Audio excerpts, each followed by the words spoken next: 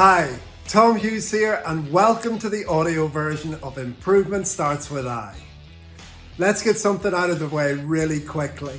I love lean, but I didn't always love lean. And the book tells the story of how I corrected my fundamental misunderstanding about what lean is and how everything changed when I applied that learning. I'd like to thank Paul Akers for his friendship and support over the years, and especially now for helping to spread the word about the book. He truly is a great example of what we call in lean, a giver. The mission we have is to change as many lives as possible through helping as many organizations as possible build extraordinary lean cultures. And it would be great if you would spread the word too.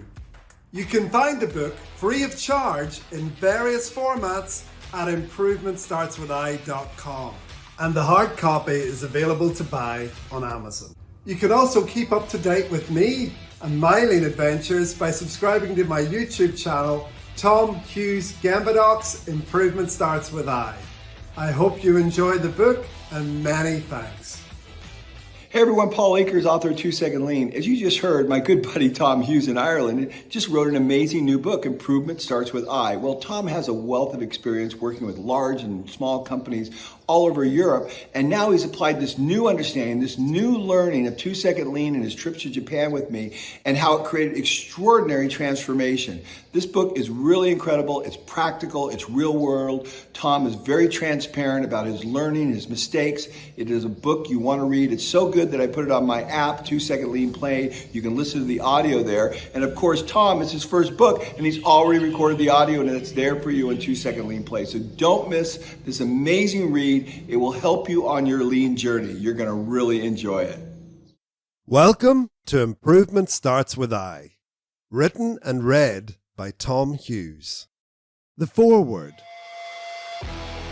Hi, my name is Tom Hughes, and I wrote this book to help people understand what lies at the heart of any great lean transformation. My objective is to provide a prescriptive step-by-step manual that solves the problem of people and organizations that want to get started on that journey but simply don't know how. So let's start with the big fundamental question. What exactly is lean? This might seem like a very obvious question, but I'm asking it because more than 98% of people who think they have the answer get it wrong. I say that because while there are certainly hundreds of companies around the world that successfully do lean, there are thousands more who completely miss the point. They have tried and failed, or even worse, fool themselves into believing that they are authentic lean companies, when in fact what they really have are limp, boring, and wholly uninspiring cultures. If the atmosphere is like that, then it just is not lean. So I've written this book to help you avoid the potholes that so many companies have fallen into. I feel qualified to write this book because I have decades of experience of transformational change within organizations all over the world. Initially not using lean as the vehicle, but just making change happen the old-fashioned way, with a huge amount of effort and a lot of mistakes. We managed to get some great results, but there was also a lot of collateral damage along the way that tends to accompany such an approach. Today, I have developed an understanding that makes me see lean as the best vehicle to take your company wherever you want it to go. However, I did not always look at lean this way because I shared the same basic misunderstanding that 98% of people have. Let me explain. The opening decade of my career was spent in the automotive supply chain, working directly with Toyota, Nissan, and Honda, among other car manufacturers, practicing these advanced manufacturing techniques every day. It wasn't even called lean back then. I'm showing my age. It was just the Toyota production system, or doing things the Japanese way. I worked at some huge first-tier automotive suppliers, My first job was with Rockwell Automotive, a spell in Tier 2 plastics at a 100-people firm, then back in Tier 1 working in Germany with BTR Automotive. I worked directly with the source, as most people would agree that modern lean originates from Toyota, so you'd certainly be forgiving for thinking that I really should have known what lean is. After automotive, I worked for the French multinational Alstom as a sourcing engineering director for a $400 million division before doing an MBA and spending 10 years transforming the legendary hydraulic manufacturer Olair in France and around the world. 5 years in supply chain and 5 years as commercial director. We took that business to $200 million before exiting to Parker Hannifin. During this non-automotive spell, I still applied the lean tools and techniques in those businesses. It was a big part of my value added. When you look at all that, most people would say I'd done some pretty big stuff and that I really had no excuse not to know what lean is. The truth is, though, that in spite of all my experience working with Japanese car manufacturers and all that international high-level experience, that I did not. Until a few years ago, my view of lean would have simply been the textbook answer most people practicing lean would give. Lean is the elimination of waste through continuous improvement. Sounds exciting, doesn't it? My personal view used to be that lean was an extremely useful set of tools. It was super effective, but as we would say in Ireland, not much crack. As in, not much fun. The misunderstanding that I had was very common. Lean is done to people rather than with them. The fundamental problem is that most people view lean as being primarily about process improvement, when in fact this is not true. Process improvement is just one of the byproducts. When I came on board to spearhead a company transformation in Northern Ireland, where I currently live, I started to correct the error in my thinking. I thought I was joining this company's team to make a strategic shift to find new markets for their manufacturing technology. Their traditional product market was in sharp decline, so I thought the number one priority would be to win new customers in new segments. Instead, on day one, the company directors presented me with their top priority. I'll never forget it. Here I was at my new desk, and the two sisters, who were the company's main owners, came up to me and said, "We want you to implement lean." When I present this story to an audience, I use a picture of Edward Munch's famous painting, The Scream, accompanied by the loud noise of someone screaming painfully, as if from some slasher horror movie. This sums up my reaction. I was horrified. I hadn't held a shop floor-based manufacturing role in over 10 years, and I thought I was way past doing lean. I was much too senior for that. After getting over my initial shock, my next reaction was, where is my team? Traditionally, I would have needed at least one person to help collate the key performance measures, facilitate the Kaizen workshops, carry out the 5S training and audits, and more. I knew these guys didn't have the budget for that, so I thought I would reach out to a local government agency, Invest Northern Ireland, as they might be able to provide some funding support, which would at least help me gather the resources I felt necessary to get this thing moving. So, a couple of weeks later, these guys turned up. They were nice people, initially offering advice about how we could make efficiency improvements and better manage our inventory. I was still not very excited. Then one of the guys, Jeff Crawford, came out with the now immortal line of, "There's this company in Limavady. They were world class at lean," he maintained, "a bit like a cult, doing stretches together every morning, much as the Japanese do. and with extremely high energy, albeit a bit weird.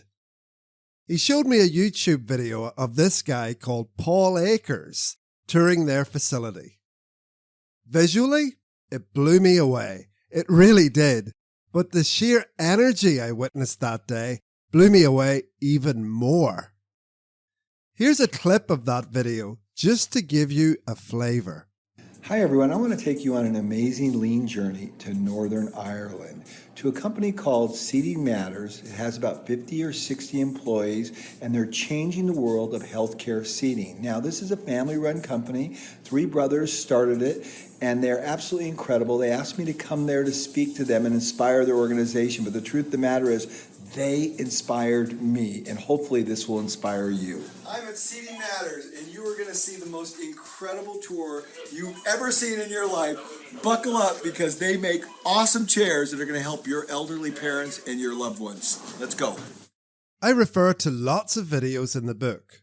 Sometimes we will have a clip here, but most of the time, the links are contained in the video description or in the resources section of the LeanPlay app. There is an icon for the resources at the bottom right-hand corner of the play screen in the app. Sometimes those links take you to a website, but most of the time it's to a YouTube video that's referred to here. If a picture says 1,000 words, a video says 1,000,000. So I really recommend that you check them out as you come across them. They add immeasurably to the Improvement Starts With I experience. Anyhow, back to the story. I was fortunate enough that Jeff gave me the number of Ryan Tierney, one of the directors at Seating Matters, who was beyond helpful when I reached out to him on WhatsApp. Ryan said I needed to read a book called 2 Second Lean, written by Paul Akers, the guy in the YouTube video. He also told me that Paul himself was very open and easy to communicate with. He recommended I reach out to him. I thought this was highly unusual. This guy is a famous author, and I can just drop him a WhatsApp message and he'll get back to me? It seemed a peculiar prospect. Anyhow, I didn't do that at first. To begin with, I downloaded the audiobook on Audible and listened to it on my way home that night. I had a 1.5 hour commute, so by the time I got home the following evening, I'd listened to the whole thing, as the book is less than 4.5 hours long. I will give myself credit for once. I got a lot of the book's thrust during that first listen. I listened to it more than a dozen times since, and I liken it to good scripture. Each time you visit it, you get something new at another level. The revelation for me was this.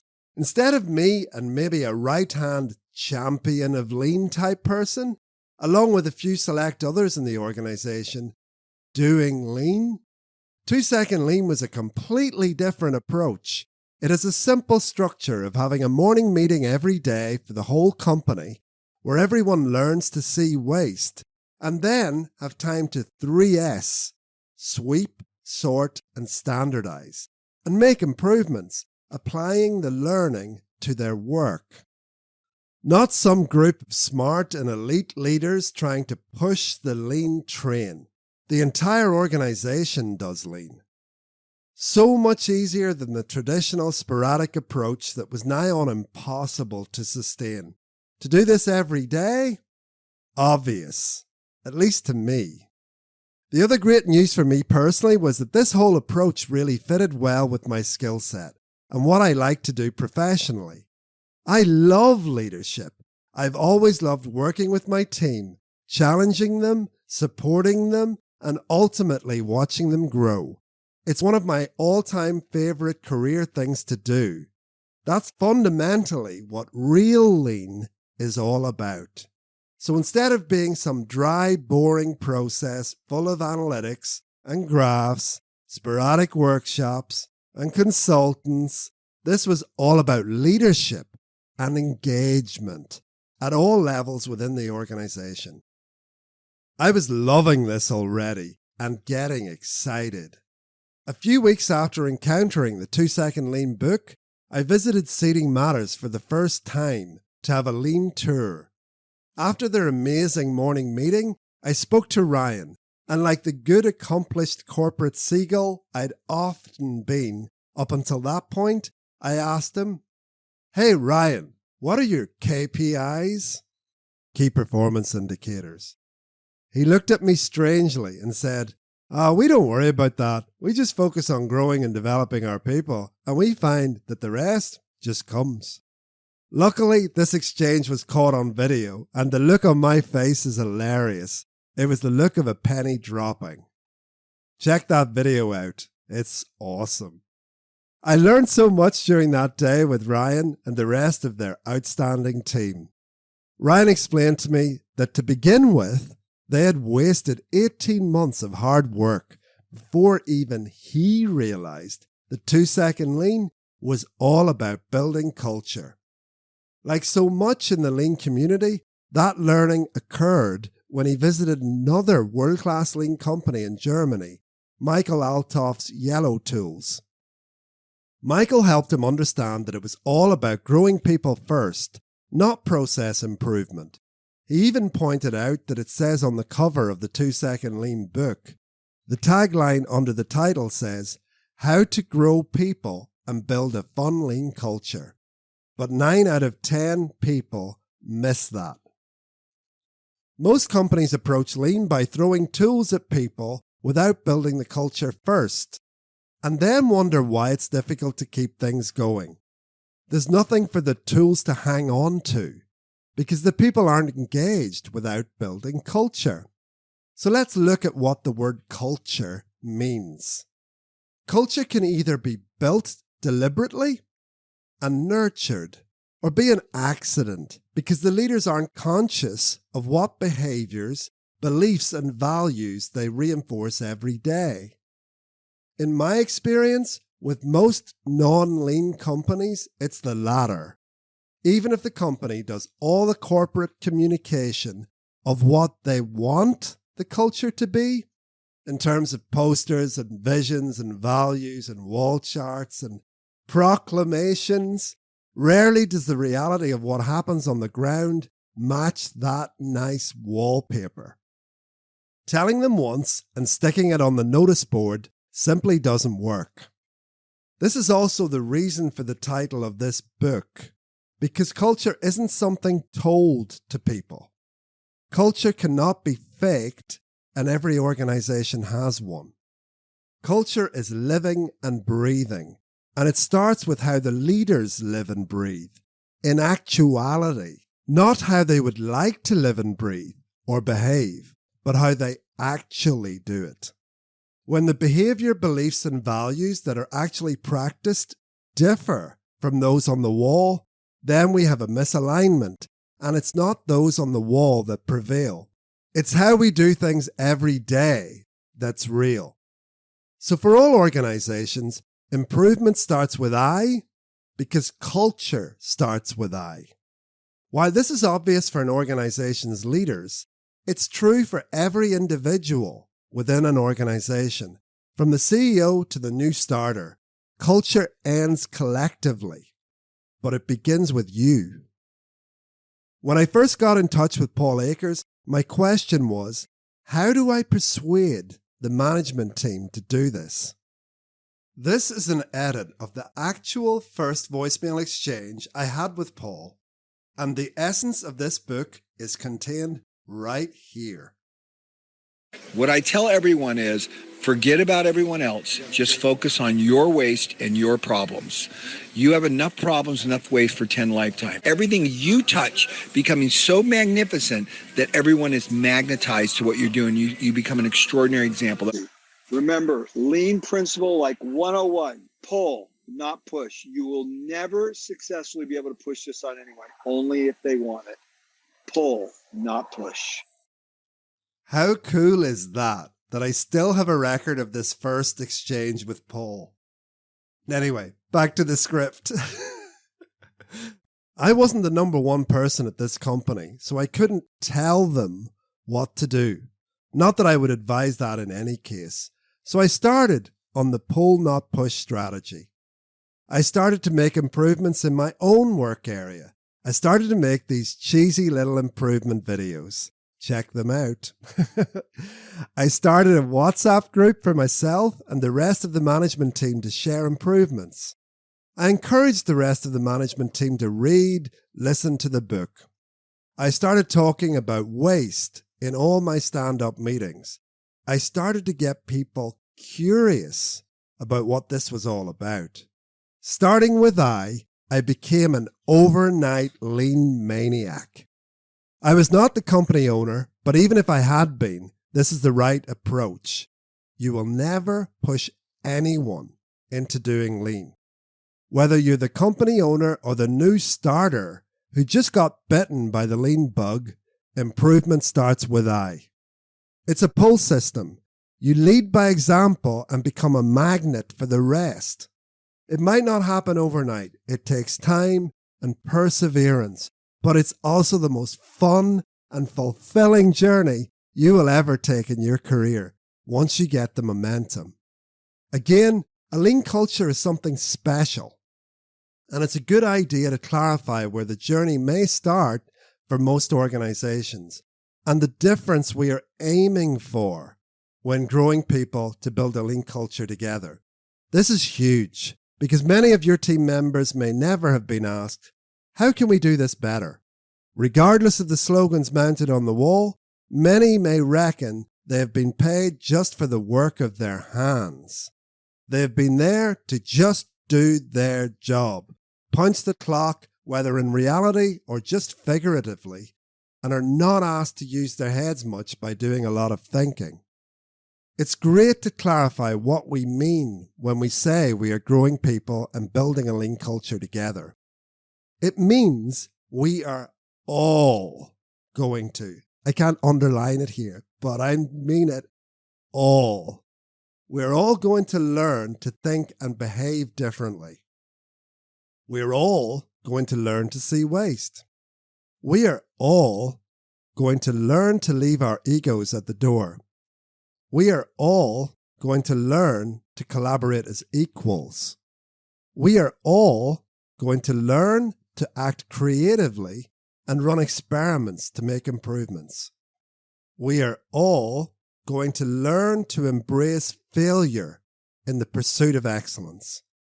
We are all going to learn to bring mistakes to the surface, not hide them. We are all going to learn to speak without offending and listen without defending. We are all going to learn to have fun, getting better at what we do every day. We are going to build strong, cohesive bonds in our entire team. We are all going to take pride in becoming the best in the world at what we do.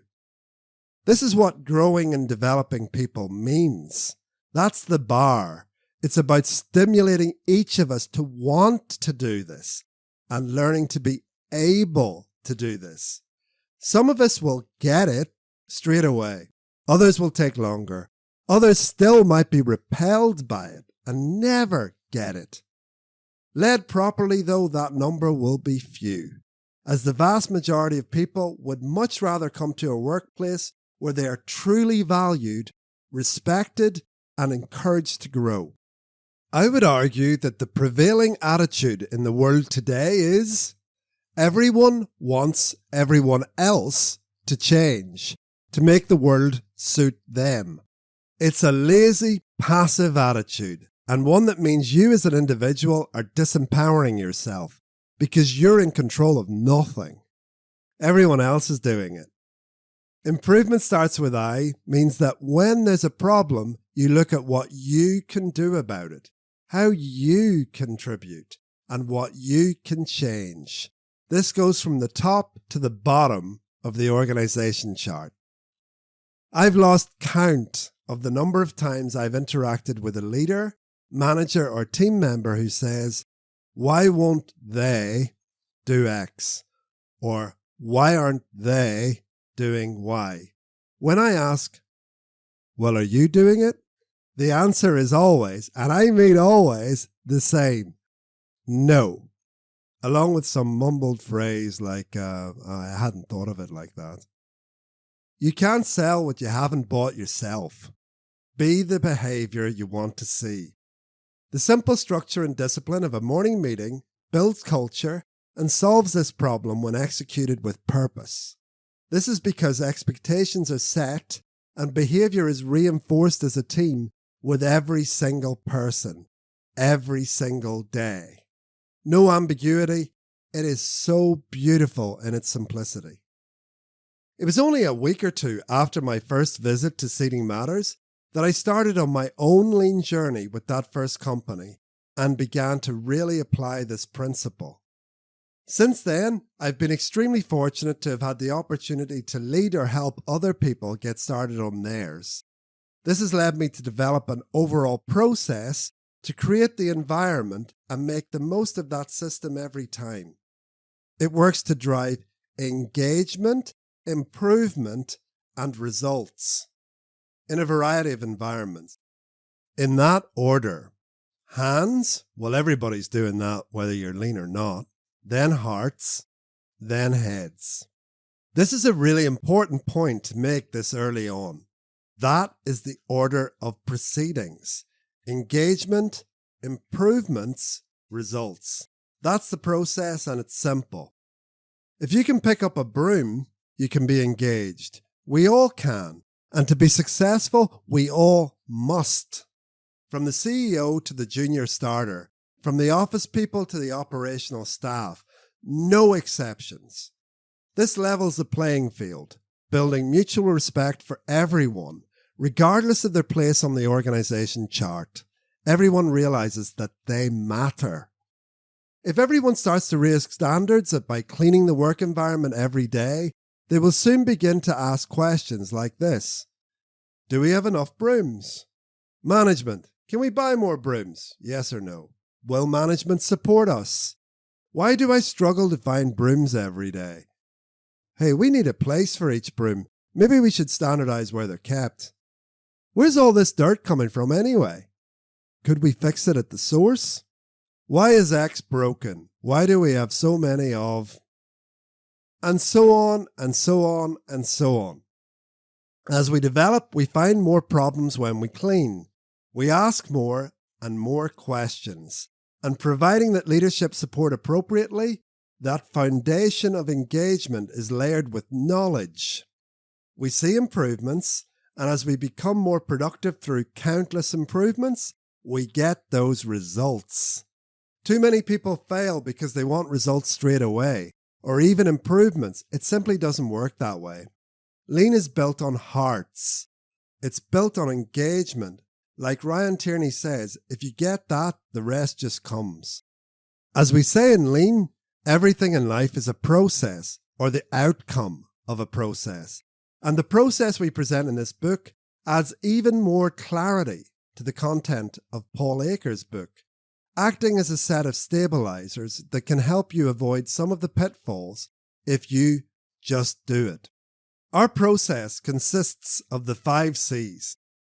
Number 1, Candour. Number 2, commitment. Number 3, coaching. Number 4, consistency. Number 5, continuous learning. These are the key steps you need to go through in order to really do Lean.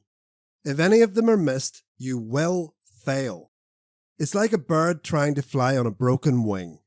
You and your organization will flap around a lot, but your efforts will not get off the ground. All of them require effort from the individual and collective energy from the organization. But when you put in that energy to build the new culture, the energy required to sustain it will be less. It's like building a new habit or quitting an old one. It can be tough at the beginning, but it gets easier. Improvement starts with I can help your organization become a shining beacon of success, making your life easier and more fun without the normal daily friction and firefighting. It's a simple process, but not easy. Like Michael Althoff says, Lean is hard work that makes life easy. I often use the imagery with an entire client organization of people driving to work with their fingers tapping on the steering wheel. Is that you right now? Well, would you like it to be? If so, read on. P.S. At the end of each chapter, I list the key takeaways for that given chapter. I hope you find them useful. Enjoy the book. Takeaways for the foreword. Most people misunderstand Lean as being primarily about improving processes, when it is really about building culture and growing people, and that starts with each of us as individuals. Lean is not a dry analytical process, it's a vehicle to drive complete team engagement and total participation. Lean needs to be reinforced every day, or it will always be very difficult to build or sustain a real Lean culture. Just to go a little off script here, you can find details of how to contact me directly in the video description or in the resources section of the Lean Play app. So if you've got questions or feedback as you go through the book, just drop me a line. I'd love to hear from you.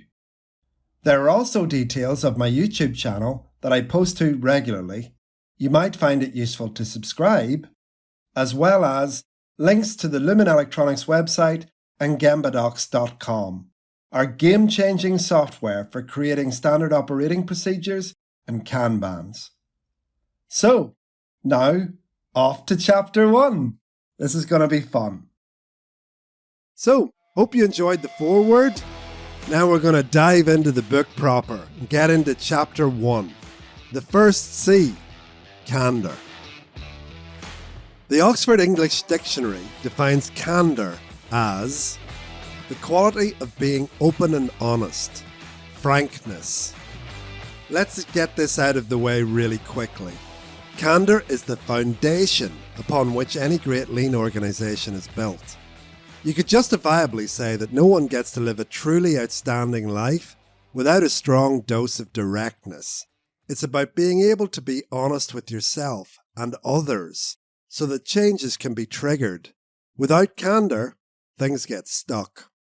Rather unfortunately, though, candour has become an increasingly rare commodity in today's society. From our education systems breeding a culture of awarding everyone a medal, to parents only wanting to be positive with their children, it has led to a situation where real candour can be considered shocking. That conditioning over recent decades has led to the common belief that nice is good and directness is rude. Quite frankly, it's a shame. The result of this inability to be honest with oneself and with other people leads to a huge amount of dysfunction in our lives. I'm not just talking about the workplace, but also in our personal lives. Niceness is often just another word for being too weak to express one's dissatisfaction. And this form of niceness is certainly not the altruistic act it is often portrayed to be. The thing is, making that choice to be nice but weak, or direct and candid, is a personal one. And that's why we can say that candour starts with I. Often, people take the nice option because it's easy in the short term. However, being too nice is often the root cause of why most companies have internal dysfunctions between owners, individuals, and departments. People don't have the courage to tackle situations head on and instead walk out of meetings with the important things left unsaid, only for the bitching to happen behind closed doors and among friendly colleagues. Meanwhile, the walls of the silos only grow higher and the dysfunction grows worse, all while the organisational environment becomes stagnant and stale. In the long term, a lack of candour costs big. My good friend Alex Ramirez, a 25-year oil and gas veteran of senior positions and who was responsible for probably the best lean culture implementation in the world during 2020, I kid you not, told me a great story about how candour had impacted his lean journey. He told me it was the main reason they got started down this road. Here is his story, as told by Alex himself. I used to go to one of our plants every month to review their progress with their continuous improvement teams using a methodology that we as an entire company have been following for over 20 years. You have to understand this is a multi-billion-dollar organization. The system was very strong, but it was tedious, systematic, and very tool-driven approach that had our guys presenting data, discussing problems, which sounds good, but there is a lot of waste in that process.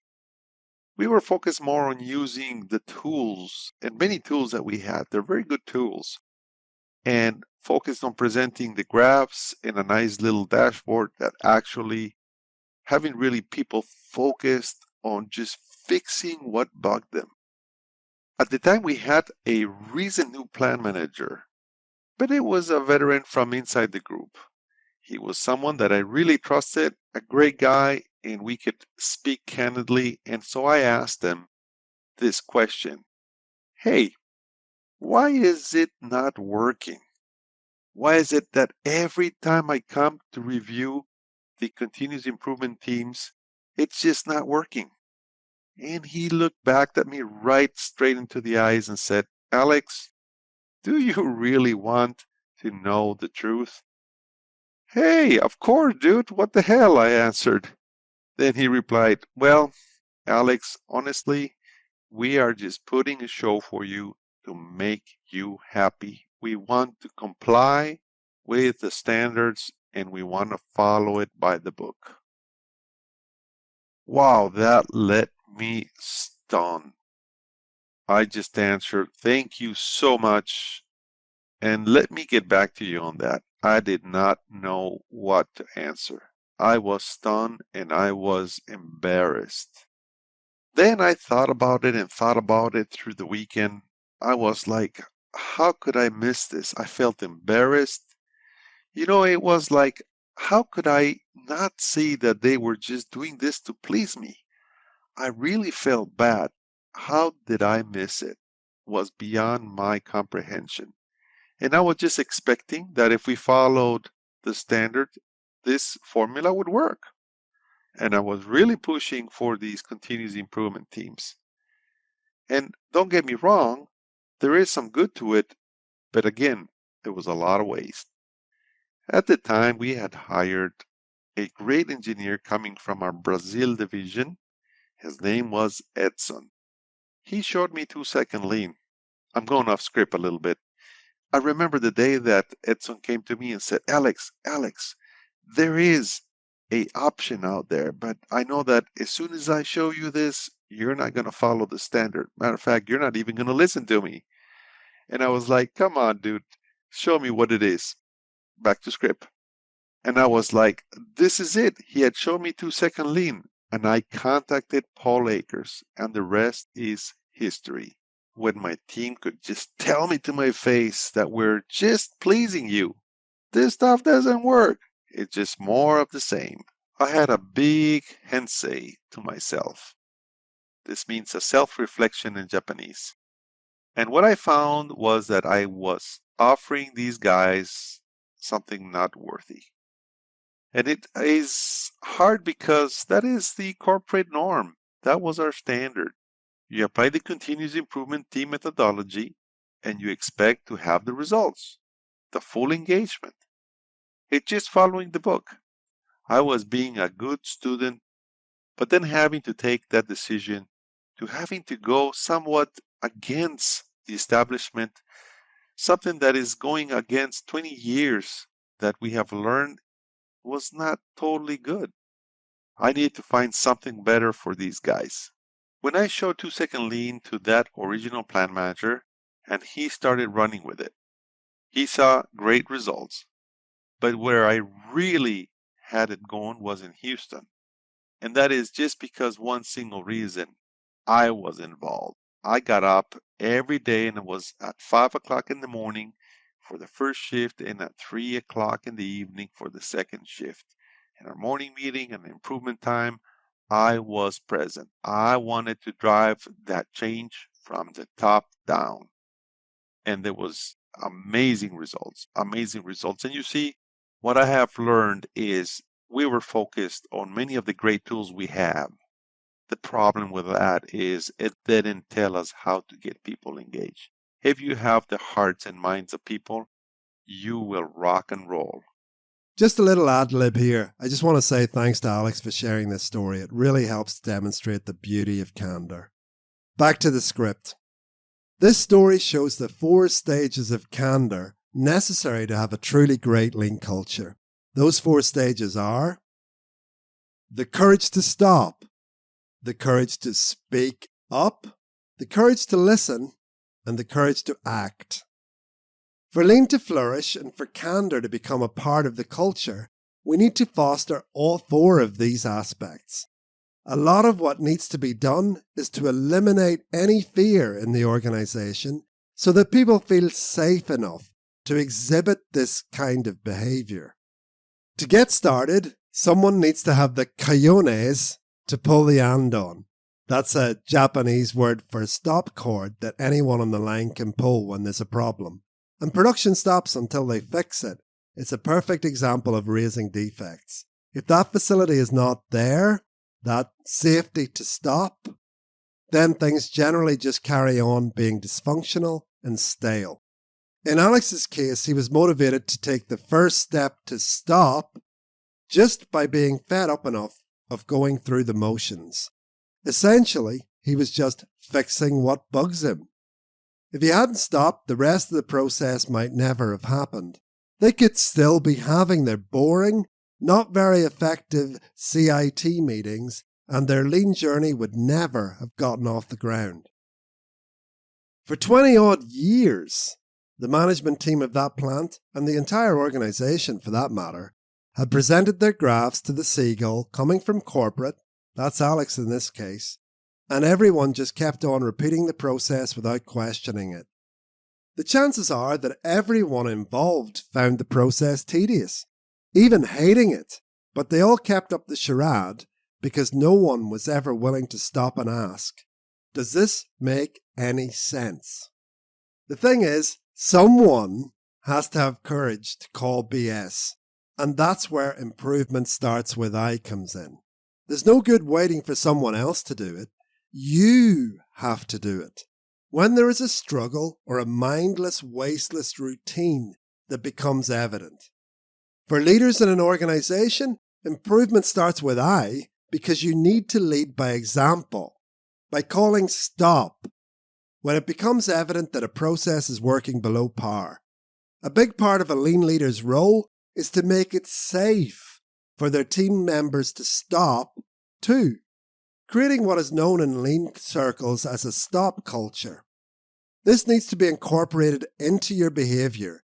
We will go through that in the next steps. The second step, speak up, would be candour in its most traditional form, the meaning that most people think of when they hear the word. That is both Alex and his plant manager having the courage to speak up and discuss openly why the sacred corporate cow is not working. How often have we witnessed the stop moment, especially when the big boss stops and there is a stony silence as we just carry on with business as usual? No one is brave enough to take the chance and speak up to say what is needed. Speaking up is a function of courage and safety. The courage part is on the individual, and the safety part is the job of leadership, to create that safe environment where problems are surfaced, not hidden, and processes, not people, are attacked. In Alex's instance, it's important he wasn't speaking up to point out someone else's failure or accuse them of anything. He was stopping to ask, why is this process not working? He wasn't blaming anyone or attacking them. He was bugged by the process, not the people. It's a big distinction. And he was taking responsibility for the situation with his candour in stopping. Improvement starts with I. A common problem for business leaders is to look at their organization's culture, processes, and systems and wonder why they're not as good as they would like them to be. Often, the leader's first reaction will be to blame influences other than themselves. For example, it's hard to get good people today. People don't want to work in our area. We can't get people. Corporates say we have to do it this way, etc., etc., etc. This attitude is usually the prevailing one regarding the majority of business leaders. They will not accept responsibility for the situation they find themselves in, which means they feel powerless to influence it, which means they do not take action to change. This is an illustration of improvement starts with I. In this case, where it doesn't start at all. I'm here to tell you that this attitude is total nonsense. There are world-class companies everywhere with great people who are completely engaged and produce outstanding work in the same environment in which your company has become dysfunctional. Seating Matters literally have waiting lists of people wanting to work there, and to get in the door isn't easy. Yet practically every other company in our area really struggles to get a warm, upright body to work for them. What's the difference? I hear you ask. Simple. It's leadership. The truth is that no matter what company culture looks like, good or not so good, you as the leader created it. No one else. Not the government, not society at large, and certainly not some conjecture that people aren't as good as they used to be. You hired the people, even if you didn't directly. Therefore, it's your responsibility. Your behavior sets the tone. What you tolerate, you accept. Unfortunately, what is true in most organizations that don't have a lean culture is that they have simply become comfortable with their dysfunction. They believe the dysfunction is normal and just something that needs to be tolerated. The outliers and the world-class companies among us prove that is not the case. Even if you aren't one of the business leaders in your organization, whatever position you happen to occupy, you are there now. No one else put you there. Spiritually, you're exactly where you're supposed to be. It's karma, baby. Karma. There are no accidents.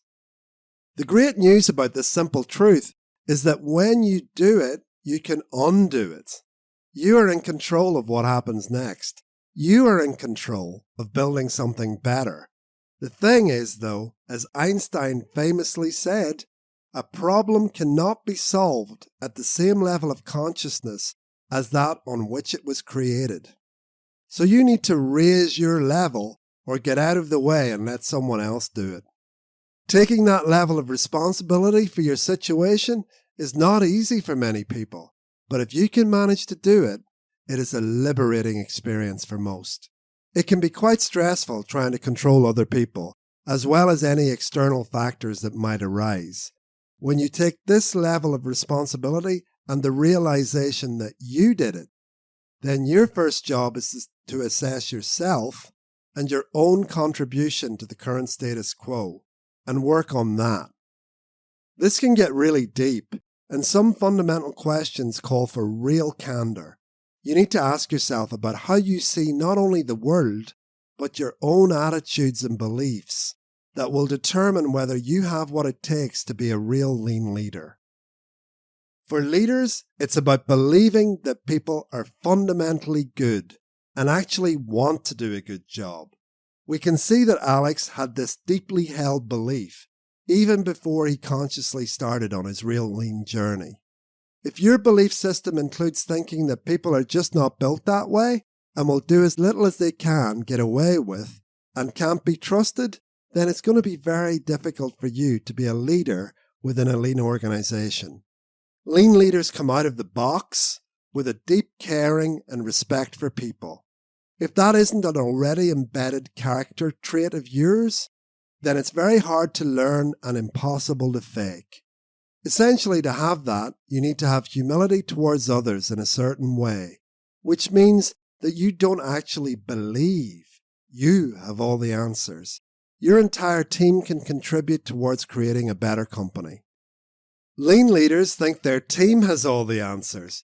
Managers, those are not lean leaders, but occupy a supervisory position on the organization chart. They think that they themselves have all the answers, and that the team just needs to be told what to do. If you're in the latter camp, you need to change this attitude or start polishing your resume if your company is serious about leading a lean future. We recently discussed this in the Lean Maniacs group. That's a chat group on Signal founded by Dave Lelonic of StickyRx for lean people to share best practice and improvements. It's amazing.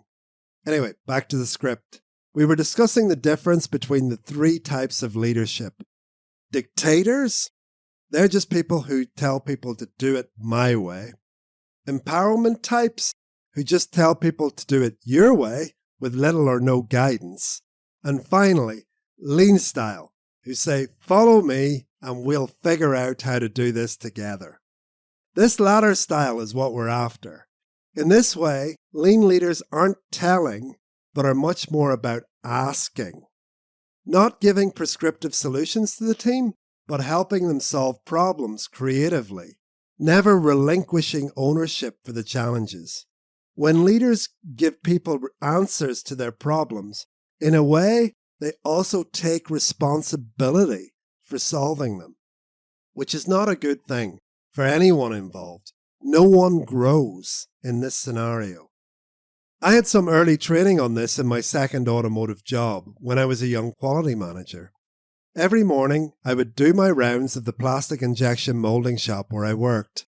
There were around 40 different machines in production areas. This led me to want to know about any ongoing problems that my nature immediately made me want to fix for my colleagues. Not because I was a dictator, but simply because I was a good-natured chap who didn't know any better. Thankfully, my operations director above me could see what was happening. By the time I'd finished my round, I'd get back to my desk, heavily weighted down after having collected at least half a dozen problems that I'd personally taken on the responsibility for solving. He said to me, "Do you know that you've just picked up a bunch of monkeys?" I replied I had no clue what he was talking about. He described the process of me engaging with one of the tool setters on problems with the setup. He said, he has a problem, a monkey, and he wants to give it away to someone. He sees you coming and he's very happy to let you have it, for that monkey to be put on your back. When he explained the scenario this way, the penny dropped. His advice was to help, coach, support, and ask questions, but never to accept the monkey. Keep it where it belongs. It was great advice that has never left me. Keep the monkeys where they belong. It's better for everyone. For lean to work properly, it must be authentic. It must be about building culture and growing people at its heart. Have that as your genuine focus and the results will come. Again, back to the beginning of my career. At Rockwell, all of us who worked there wore the same green uniform, from junior engineers like me to the operators on the shop floor and right up to senior managers. There weren't any management car parking spaces or a management canteen. We all used the same car park and the same eating area. There was a visitor's bathroom at reception, but apart from that, we all used the same set of bathrooms. Our culture was heavily influenced by our main customers, who happened to be Japanese auto manufacturers. I was working as a quality engineer, and when we responded to quality concerns, our customers would not let us write operator error on the corrective action documents. This would have been traditional up until that point. All the European customers, such as GM, were much more laid back about such things. However, it was drilled into us by our Japanese customers that it was always a process issue, never a people issue. If someone made a mistake, it was because the process was not robust or clear enough, or the operator had not been adequately trained. There always had to be a real root cause, a process or a system issue. We could not just blame the individual. So I had these beliefs and attitudes ingrained into me within this environment, and therefore I felt that I already got lean at this level. If you're reading this and these points resonate, brilliant. If that doesn't sound like the kind of environment you would enjoy, it could be time to reflect. Coming back to our Alex example, the original plant manager trusted him because he already knew that Alex walked and talked these values, so it felt safe for him to speak up. If you want to have real candor within your organization, it's especially important for the leaders to start thinking and acting in this way. Make it safe for the people, yet attack bad processes every day. As for the rest of your organization, be brave. When you see a problem that is in your area, within your scope of control, speak up and get on with the process of addressing it. The third essential component of candor is the courage to listen and introspect. When we listened to Alex's story, he received information that on the one hand he asked for, but on the other, and this is important, it's a problem that he would rather not be hearing. This is a component of candor that is rarely talked about. Everyone focuses on giving out feedback, but what good is that if we don't have an environment where that candor can be respectfully received? We had an expression that my leadership mentor at O'Lear, an amazing gentleman called Angus MacLeod, drilled into us. It was actually one of the ground rules that we would reiterate at the beginning of our international meetings. And that was, speak without offending, listen without defending. It would have been so easy for Alex to go into self-defense mode of fight or flight when the plant manager told him about the corporate wallpaper they had been putting up for so long. It can seem like a personal attack when someone points out a failing in what you've been doing or how you've been behaving, which is why even when we are giving candor, we should be careful to be as respectful around the language we use as we possibly can be, especially when a situation is heated. It is something that requires self-control. In Alex's case, he felt foolish. He had been part of this charade for years. How could I have missed this? In my experience, it takes a deeply secure person to be able to receive candor like this. Insecure people tend to puff out their chests and go on the offensive, or try to deflect the problem. Of course, if our environment is like that, who's going to exhibit candor? Only the very brave or the very stupid. Secure people have the maturity to be bigger than their instinctive drive to go into fight or flight. They can take a deep breath, relax, and ask for more dialogue. Instead of trying to run away or defend, they can lean in and ask for more to get to the why. That type of behavior might not be natural for everyone, but with practice, the response can become habitual. We need to build a culture that drives out both fear and makes it safe for people to surface problems. To build candor, it's safety first. The fourth essential aspect of candor is to act. Angus also used to use another quote, "Vision without action is a daydream. Action without vision is a nightmare." I've since found out that it's commonly claimed to be a Japanese proverb, or has sometimes been attributed to Soichiro Honda.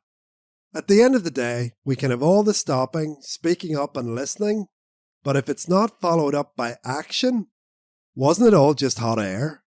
Alex realized that he had to offer something else, and when he was presented 2-second lean by Edson, here was the solution to take into action.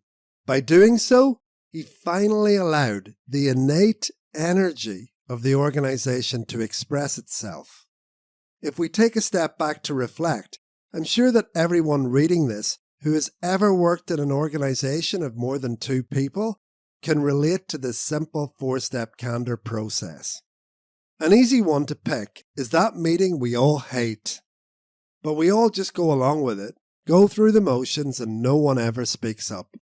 My own personal worst example of this was when I worked at O'Lear, and our CEO insisted on bringing together around 20 of the most senior people in the company, most of them managing directors of entire countries, for 2 days every single month. It was the worst organized meeting structure I've ever witnessed. Sorry, Mike. Typically, the agenda tried to do far too much. Everyone's presentation overran its timing. Then we would try to make decisions on strategic issues. That was the worst part. Trying to make a decision with 20-odd strong-willed people was just like pulling teeth. I likened those discussions like making the decision to operate on someone, opening them up, poking around for a few hours, and then just leaving them, wound wide open. It would have been better all round if we'd never bothered in the first place, as all we did was create a lot of damage in terms of arguments and bruised egos without having resolved anything.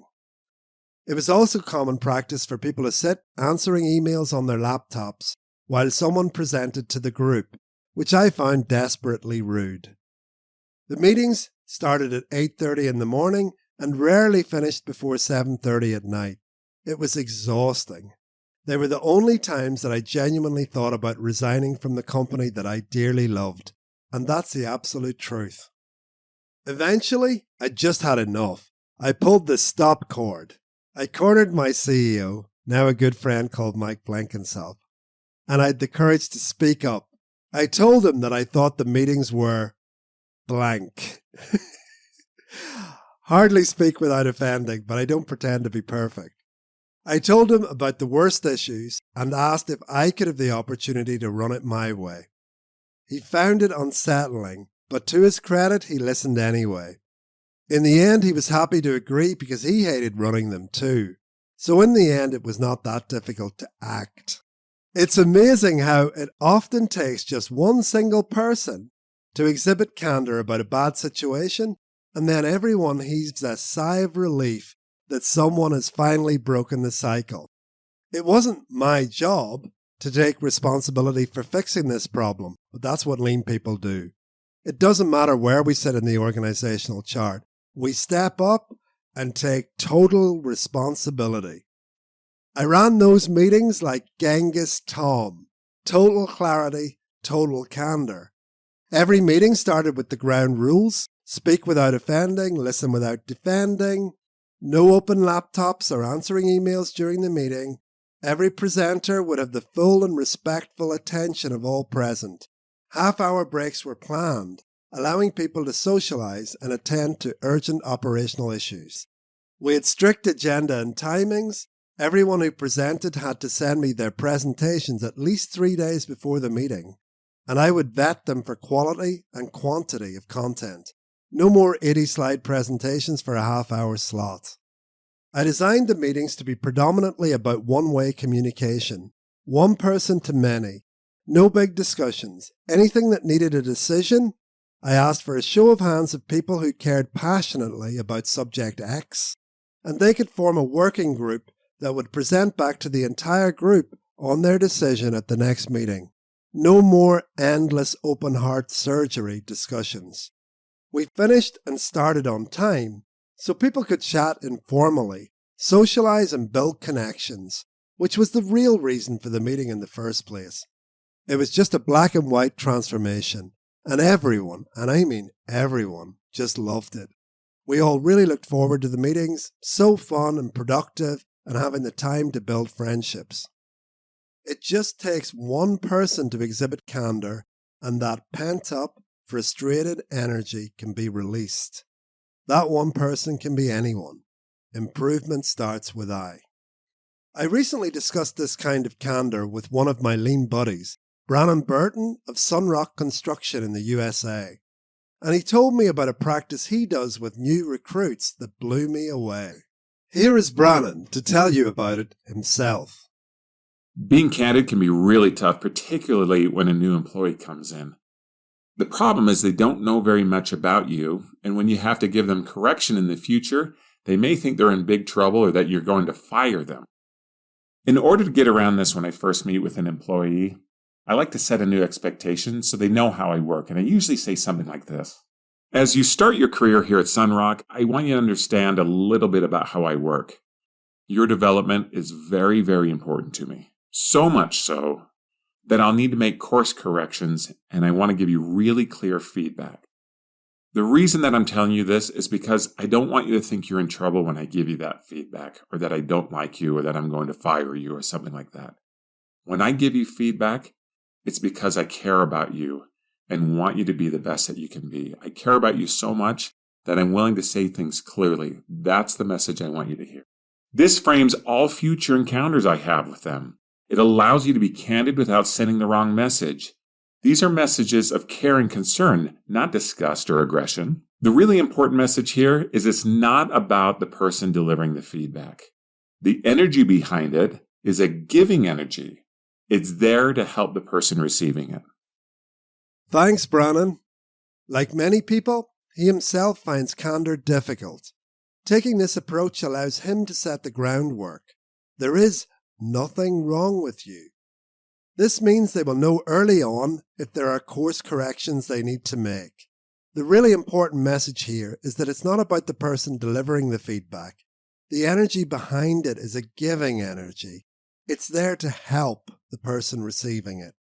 He sets the individual's expectations to expect candour and gives them an opportunity to understand the intention behind it. Now that's leadership. So now we're going to talk about a controversial part of building candour. Change the people or change the people? Early in the lean process, you need to be candid, first with yourself and then with others. If your team will not 100% authentically align around lean, you will always be pulling a dead weight, a long road of frustration.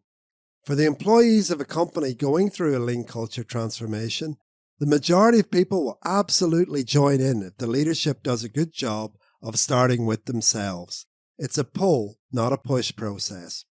You will never push anyone into doing lean. In my experience with creating change in organizations, there will always be early adopters who get it straight away and want to run with the change. Great. Encourage them and give them tons of recognition to pull the people on the fence to come on board. That will be a bigger group who will want to wait and see. And they're asking, are they really serious about this? We could view them as the silent majority. When you start having morning meetings, you will know exactly what I mean. There can be a variety of reasons for this.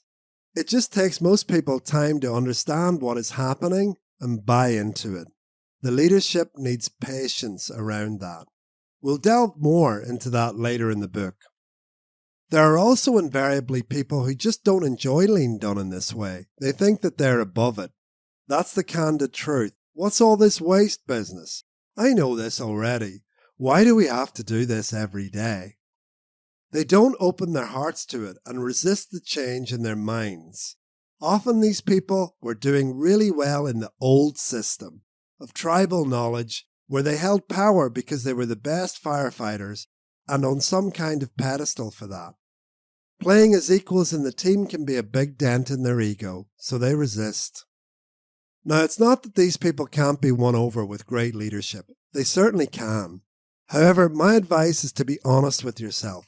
Be really candid. Are you willing to make the hard changes that might be necessary to win a fantastic lean culture? Sometimes those people will just have to go. I've personally seen it too often. In a family business, for example, where the lean guy is constantly frustrated at the culture not taking hold, without realizing it's the lack of alignment in the senior team that his people experience every day that is holding things back. It takes a lot more work to build a lean culture than it does to tear it down. One ill-placed comment from a non-aligned leader to a staff member ripples through the whole organization, especially in a small to medium company, and it's clear to all that the company as a whole doesn't really mean it. Frustration and mediocrity will continue without action to resolve the root cause. If for one reason or another you can't, or more likely don't want to, change the people, don't try to go down the lean road. Now there's some serious candor from me. Those individuals can choose for themselves about how they want to respond to lean, but if they aren't willing or able to change, that choice needs to be made for them. They need to be moved on by leadership. I'm not beating around the bush here, and if you're serious about lean, neither will you or your organization's leadership. Paul Akers fired his brother-in-law early on in their lean journey because he was actively obstructing progress. I know of other similar examples within the lean community. If you want greatness, you need total candor and alignment. In my first 2-second lean organization, there was daily interpersonal friction and sometimes screaming arguments. It was pretty toxic, but I never saw anyone actually get fired, no matter what the problem was. So when we started with morning meetings and preaching respect for people, it was a huge shift, and the vast majority of people embraced it. Like, why not? However, there's always one, or maybe 2 or 3. We had a relatively new team member who wouldn't get on board with lean, especially the 3S and cleaning part, integral to building culture. He eventually told his team leader to blank off and tried to intimidate him physically. When I heard about this, I told the senior team that he had to go, no exceptions. I encountered the "we're struggling to get people and he's really good at X" arguments that many reading this would have heard before. I responded that this level of disrespect had to be met with zero tolerance, no exceptions. None of them wanted to fire the guy though. You do it, I was told. Well, improvement starts with I, so I took responsibility, got on the phone with the guy and fired him on the spot. With Candour, I told him exactly why. That kind of behaviour would never be tolerated here. He couldn't believe it, as he had bought into the story that no one was ever fired from this place. The next day, in the morning meeting, I told the rest of the team that he was gone, and why, and that things were changing. I'll be best friend to those who want to get on our train, and be patient with those still getting used to the idea. But if you're actually against us, I will enjoy firing you.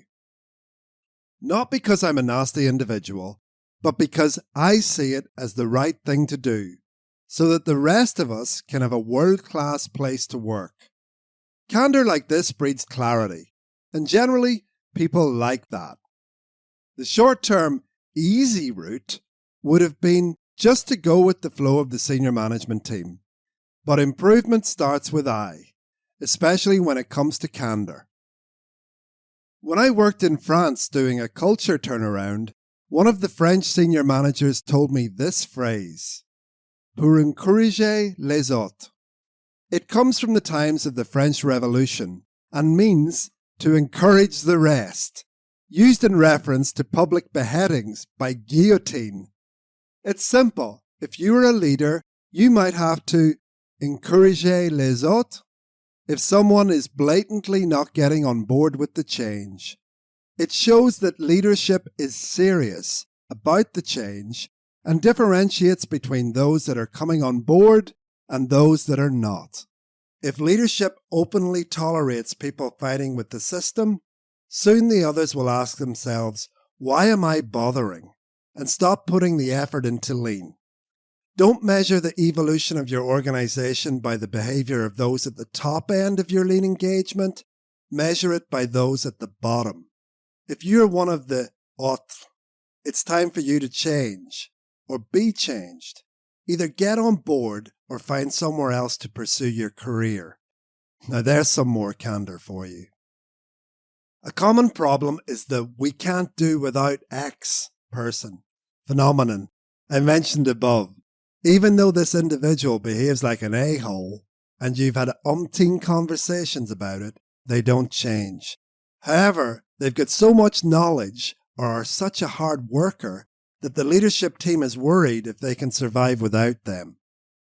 My own experience and that of countless other lean leaders is that there has to be zero tolerance when it comes to embracing lean, especially for senior people. The only problem is waiting and tolerating a bad apple in the barrel for too long. Just do it, especially if it's a manager. You will likely find a wealth of energy and creativity waiting to be unleashed when that person moves on. No one is bigger than the company, and even if there are a few weeks of disruption while you work out how to fill the gap, it is always much better in the medium term. If you move people out, make sure you apply a good screening to anyone you move in. One screening tool we use at my company is to get people to read 2-second lean during the recruitment process and then quiz them on it. Either they get it or they don't. And if they don't get it, we don't let them in. With time, your internal lean culture building process and a filter to only bring great people in, your culture will only get stronger and stronger. Change the people or change the people. We have looked at the process of aligning individuals within the team with lean using the change the people or change the people approach. But often there are things beyond the individual and even the department level that will inhibit lean from taking hold within an organization. From experience, I've found that in particular, the organization's key performance indicators, or more specifically any departmental targets, can be a huge cause of friction, conflict, and internal dysfunction. I've seen these patterns repeat over and over.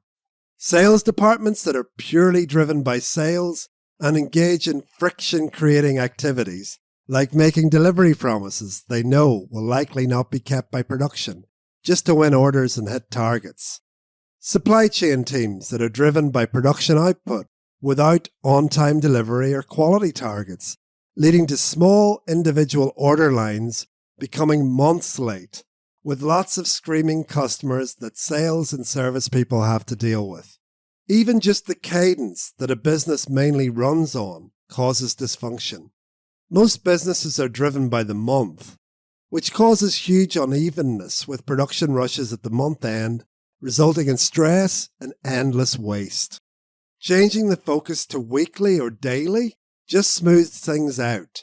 I've seen that effect so many times. My second job in automotive had me as a quality manager of a 100-people company. My office was located just at the corner of the shop floor on the main thoroughfare to the warehouse dispatch area. This is where I got to see the KPI cadence effect firsthand. Every day was the same rhythm. Everything was relatively calm until about 3:30 p.m. Then, up until 5 o'clock, which was our finish time, total pandemonium. People literally running up the aisle with boxes to be dispatched as we got closer to 5 o'clock. And the reason for that? Our psycho managing director had a sales target of £25,000 a day. If that was met, great. If it wasn't met, he would come down to the shop floor in his three-piece suit, turn purple, and make like a hairdryer to the production manager, team leaders, and anyone else unfortunate enough to be within shouting distance. Now, I'm not saying this is a good thing. It's just that whatever your consequential measure, it will dictate your business rhythm, which can really cause problems. During my French turnaround, the monthly sales graph was like a hockey stick. And that was just because no one from the management team really cared about sales until the last week of the month, when they would have to report to their masters. So the rush was always on then. So for us, just to smooth it out better, we moved to weekly measures. And guess what? No more hockey stick. Simple. Let's surface those kinds of issues within your organization now. Be candid with each other as a team and start to have measures that build alignment, not create barriers towards it. For that to happen, we need candour within our team, with each of us taking responsibility. Forget the past. It's about getting better. Improvement starts with I. As well as the KPIs, simply how people are paid can be a major issue in some organizations. We need to align pay with the behavior we expect, or as a minimum, make sure that we pay people is not an active disincentive to teamwork and improvement. At the first business where I implemented 2-second lean, the financial incentives for the shop floor were one of the biggest problems towards moving forward with lean. In fact, I insisted that we didn't even start with morning meetings and the rest of the process until we had resolved it. An ancient piece rate system was in place, paying people purely on output. If a worker had poor output, he got minimum wage. This led to people specializing in a particular machine, informally becoming their machine because they could easily hit the target. They didn't want to cross-train to learn new machines because they would be on minimum wage during the training period. They also didn't want to waste time training other people because they would lose output, find themselves on minimum wage, and lose the hold on their machine as well. Let's just say that they didn't encourage teamwork. An attendance bonus was also in place that the same 80% of people received all the time and the rest never did. If you were late a single morning or missed a day, you lost a month. Most of the time when someone was late or missed a day, they did it multiple times in a month. It clearly didn't do anything to motivate anyone. It was a big challenge, though, to convince the leadership team to drop this structure and move to a different one, but we did it. This idea of metrics and payment leading the organization and not the actual leadership people is not an uncommon situation. They were relying on the payment structure to manage the people and were worried output would fall. However, it did not, and taking the time to change the payment structure before we started morning meetings worked a treat. It showed the entire organization that we were very serious about the change. We changed to a new payment structure based on 3 main categories: hands, heart, and head. We explained that we had only paid for output historically, but now the hands meant how many different machines they could skillfully operate. Heart was about how well they worked within the team, and head was about how they contributed to improvements and developed their leadership skills. It provided a clear pathway to show everyone how they could progress within the company and laid out very clearly what we wanted from the team members. The 2 main business owners and I sat down with every single team member face to face and explained the change, why we were doing it, and that lean was now the only way forward. No exceptions. We took responsibility to communicate the change effectively, eyeball to eyeball, with candour. Incidentally, we even changed job titles. We moved from operators to team members and from supervisors to team leaders. The second change was most important. The word supervisor intimates that the people need to be watched over because we don't trust them, whereas team leader is someone who is a leader of a team of people. A subtle but very important difference.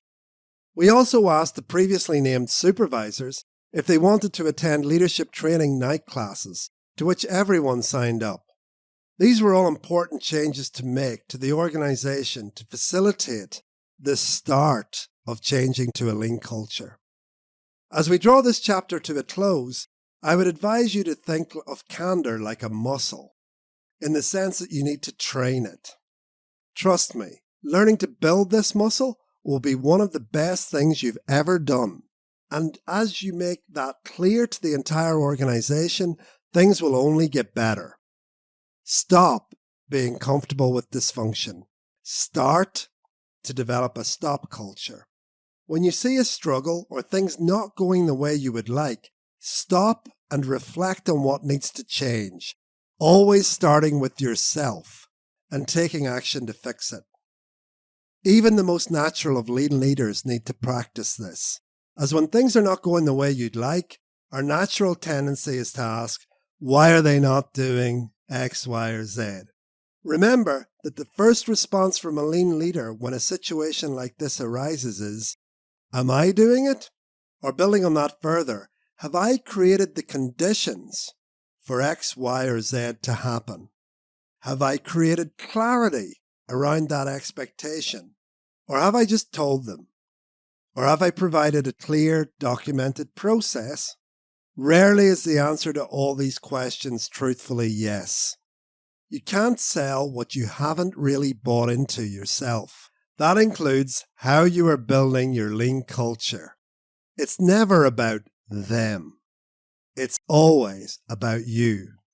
Improvement starts with I, and candour starts with I. Don't forget it. In the book, there's now a picture of a mirror, and underneath it, it says, here's where candour starts. So the takeaways from the candour chapter are as follows. Number 1. Candour has 4 stages. Stop, speak up, listen, and act. Creating a safe space for your organization to act this way is a big part of lean. Number 2, examine yourself and your team and commit that you will do whatever it takes to change the people or change the people. Number 3, look at your KPIs and incentive methods. Do any of them actively work against lean? Chapter 2, the second C, commitment. The quality of a person's life is in direct proportion to their commitment to excellence, regardless of their chosen field of endeavour. Vince Lombardi. Nothing worthwhile in life can be bought or delegated. Not your physical health, not a skill or an aptitude, not a beautiful relationship, nor an outstanding company culture. An analogy I've used with a recent client who makes high-end gym equipment that you'll become more familiar with later, after they had visited Seating Matters and wanted the same culture, was that it was like going to the gym and seeing some guy with a 12-pack of abs, a world-class physique. You decide you want the same, so you get a world-class coach to train you. That's great. The coach can advise you of the right steps to take to reach your goal, the exercise regime, the diet, and can even shout at you when you need motivation. Super! The unfortunate truth is, though, that only you can lift the weights. Only you can decide to eat clean and not eat the cheeseburger. Only you can make and keep the commitment to change. Only you can build your culture. Commitment starts with I.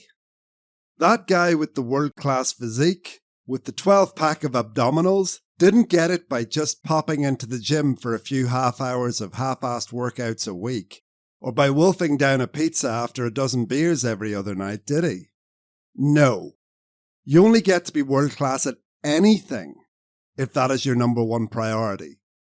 If it's something you approach among your many priorities, it's highly unlikely that you will get outstanding results.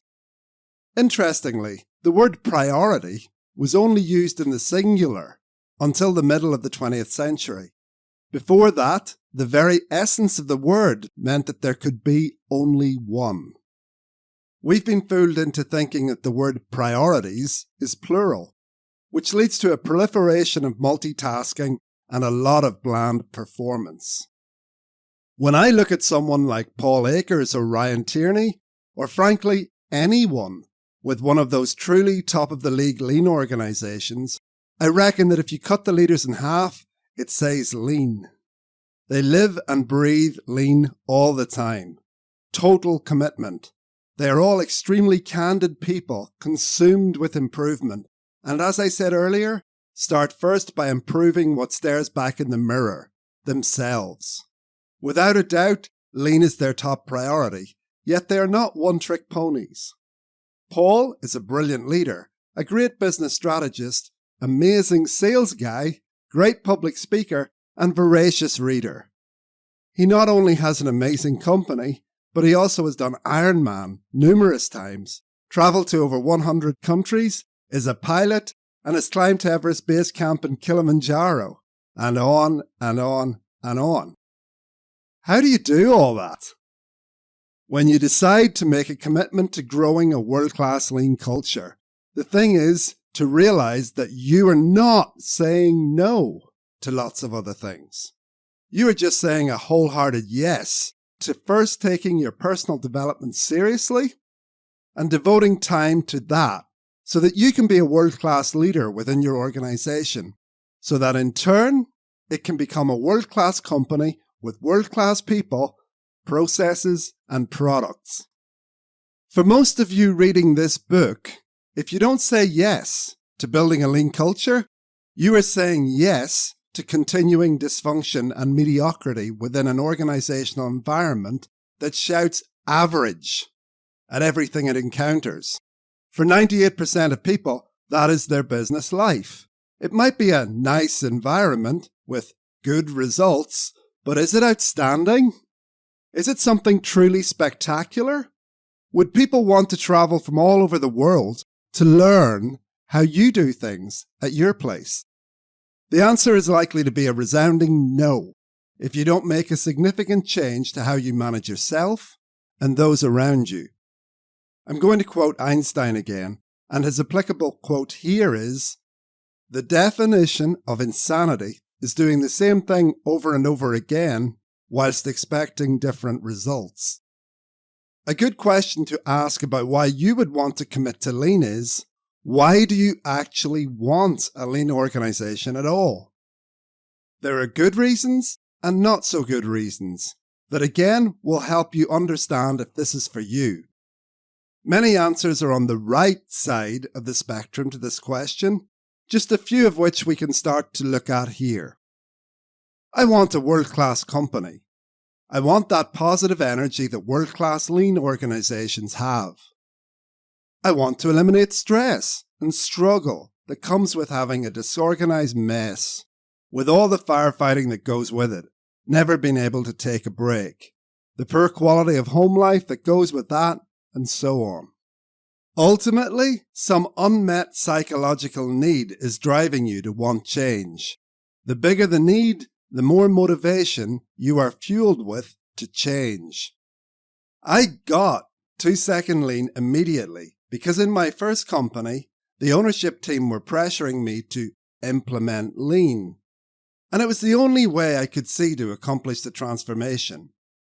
For Ryan Tierney of Seeding Matters, he was so stressed out trying to run the factory that he Googled, "How do I run a factory?"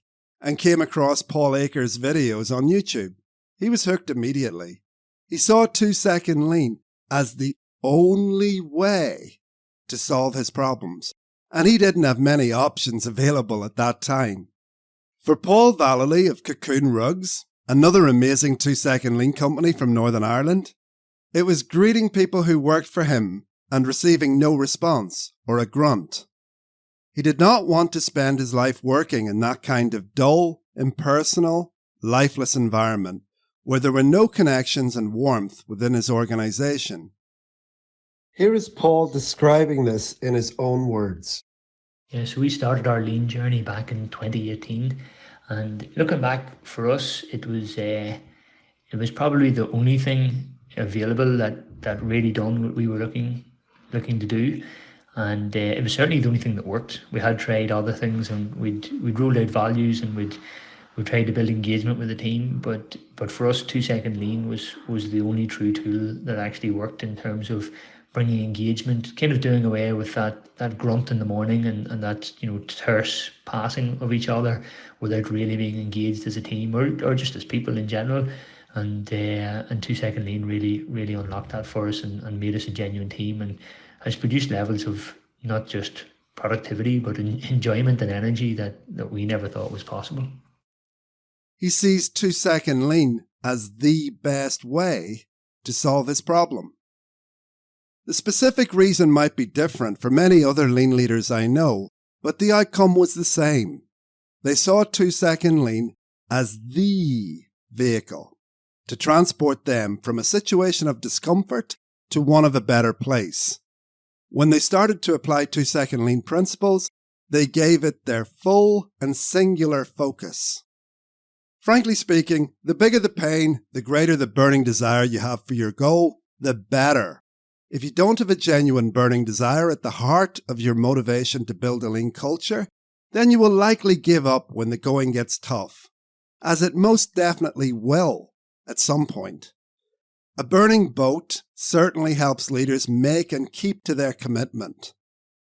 When I analyze those business leaders that don't bother with lean, those people that visit lean organizations get blown away at what those companies achieve, but then go on to do nothing substantive themselves, I see 3 main reasons that lie behind their behavior. The first is that they don't understand what they're seeing. They see the physical improvements, witness the efficient working environment, communication boards and slick processes, and think that this is what they have to do. They try to copy the outcome, not what made it happen, which is focusing on growing people and building a culture that delivers those improvements. Just trying to copy the results will fall flat on its face, 99.9 times out of 100. The second reason is that they don't have enough discomfort in their current situation. Life could be good, maybe not brilliant or world-class, but there is not a big enough fire in the belly to find out more and move into action. Either that or it's the excuse mindset mentioned earlier in the Candour chapter. In any case, the result is zero commitment to change. Good is the enemy of excellent. Comfort does not stimulate transformative change. Pain does. So without perceiving a substantive reason to make that change, most leaders will choose the current status quo or make small, safe changes that don't go beyond the superficial in terms of culture change. In other words, they see options. Often lots of them. All of them easier than doing this lean thing that they don't really understand. That is the third reason.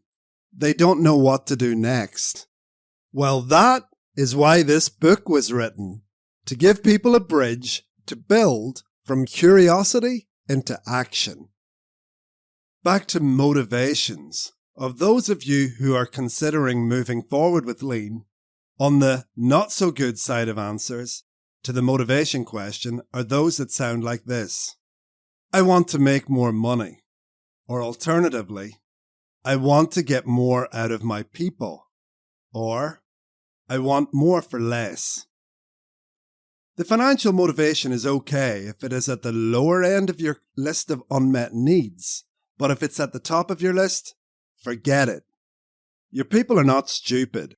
If you are using lean as just another way to manipulate them and exploit them more, they will sniff that out in short shrift, and the whole thing will monumentally fail. That is one of the reasons why lean often fails to get real, authentic buy-in within large organizations.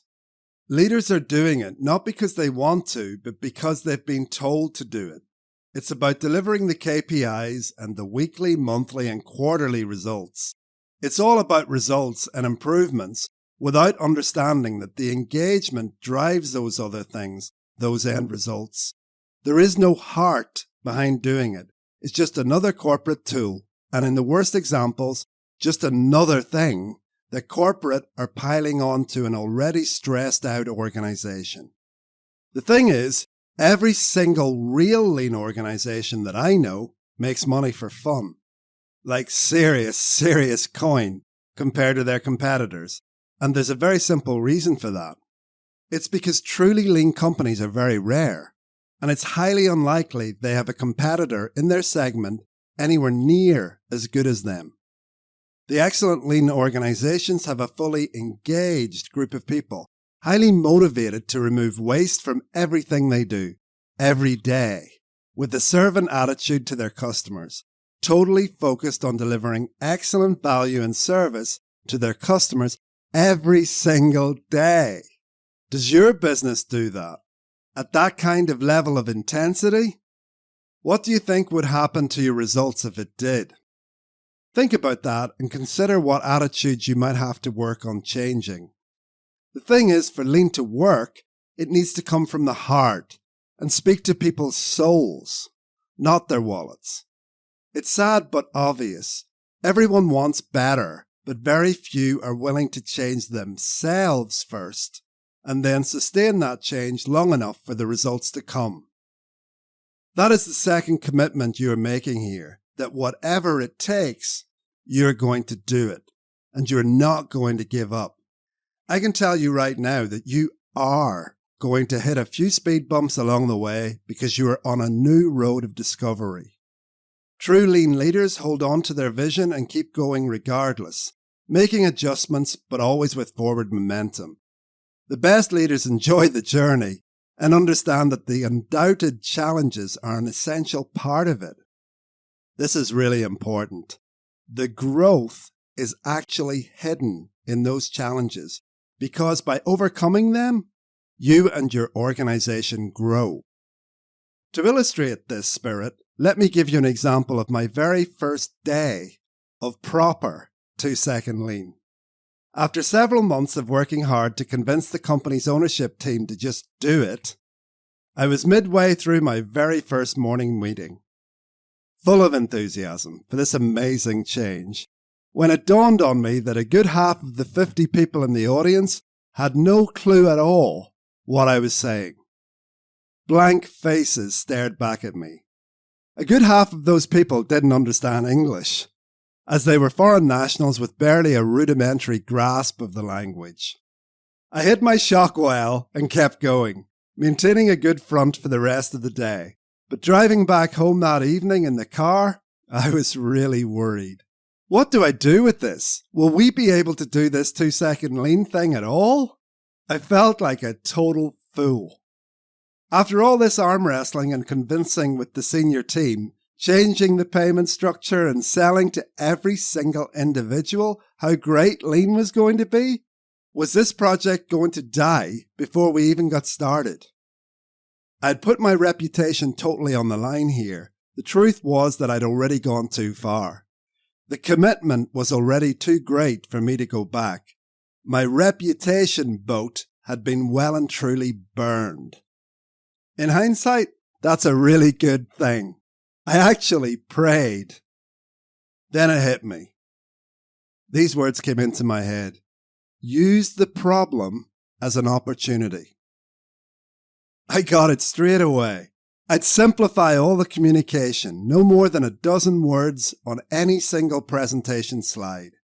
And I used Google Translate to convert the text into 6 different languages: English, Polish, Lithuanian, Bulgarian, Latvian, and Hungarian.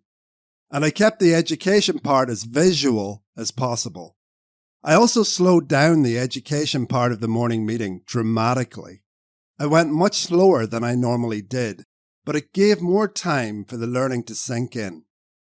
I began with this approach the very next day, and right away it started to work like a treat. I asked Ramunas, or one of the other good English speakers, to translate other parts of what we were talking about into Russian or Lithuanian. And every morning meeting from then on, I made a real point of doing this. I would actually use it as a crutch if the meeting was falling a bit flat or getting a bit boring, to stimulate some interaction and levity. I was very deliberate about including even the shy and retiring people who were nervous about speaking. Imagine the fear that many have about public speaking, but now multiply that because it's not your mother tongue. To make contributions.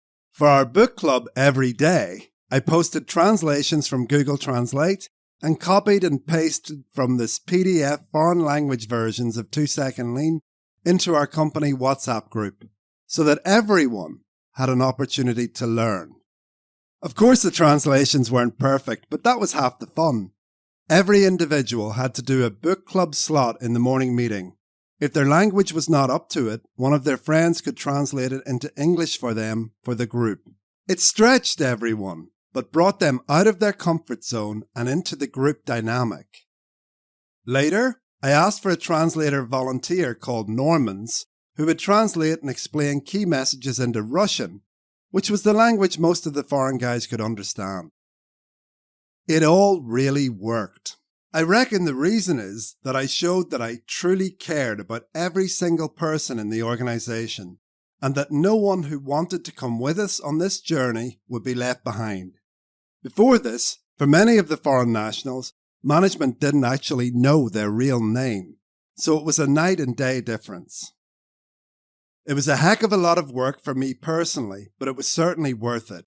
If I had not given it 100% commitment, I would have failed. Honestly, I think 9 out of 10 people would have given up at that first hurdle, but I just would not.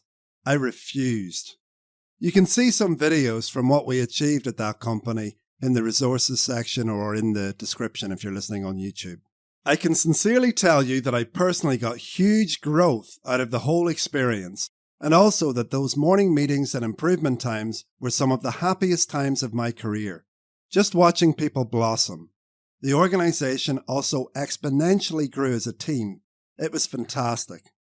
But it all grew out of what for many would have been a seemingly insurmountable obstacle. And that's why it takes some serious commitment for everyone to be truly great at lean. Can't can be translated as won't in many situations.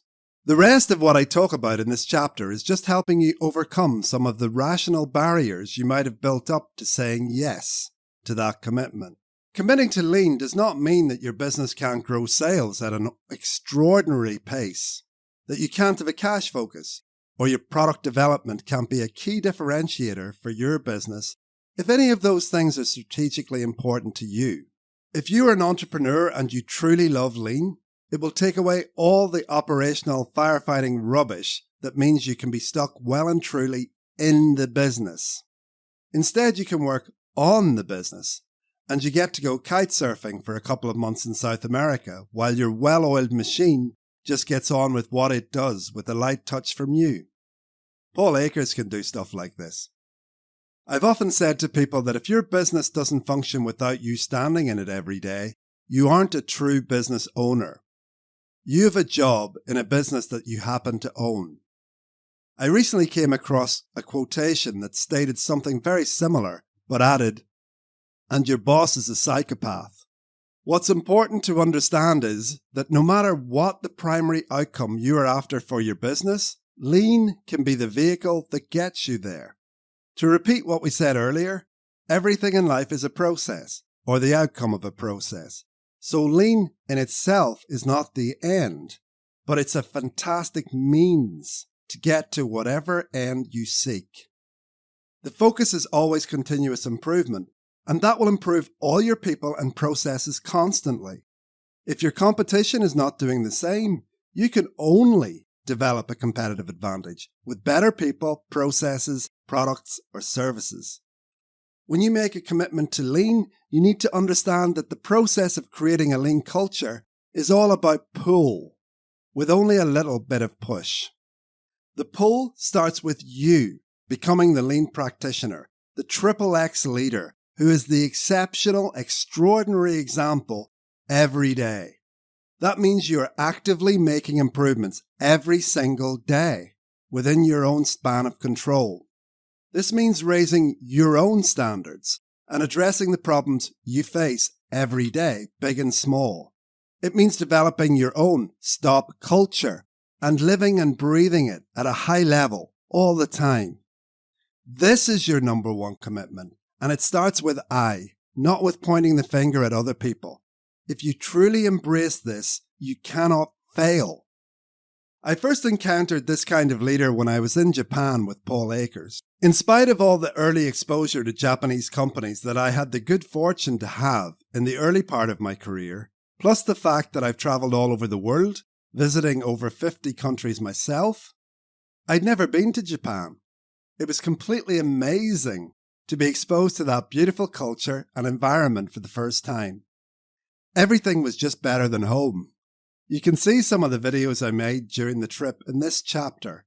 Let's just say that the people just blew me away with their mutual respect for each other and their attitude to detail and quality. Everywhere in the country left a lasting impression on me. It won't be the last time I go there. Anyhow, what impressed me even more was being around Paul himself. He is a force of nature. He genuinely loves imparting his wisdom to others. It's certainly not about just making money for him. His candour is totally off the chart. If something isn't working, he has a very sensitive trigger to sense it and take action. He constantly improved everything around him, all the time. He never stopped. It wasn't a study mission about lean. It was a lean study mission. He wasn't just preaching lean. He was doing it, and he clearly loved sharing that knowledge with others so they could make their lives better. I made a short video on the difference between Paul Akers and normal people that summarizes these differences when I was at the airport on the way home from Japan. Anyhow, back to the Japan Lean Study Mission. One of the best improvements was around how we managed the personal headset intercoms we all wore as we went around factories on tour so that we could hear each other. Most people would have just put them into a box when we were done, with that just becoming a tangled mess of wires. Instead of having everyone randomly return them back with wires hanging everywhere, Paul created a quality standard of how the wire would be wrapped around each one to reduce all the excess motion around all the wires becoming tangled.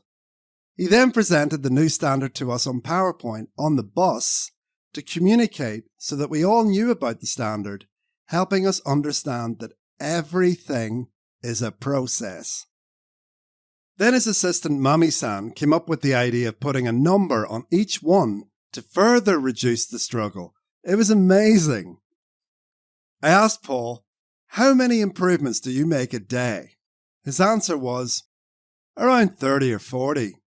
And having seen him in action, I believed him. I wanted some of that juice, that Kool-Aid that Paul was very evidently drinking. I resolved to myself, I made a commitment that I'm going to make at least 5 improvements a day from now on. About 3 days later, on the last day of the tour, I had failed abysmally. Literally not one improvement made. We were having lunch before the last afternoon of the trip, a visit to the holy grail of the Lexus plant. I told Paul about my failure. Well, at least I was candid. I asked him, "How do you do it? How do you see all those improvements?" Again, I was fortunate enough to capture his response on video. All you're doing is eliminating struggle. I see struggle, and I see also what I'm seeing also is whenever I see something bunch up, that's a bottleneck, and I immediately know there's no flow. So if you don't see flow, you've got an opportunity to improve. This is, I walk on factory floor and people go, "How do you see all this stuff?" I'm going, so a kindergartner can figure out what I'm doing. To be honest, I'd heard similar things from different people and other sources in the past. But this time, something was different. A switch tripped of understanding that has stayed and been refined until this day. Every time we see a struggle or things not flowing, there is an opportunity for improvement. It has been 118 weeks since that day, and I've made at least 25 improvements per week since then. I track and record them all in a fantastic habit-building app called Done. It's only on iOS, unfortunately. It's the most important app tool in my life. I use it to build and sustain habits by holding myself accountable, to hold myself to that commitment. There's a video on how I use the app. When you do that, when you are a XXX leader consistently, you will become a magnet, pulling your team with you. Eventually, all those who get it will be drawn to follow, and those who don't will fall away. Any who actively resist is where the little bit of push might come in. My friend Ryan Tierney at Seeding Matters put it best when he said that lean leaders need to be sheepdogs, not bulldogs. The lean leader is not the bulldog rushing into the middle of the flock, barking, shouting, and biting, being loud and egotistical, scattering the flock everywhere. The lean leader does not try to push anyone into doing lean. They are an altogether smarter beast than that. The sheepdog gently guides the flock, their people, for the vast majority of the time. The flock hardly knows that they're there, but they go along with the flow of the others. The sheepdog is constantly vigilant, making sure everyone is going in the right direction. If one or two go the wrong way, he makes his presence felt with a look, a bark, or even a nipped bite so they can correct their course. The flock can go long distances under the guidance of a good sheepdog, but before they even know it, they're in the pen and it's all over.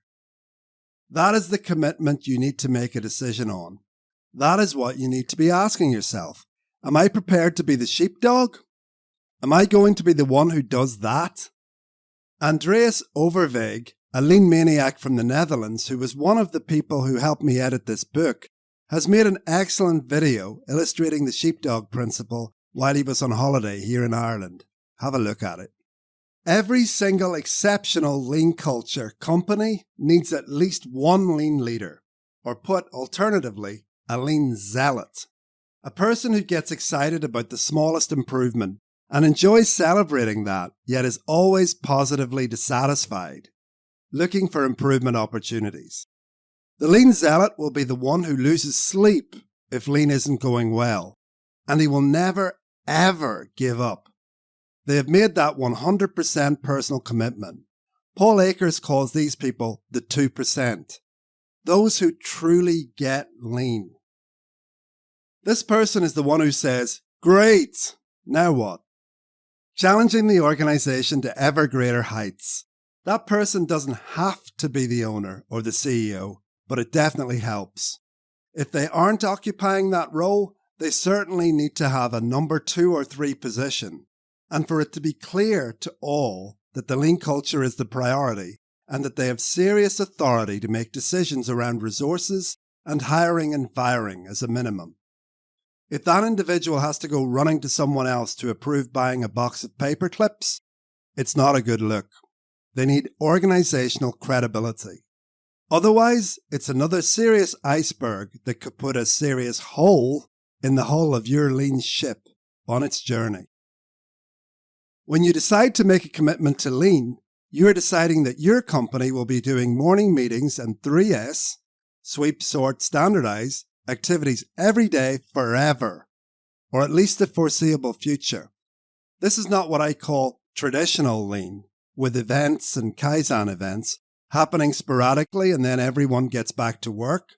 I've never seen that breed a truly amazing culture personally. If lean is not an everyday activity with quality time given to making it a focus, the continuous improvement culture never takes hold. And like Paul Akers says in his book, makes you feel like you are constantly pushing a train. It's a struggle to even maintain standards, never mind constantly improving them. Still, for many people, this idea of having the guts of an hour a day not focused on making stuff or delivering your service is completely alien. How does that pay for itself? When I did my first lean transformation, it was a serious problem for me as a lean leader to convince the other senior people who were actually the owners of the company that it was a good idea to have their 50 staff stand around for half an hour in this meeting and then another half an hour 3Sing and making improvements. For them, that was easily $700 a day without a widget being hit. These were hard-nosed people. What's in it for them? Plus they're busy with overtime already to meet customer demand, and we want them to stop making stuff for a half an hour a day? I can tell you this was not an easy obstacle initially for me. I was lucky, as I often am, when discussing the matter with one of my best friends, Nick Jamaron, whom I originally met when he was recruited as the production manager when I was running the factory in France. He is a brilliant leader, production manager and supply chain guy. When I was discussing 2-second lean with him and telling him about my convincing the team challenge, he said it was easy to understand. What? I said. And then he explained it to me in his very French way. Here is the explanation straight from Nick himself. When Tom explained that he wanted to get the team moving, but it was going to be a difficult task to prove that we can invest the time and invest the money, my simple answer was, well, it's actually quite easy. The only thing to do is to be 15% more productive in a day, 8-hour shift, which means that the hour you need would be free forever. I'd never thought about it that way, but it's true. And at that organization, we got a 24% productivity improvement within 5 months. And that was including the lost hour. That was just the start. So making this commitment has logic. It might take a month or two, but it won't be long before that investment has been permanently paid back. You also don't have to do a full hour. Depending on the context, I recommend to my coaching clients currently that they start with 10 or 15 minutes and just see where it goes in terms of adding value for them. Half an hour is required, however, for 3Sing and making those improvements. In most organizations with a physical dimension to their process, it is very rare that we even have to find the whole 45 minutes. Unless there is a constraint such as health and safety, just eliminate end-of-shift cleaning. which I've seen can be 45 minutes of relaxing time in many companies, where a broom is casually pushed around and there is a proliferation of people running off for smoke breaks. Rarely is there any real management oversight at these times, so stop that completely. Run the machines until the last minute and then clock off. First thing then is the morning meeting for the entire company and 3S improvement time, which includes the cleaning, but this half hour is a whole level of management or team leaders present on the Gemba, coaching, helping, and supporting their people in their cleaning and improvement activities. So even this commitment is rarely le mer à boire, as my French buddy would say. This means it's not the sea to drink. So far, we have focused on the why of commitment for decision makers, the people at the higher end of an organization chart. However, for Lean to work, everyone in the organization needs to have a genuine, personal reason to engage with it. An actual benefit that will accrue to them personally, the with them. That means, what's in it for me? This came up quite by accident when I was visiting my first consultant-client company meeting. The managing director was giving a State of the Union address, supported by other members of the leadership team. I wasn't expecting to be introduced or asked to speak, but it happened. I was put on the spot and pulled right out of my comfort zone. After a short introduction, I launched into a series of questions to the audience and asked them to raise their hands and keep them raised if the answer was yes. I asked these questions. Who would like less stress in their day-to-day work lives? Who would like less friction between departments? Who would like happier customers? Who would like to struggle less every day? As this went on, more and more hands went up and stayed up. My objective was to get the entire room with raised hands. My final question was, who would like to make more money? Who would like to be tapping their steering wheel, driving here because it's such a great place to work? There was a great atmosphere in the room, and when all hands were raised, I said, brilliant! Thanks everyone. Every single one of us now has a reason to want to do Lean. All very I'm Spartacus. You'll know what I mean if you've seen the classic movie by Kirk Douglas. But especially in these early days, we need signals to the organisation that things are changing and that this is serious. Just as a fun note, if I'd kept asking questions and was still getting one or two hands staying down, my last question was going to be, do you want to work here? And if they'd still kept their hands down, I'd have asked them to leave. Perhaps not very ceremoniously. That would take us back to Candour again. As we draw to a close on the commitment chapter, I'd like to point out that for many, verbal and mental commitments are very easy to make.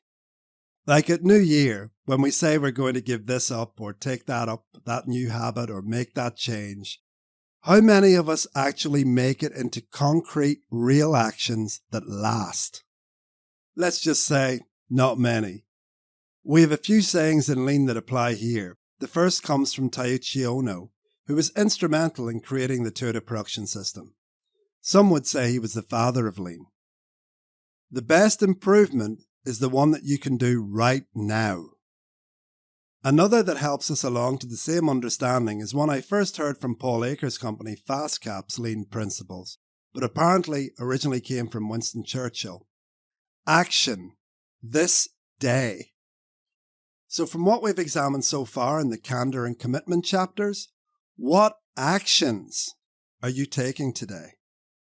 So, here are the takeaways from the Commitment chapter. The first, real Lean culture starts with I.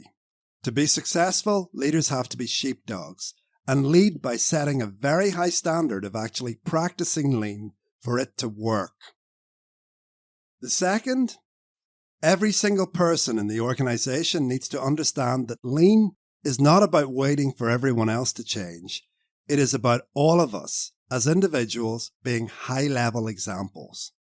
And the third, Lean is not a means to an end, but a vehicle you can use to take your organization wherever you want it to go. And I'm going to go off script here a little bit I'm going to add 2 more takeaways that I don't think I made clear enough in the printed book. And that would be number 4. If you're going to do this lean thing, the commitment you're making is that lean and culture are going to be your priority and that you're not going to get distracted by anything else. And number 5, you're not going to give up. A fantastic lean culture is a great prize, but it's hard work, especially at the beginning. And you need to make your mind up that you're not going to give up at the first, the second, or the third stumbling block. Chapter 3. The third C. Coaching. A great coach tells you what you need to hear, not what you want to hear. Sergei Kalev. Every organisation that successfully implements 2-second lean has at least one world-class coach within their core team. Often the leader of the company, but not necessarily so. Whether those individuals started their lean journeys as world-class coaches is highly unlikely. Therefore, to grow their respective organisations, they had to learn to become great coaches along the way. Without a doubt, the best way to develop your coaching skills is by starting to coach yourself. Coaching starts with I. The only problem with that approach is that if you're not naturally gifted and just go at it like a bull in a china shop, you might have a company full of half-broken people within a very short space of time. The biggest pitfall is if you don't fully understand pull versus push, and therefore try to manipulate or coerce your people into doing lean, which can irreparably damage the whole lean transformation before it has even started. I had my own set of trials and errors in helping others come on board with lean within my companies where I was a senior leader. But it was only when I started coaching other companies on lean that I was able to develop a very clear and deliberate framework to establish an actual process to get full-on engagement to the lean process. That process has now been tested and will act as a set of stabilizers to help you go about getting your lean implementation off to a good start, or provide a basis for you to renew your current efforts if your company has been doing lean for a long time. After all, everything is a process or the outcome of a process, including how you do lean. The whole idea of me coaching lean with other companies happened completely by accident. It happened because my first 2-second lean company transformation was an exceptional example, and it received some good publicity in a relatively short space of time. As a result, I was asked to present on the How Did We Do It at a conference for an important organisation, Manufacturing Northern Ireland. I had a real ball doing that. I have enjoyed performing in front of crowds since I was a boy, performing music and playing in bands. In addition, on this occasion, my genuine passion for the subject shone through. I began to garner a good reputation locally in Ireland for seeming to know what I was doing in the space. However, musical differences meant that I parted company with that original organisation, although thankfully on good terms with the ownership team. Around this time, the coronavirus was just starting to make an impact, and the whole world seemed to be on lockdown. These were strange times. In a typical lean guy fashion, though, I was still seeing struggle everywhere, and a notable one at the time was how local supermarkets were really struggling to make the whole hand sanitizer thing work. It was actually hard to get hold of the stuff at the beginning, and on one visit to my local store, I watched 2 staff members struggling to decant fluid from one plastic bottle to another, with the liquid going all over the place. Within struggle lies opportunity. So after a short space of time, I found myself working with fellow lean maniac Patrick McGee of Lumen Electronics, another company practicing 2-second lean, whom I had visited earlier that year. Patrick and I hit it off and became buddies. We had chatted about if the opportunity ever came up to work on a product together, and here it was. We were developing a sanitizer dispenser. With the help of our other partner, James McGilloway, of Mechanical Design, We launched the first version in record time, from idea to product in about 6 weeks. Seriously. I'd already found a great route to market, and we quickly sold over 1,000 of the things to retailers all over the UK and Ireland. Things looked good. But then they started to come back. There was some serious problems on how robust the design was versus the rigours of the application. It wasn't much fun for the next few months with constant field issues, refurbishments and replacements. Still, through the adversity, Patrick and I came to respect each other more and became fast friends. Many would have tried to cut and run or get off the hook because it was truly painful. Not us. Together with James, we developed a Gen 2 version of the product, which is truly world-class, being sold all over the world, restoring our reputations and making those original customers happy with their purchases. It was something I took very much to heart, as I'd never been involved with something that had gone so wrong before. Gen 2 was much more about repaying our customers' faith in us than it was ever about making money. Towards the end of 2020, I told Patrick that I intended to go into business coaching as it was something that I just loved doing. When Patrick responded, "Why don't you do that for us?" That initiative turned into Patrick and I deciding to go into partnership in Lumen Electronics together, as our skill sets really complemented each other well. Me for the strategy, commercial management and mechanical stuff, and Patrick being the electronic guru. Both of us are crazy about lean. So we started lifting Lumen to new heights on everything we did. We developed a new strategy of total product management, where we handled cradle-to-grave product development, from proof of concept through to mass production, from electronics and mechanical, even software development. It's unique for anyone, in Ireland at least, and so far it's working great. While we are forever positively dissatisfied, I really like that phrase by the way, with what is happening at Lumen, it is turning into a shining example of what lean can do within a small company environment. We even recently hosted the world-renowned AME 2-second lean tour with Paul Akers and Richard Evans. You can watch that video in the resources or find the link in the description along with all the others. It was a resounding success. We now get customers asking us how they can replicate what they see at our place, which is turning into a source of coaching clients for yours truly. And while Lumen is still small, I have time to give to other companies, which is a happy situation. During this time, I also became good buddies with other people in the lean space, like Ryan Tierney. They have companies visiting them for lean tours all the time, and I have been turning into the go-to person for people looking for help. My first proper coaching client was a company called Black Box from Belfast, who make and sell high-end fitness gear. These are the guys I mentioned in the previous chapter. Their managing director, Greg Bradley, is a visionary in the fitness industry who started the company from nothing. They had visited Seating Matters prior to COVID kicking off and got excited about lean, but their lean ambitions were sidelined by the minor distraction of a global pandemic. Now things were calming down on that front, and in the meantime they had doubled in size and taken a bunch of manufacturing processes in-house that had previously been outsourced. They were looking for some help as things had become somewhat chaotic. Initially, when Greg approached me, he asked for someone to support getting his manufacturing into a better state. I explained that there were probably a dozen people better in Northern Ireland to talk to about that.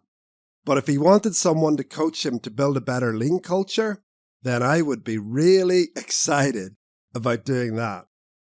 I'd been previously approached by a large local concrete company with more than 1,000 employees to help them build a lean culture. I'd put a lot of work into developing a methodology for them to use, but in the end, I was disappointed when they didn't go for it.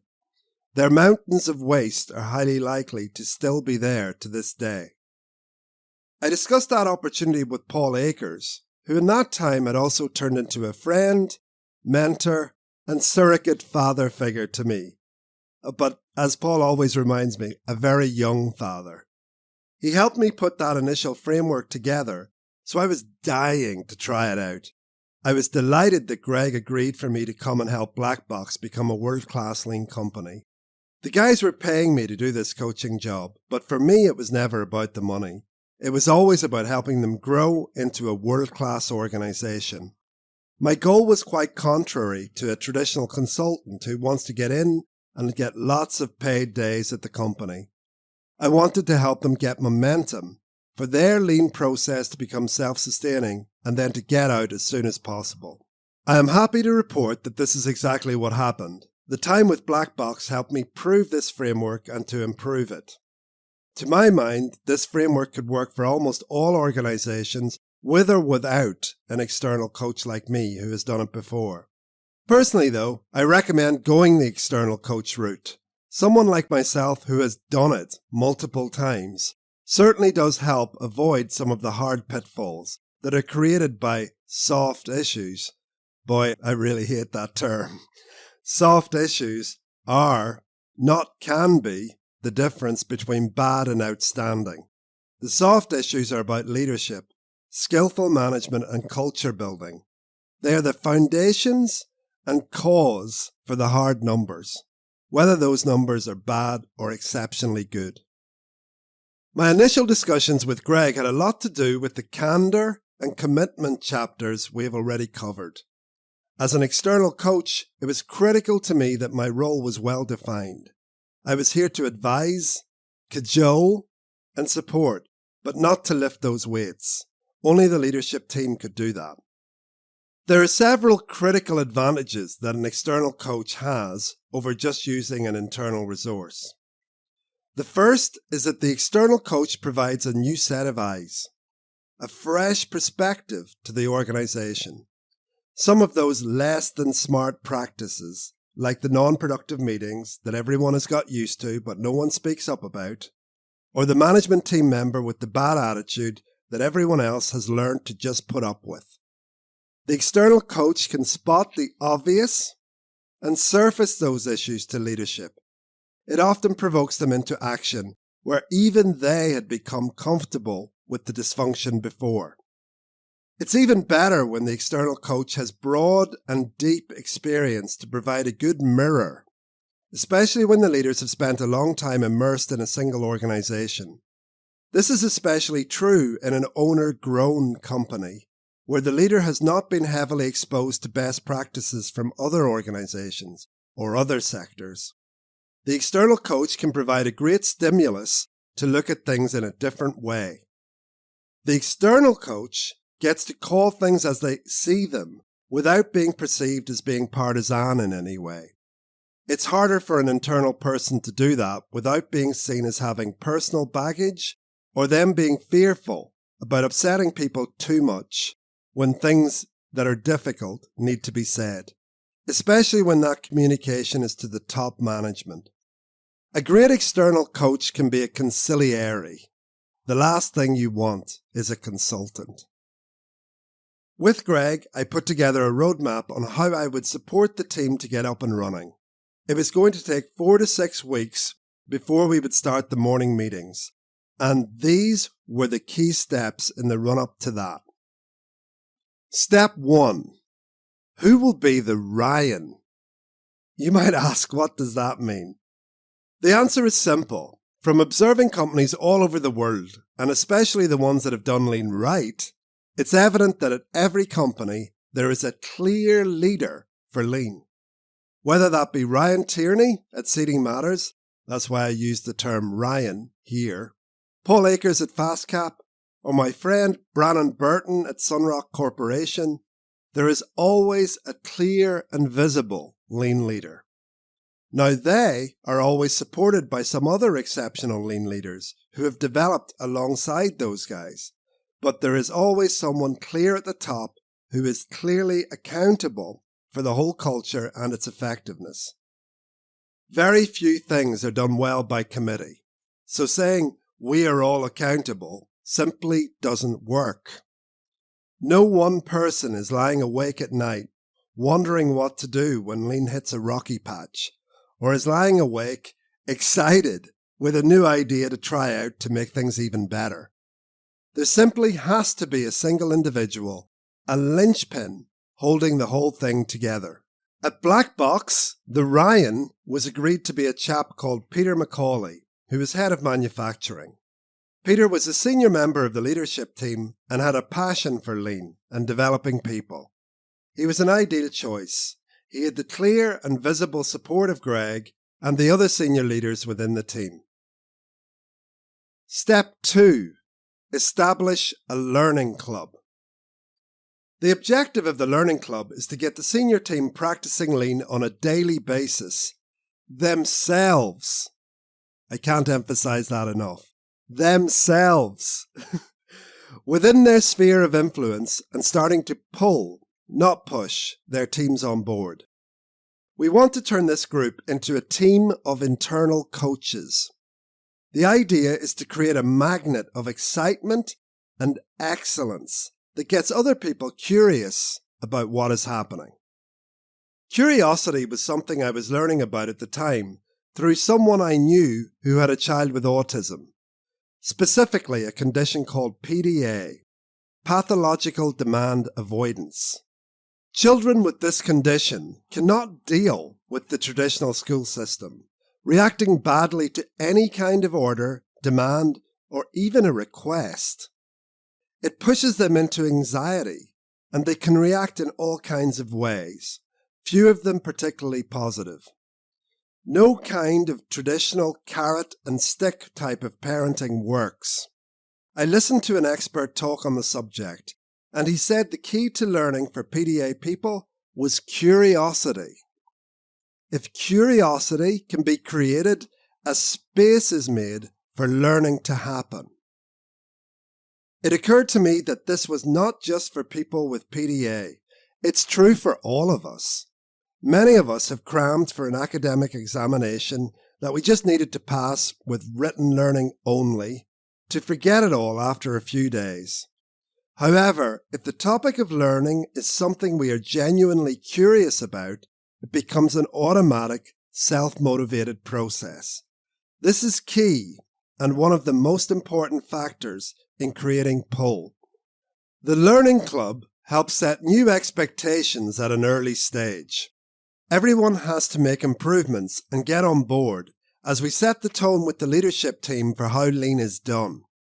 This is not just the traditional top-down management commitment that translates in most organizations to the senior management just supporting the rest of the company to do it, but not actually doing it themselves.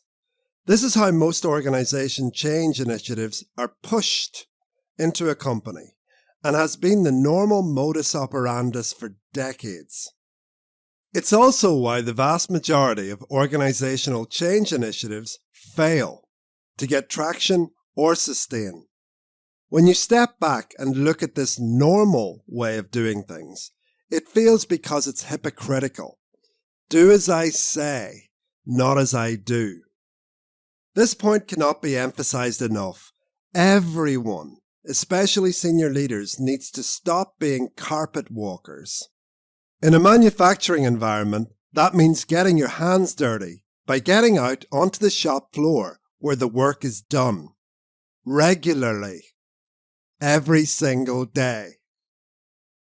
Paul Akers recently responded to a bunch of senior executives from a multi-billion-dollar company who asked him what the most important thing they could do to implement lean was by telling them to get their heads out of their asses and get onto the shop floor and work side by side with their people. Not what those guys are used to hearing. For those not in manufacturing departments or whose businesses don't make anything, it just means rolling up your sleeves and getting into the trenches where the value is created with your people. As well as being simply the right thing to do, it also helps get momentum going as the changes are visible and other people start to wonder about what is going on with this Lean Club thing. Curiosity starts to be created. My ambition with Learning Club at Black Box was that people who were not originally in the club would ask to join it, to create that pull. I'm happy to say that this is exactly what happened. 2 others had asked to join by week 3. Step 2.1. The logistics of setting up a leadership learning club. Now let's look at how we structured the learning club. We needed to select between 6 and 10 people from the senior team, directors, managers, supervisors, and or influencers who would be taking part. By influencers, I mean just those people within your organization that other people look up to and follow. So we would have a kick-off meeting with the team to deliver clarity for all on the objectives and the methodology that we were adopting. Everyone needed to read or listen to the 2-Second Lean book over a 4-week period. Here is the app I was telling you about that can help with that, the Lean Play app. You can find a link to it in the resources or in the description of the video. The next step was to create a WhatsApp group for sharing, learning, and improvements. Then each Friday afternoon, we would hold 2 to 3 hour learning club meetings to discuss that section of the book and show improvements that individuals had made. We would generally look at a couple of supplementary videos on the key points, but certainly not death by PowerPoint. This would not just be classroom-based, but going out into the workplace to learn to see waste and get working on it. Step 2.2, Learning Club Content. The 3 big concepts we focused on in the Learning Club were: building a lean culture is all about pull, not push. Improvement starts with I. Next, lean is about growing and developing people. And finally, lean done right is about repetition and total participation. We used the 2-Second Lean book as the backbone for the Learning Club, discussing the content each week. The additional key content, especially regarding what the internal coaches needed to do, is outlined in section 2.4. We'll come to that soon. Next, step 2.3, establish a lean cave. During this time, I had become friendly with Alex Ramirez, he's from the Candour chapter, through the amazing Lean Maniac Signal group run by Dave Lalonic of Sticky RX. This book sounds like a name-dropping pamphlet for all the best lean companies in the world, but that is how the lean community works. Some of us have never even met, especially because of COVID, but there are a fast bunch of friends who learn and grow together. Alex had led what, in my opinion, was the best 2-Second Lean implementation in the world of 2020. When I was embarking on the Black Box consultancy gig, I'd consulted with Alex about the things he felt were key success factors within his strategy. In his opinion, the Lean Cave was one of the critical facilitation tools. So a Lean Cave is a collection of the tools and materials that people need when they start to make improvements. We make it easy for them to get going. Things like Kaizen foam, knives to work with the foam, floor tape, markers, and so on. Alex's Lean Cave is like a high-end hardware store, but for many it can be a lot simpler than that. Like many of the best ideas, it seems so obvious, after someone else has come up with it, that is. Creating a Lean Cave helps create and maintain momentum. All the important tools and materials are there to make improvements right now. The team doesn't have to ask for them or wait for them to arrive. Action this day becomes real from the very early days of Lean. And even if your company is already doing Lean, I would say that it's never too late to create a Lean Cave. Alex told me recently that the people at one of the new plants implementing 2-Second Lean described the Lean Cave as being like the bottom of a Christmas tree. They would see what was there, and the tools and materials stimulated ideas as to how they could be used to make life easier. So it works both ways. The Lean Cave facilitates improvement ideas to come into reality, but the items in the Lean Cave also stimulate new ideas. It's so obvious when it's pointed out. Just do it. Step 2.4, the external coach getting to know Black Box. For myself to play a full role, I could not just have observational knowledge. I would need to spend 1 to 2 days a week, at least a week before and during the learning club stage, hands-on working in the production areas and understanding what is happening in the administration and engineering areas. This was to get a proper ground-level feel of the existing culture, issues and challenges so that I could speak from a position of experience rather than hearsay when interacting with the entire team, and potentially making important change recommendations to the senior team for consideration. Whether or not you bring in an external coach, it is super important for the Ryan and his senior supporters to have proper on the ground, on the Gemba, knowledge about how things are actually happening within the organisation. Here's a personal story just to illustrate the importance of ground level knowledge, especially for a business leader. Before I was consciously using Lean as an organisational transformation methodology, I was brought in to run a factory in France. At the time, my French was almost non-existent, and I was somewhat daunted by the prospect. There were some industrial relations issues still to be resolved in the turnaround, and I'd never run a factory before, never mind in a foreign country where I didn't speak the language properly, like France. Before taking the role, I insisted on spending 2 weeks on the shop floor, building products with the guys. This had never happened before. It's not unfair to say that France's business culture can be a little stuffy, and senior people just simply don't do things like this.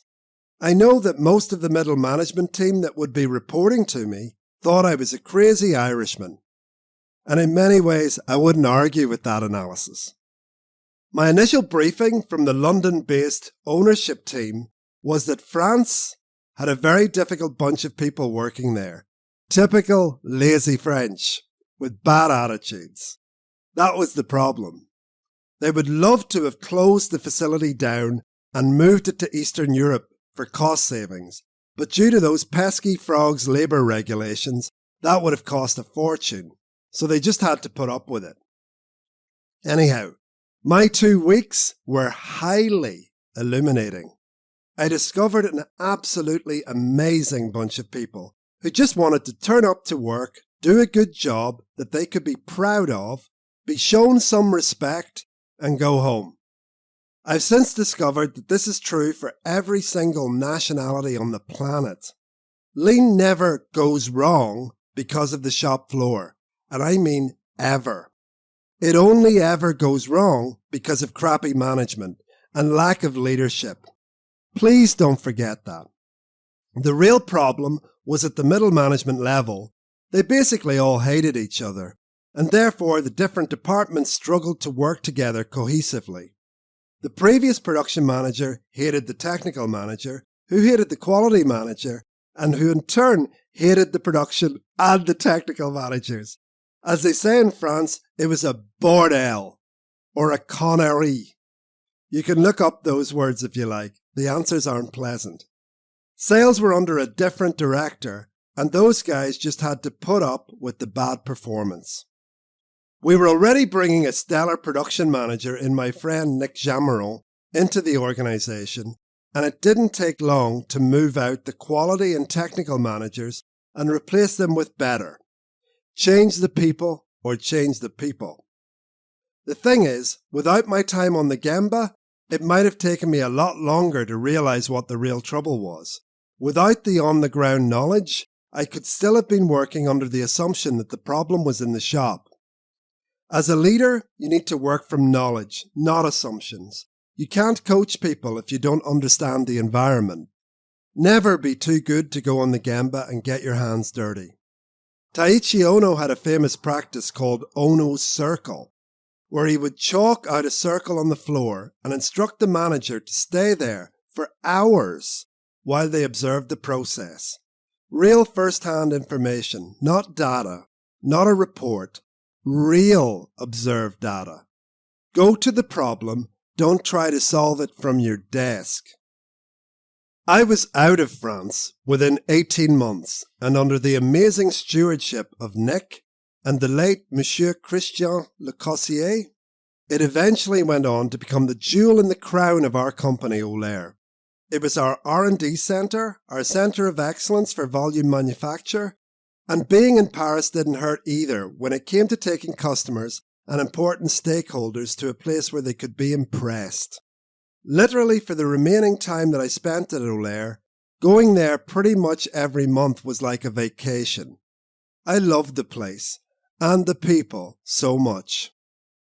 At Black Box, my Gemba time helped me to see that, like most pre-lean organisations, there were mountains of waste, some interdepartmental frictions due to personalities, and conflicting key performance indicators. Intimately learning this is absolutely key for the lead coach. Like always, there were also some change the people issues that I had to surface. All very normal. All opportunities to improve through changing the culture to lean. Step 2.4.1, Learning Club Content, the detail. The target was to build a strong team of internal coaches so that we would have a strong support organisation when we started to roll out the morning meetings and improvement times. We used the 2-Second Lean book as the basis for the club, taking chunks of the content and discussing them to emphasize the key points. I really recommend that you check out the links to the Learning Club presentations. You can find them in the video description or in the resource section of the app. So week 1, when I was doing this at Black Box, was very much an introduction to myself, my own lean journey, and what lean is and what it is not, together with what our roadmap looked like over the coming weeks. I made a big point about how I used to perceive lean versus what I actually now know lean to be. Pull, not push, growing people, and repetition and total participation. This is particularly useful to get in early because many people in our organizations have had bad experiences of what I call corporate lean from other places where they've worked, especially larger ones. We certainly had this issue at Black Box. This leads people to a place of complacency and in some cases of arrogance with a "I know what lean is" attitude. We need to knock that on the head straight away. Whatever the TIMWOODs, that's an acronym consultants use to help people memorize the 8 wastes that you might have learnt in your old place, unless it had total participation, this is completely different. We're all doing this every day, not the traditional top few. Our focus is on engagement, not the key performance indicators, the flip charts, or the dry workshops. It's not about everyone else improving. It's all about you improving and leading by example. This early introduction covered the basic system of 2-Second Lean, which is in 3 parts. First, the morning meeting, where we build culture and learn to see waste together. We use it to set expectations for everyone. We all need to make 1 2-second improvement every day. Second, 3S, sweep, sort, standardize. Improvement time, where we all have the opportunity to apply our learning in our workplaces and processes, and posting our improvements in our WhatsApp group. Third, reinforce the expectation in the morning meeting the following day by celebrating our improvements and deepening our understanding of waste to keep the improvement cycle going. It's a cycle. It's a process. And because it's a process, we should always look at how it can be improved. Week 2. 2-Second Lean, first section, chapters 1 to 6. We begin by reviewing the 3 big concepts again: pull, not push, growing people, repetition, and total participation. This isn't an accident. I want the guys to experience that. I want them to ask themselves, why are we doing this again? Then it's funny when I test them about who remembers and to see how few of them do. It's much better to learn through doing than just by seeing and listening. Then we discuss the chapters one by one as a group. A lot of the key principles show themselves in the early stages of the book. I used to think that Chapter 1, What is Lean, of 2 Second Lean, was a bit of a waste of time, to be honest. At first glance, it appears that it is just setting the scene for what is to come. However, when one looks deeper, it's like the before of the before and after, which is a critical concept in Lean and one that we very much use to motivate each other by posting those before and afters in our WhatsApp groups. Done right, it really is the petrol on the fire of your Lean culture. This chapter describes Paul being happy in his ignorance. His young company is doing well, the bank loves him. In his view, he just needs to tweak a few things, like his inventory management system. It's only when Tracy delivers the immortal line, "You don't know what you're doing," that he gets the wake-up call. The truth of the matter is that most company leaders would not listen. Why do I say that?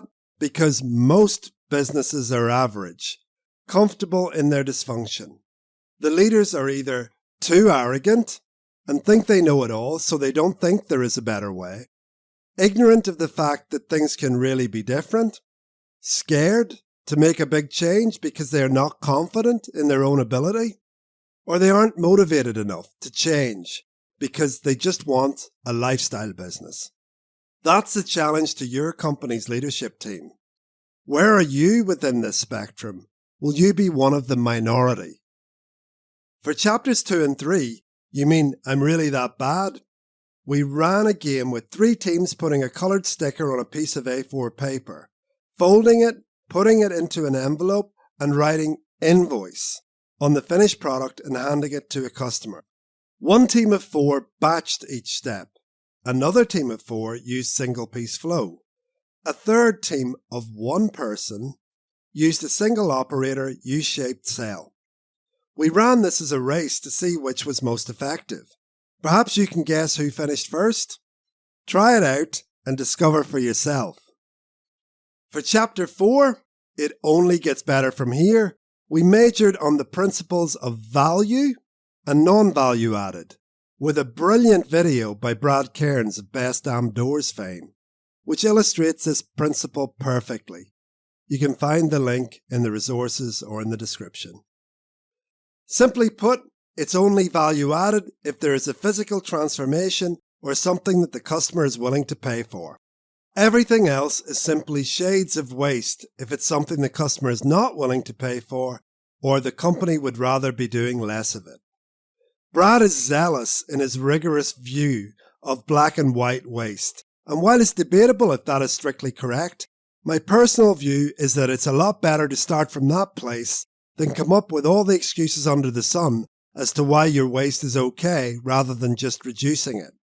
Or better still, getting rid of it. I used other videos by Ryan Tierney and Hugh Carnahan to further deepen the understanding of this concept that are also included. We're going to hear the clip from the Hugh video right here because it's just so good. It's so impactful. Here we go. You've ever had, period. Right? Do you agree? Yeah. Check this out. Check this out. Ready?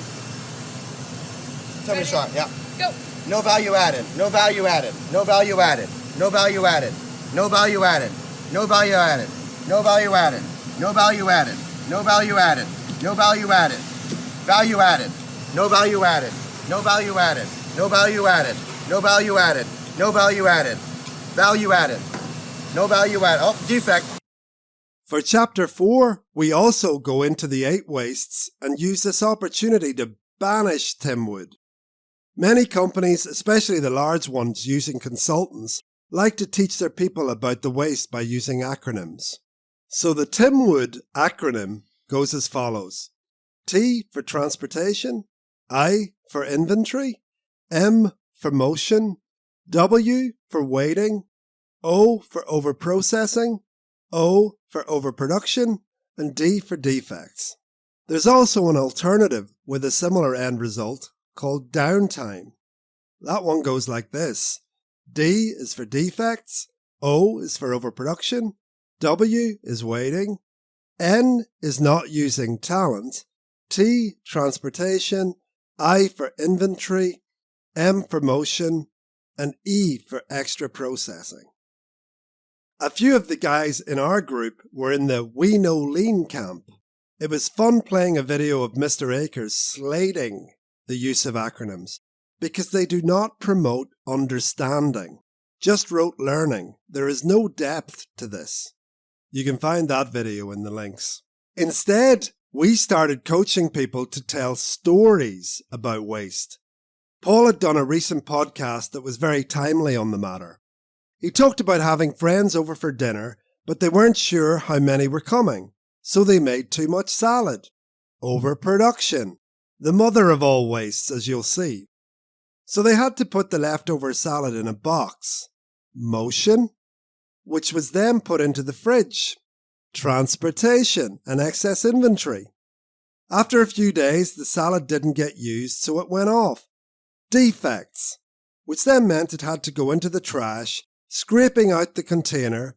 Extra processing. Meanwhile, Paul's wife Leanne is waiting for him to come to the sofa and give her a cuddle. Not using talent, her talent. I ad-libbed the last piece there, but you get the picture. Sorry, Leanne.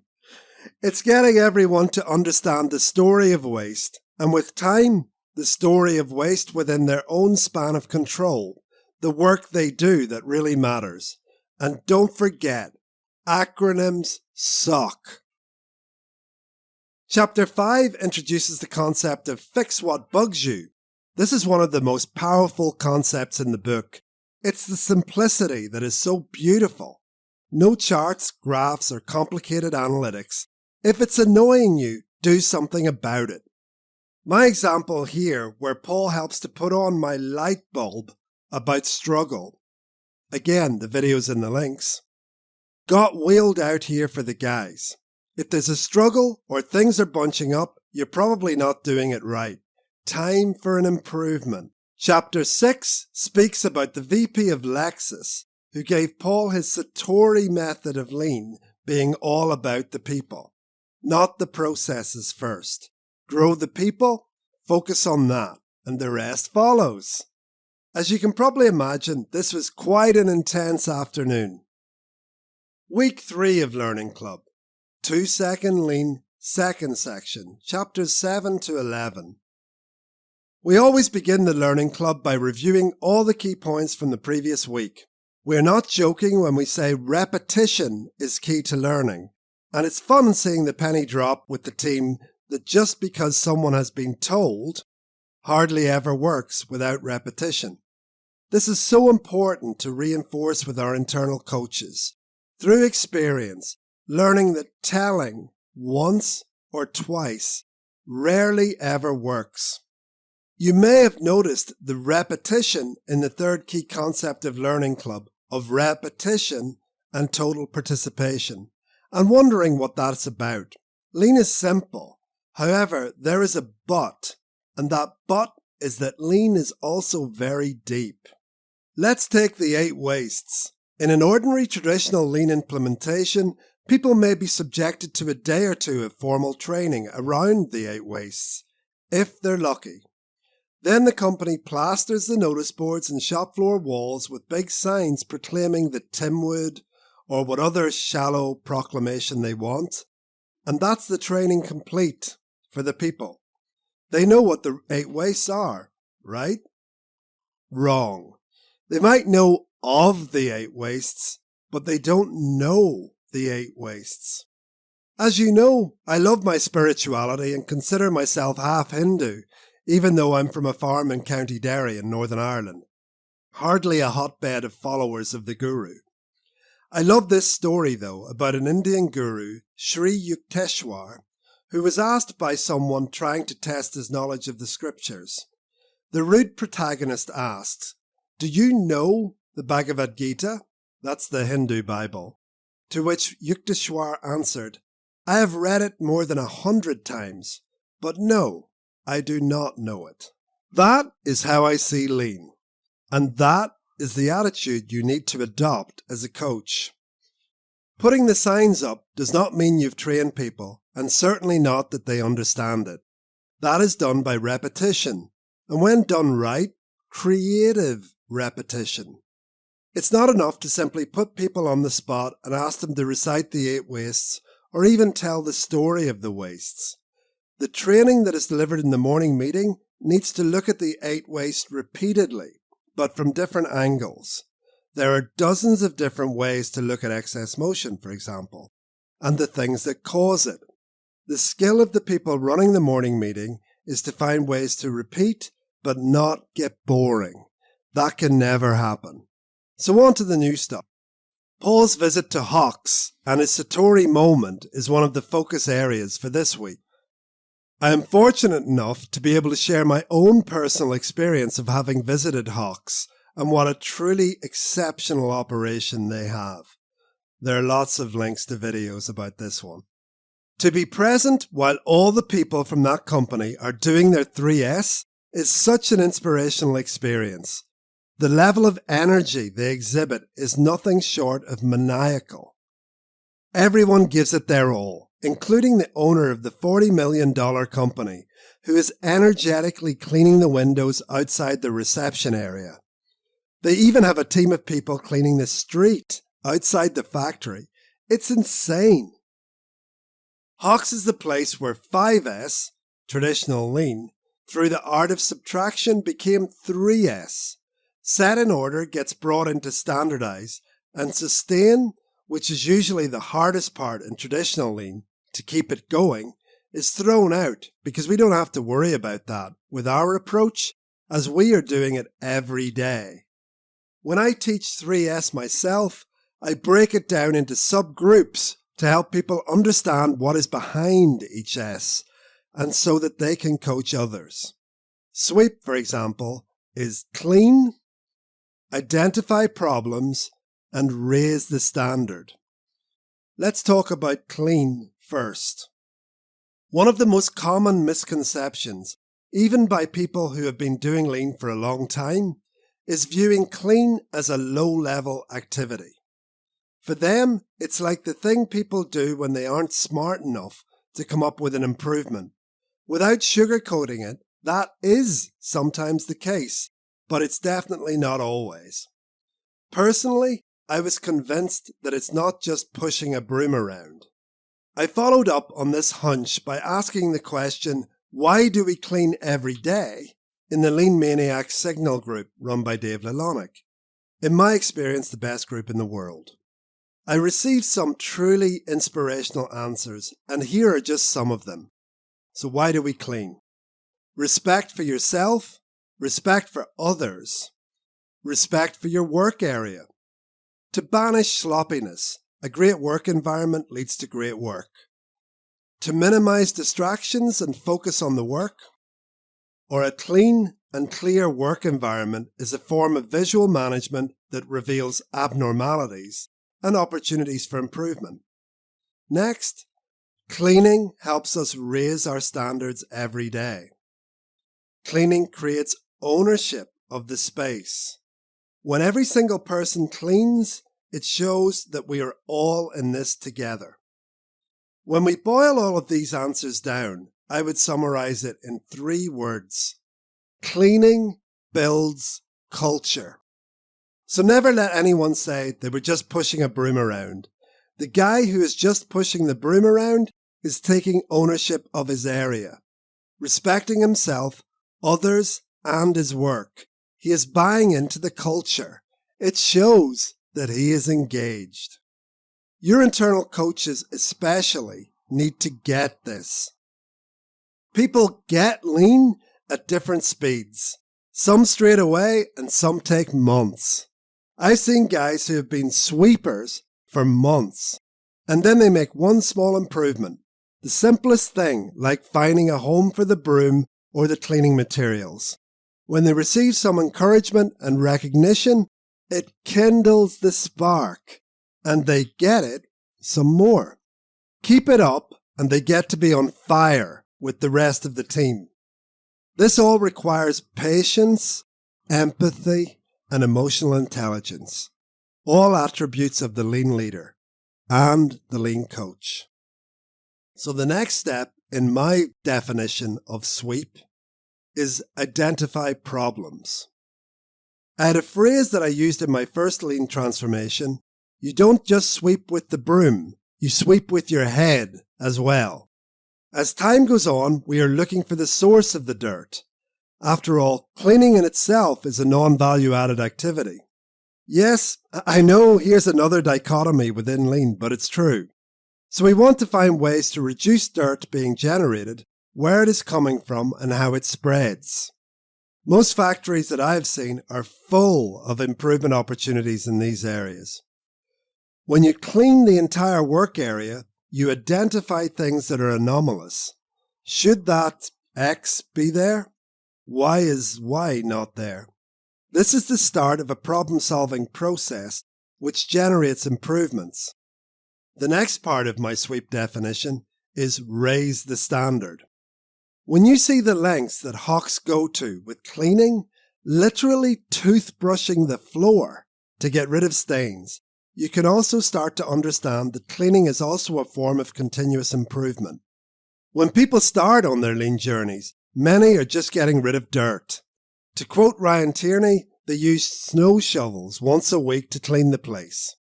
As the improvement effort starts to take hold, it's not just sweeping to the same standard as last month or last year. As the regular cleaning process takes hold, people want to make it better. So, leave it better than you found it is just such a powerful phrase. Not only does it foster respect for each other by not expecting someone else to clean up your mess, but it also asks us not to leave it the same as we found it, but better. When this beds into your culture and is reinforced by good coaching, it naturally leads to continuous improvement because the bar is constantly being raised. Chapters 8 to 11 and the WhatsApp exercise. These chapters outline the bare bones of what I consider the system of 2-second lean, the morning meeting, the 3S improvement time, and the reinforcement of behavior with celebrating success back in the morning meeting from the improvements we posted in the WhatsApp group the day before. I must say, I've never felt better in my entire career than when I was coaching improvement time in my first transformation project. The energy was just incredible. I get such a kick out of watching people come out of themselves. Of course, there are people who get it at the start, and those people never stop getting it. Each day when you as a leader coach make your rounds, it's such a joy to see today's improvement or how they are making progress on a big improvement that is chipped away 1/2 hour at a time. Often with guys from all different departments helping out. That is one of the surprise benefits of 2-second lean. Few of the larger improvements that emerge are done by a single person on their own. More often than not, they elicit support from other people in the team to make it happen. For example, someone who works on a pipe bending machine would ask the guy on the laser cutting machine to cut him a sheet of metal. He'd get help from the guy on the press brake to get it bent. Then he'd have to get a guy to weld it for him. Then it needs painting. The guy who looked after the paint shop spent most of his improvement time doing work for other people's improvements. The whole thing just greases the joints between people and different departments. It builds teams.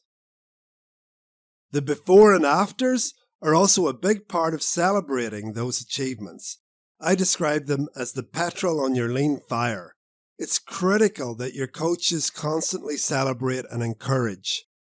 So far in Learning Club, we had some engagement in the WhatsApp group. Usual early adopters posting their stuff. It was good, but not great. I wanted these guys to feel what great looked like.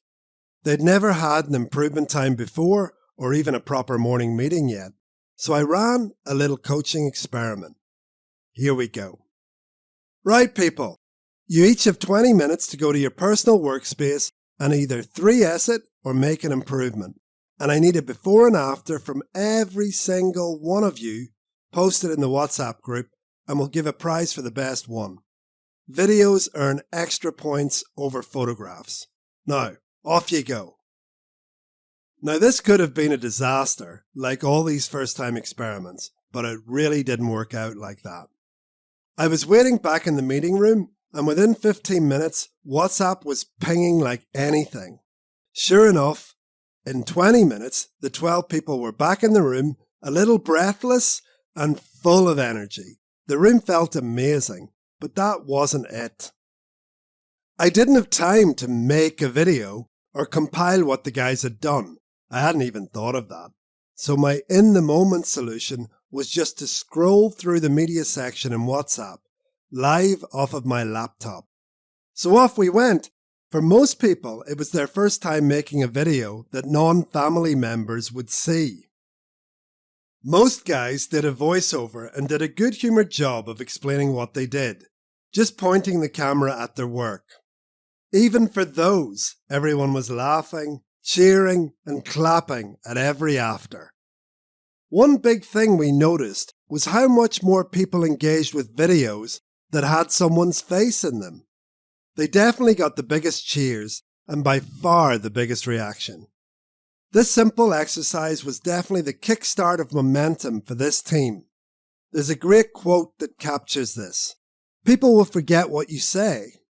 They will forget what you did, but they will never forget how you made them feel. Maya Angelou. This says a lot about what real engagement is about, fostered by good coaching. As we have already discovered, real lean is not about the charts and graphs. It's about hearts and minds. In that order. Engagement is built, maintained, and grown from the hearts of the leaders to build a solid community of people who give to each other.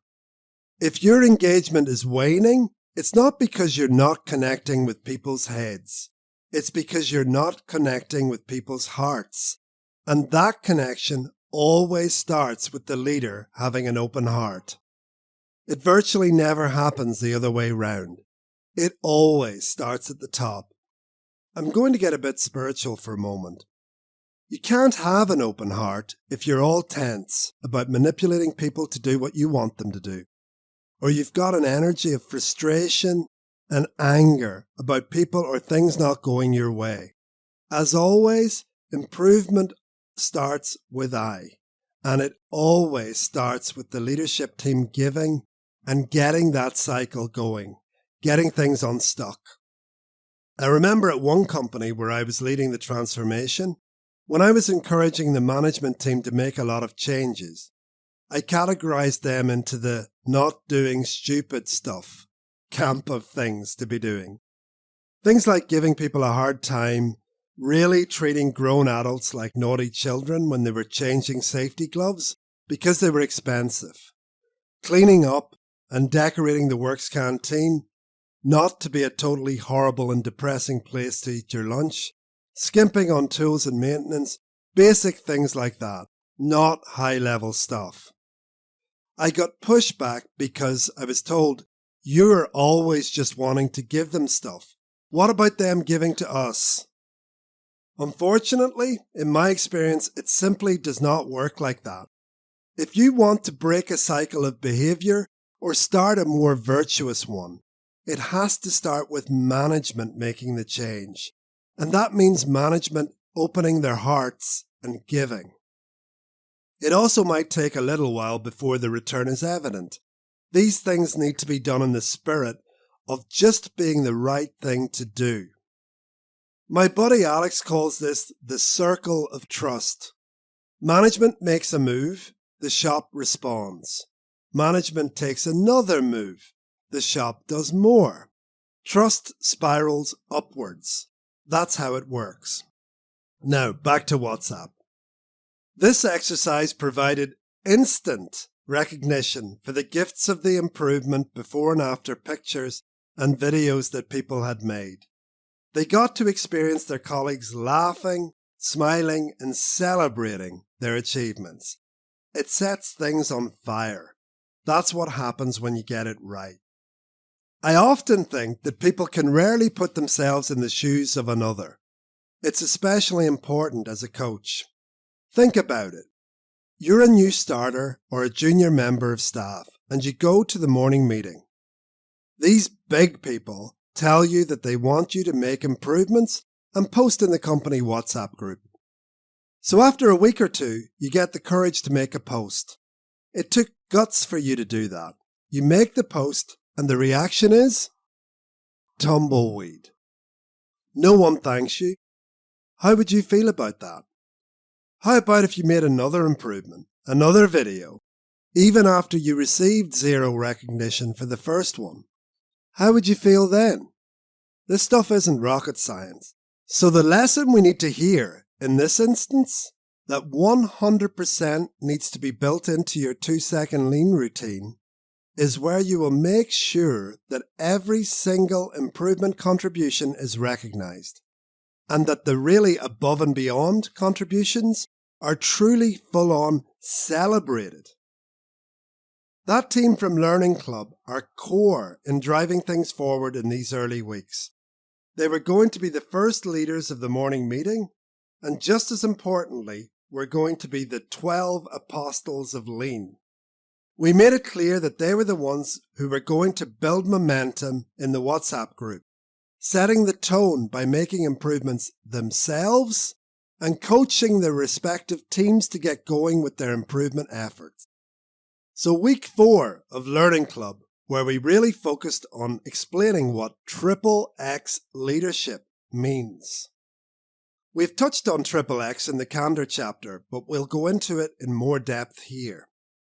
The first point is super important. The more senior the person, the more important it is that they take this on board. XXX stands for Extraordinary, Exceptional, Example. There's a great video by Paul Akers on this subject. Please check it out. Our Learning Club coaches must exhibit XXX by taking the lead, making the improvements, coaching the team, and posting to the WhatsApp group every single day, at least once, and they need to encourage their people. The XXX leader always shows appreciation for other people's efforts. They thank people face to face and on WhatsApp. They celebrate them in the morning meeting and they get excited about other people's improvements. I'm lucky here that I naturally get really excited by the smallest improvements that people in the team make. Some of the ones that have touched me personally would not seem that great to someone else. Things like the first improvement that someone with very poor English who has been super quiet makes, like mounting a broom on his workstation. It might not seem like rocket science, not an Instagram improvement, but it shows that this person is engaging. It shows that he wants to get involved and do better. To say it again, at these early stages, the improvements don't matter. Engaging people does. Another skill that the lean leader or internal coach needs to develop is the art of deflection. This is not like the normal corporate BS world where everyone tries to take credit for everything, regardless of whether they did it or not. I had an old boss who used to say, "Success has many fathers, but failure is an orphan." In another toxic organization, someone actually presented my department's improvement work and results as their own, not realizing I was in the room. In a lean company, especially as a XXX leader, it's the opposite of that. Try to give the credit to others and take less of the credit yourself. I'm not saying to lie, but be magnanimous about how credit is distributed. Deflect it, if possible, onto someone else in the wider team, especially to newer, less senior members. Now, all of that is a high bar, but why allow that bar to be any lower? This is such an important point for leader coaches to understand. Lean only ever fails because the leaders are not consistently XXX, coming from the heart and therefore not setting the engagement that it all stems from. If your lean process is having problems, the first place to look as leader coaches is in the mirror. The next XXX point is to never say no. Support, encourage, and listen. You might think this is crazy, but it's so important, especially in the early days of 2-second lean. I've seen awful leaders pour cold water on the embryonic ideas of a team member, and it's one of the fastest ways to kill your lean culture.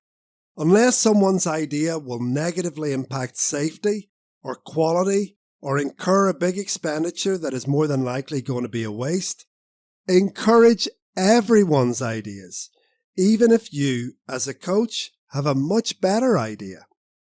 The most important thing, especially in these early days, is that everyone's ideas are welcomed and as far as possible taken on board.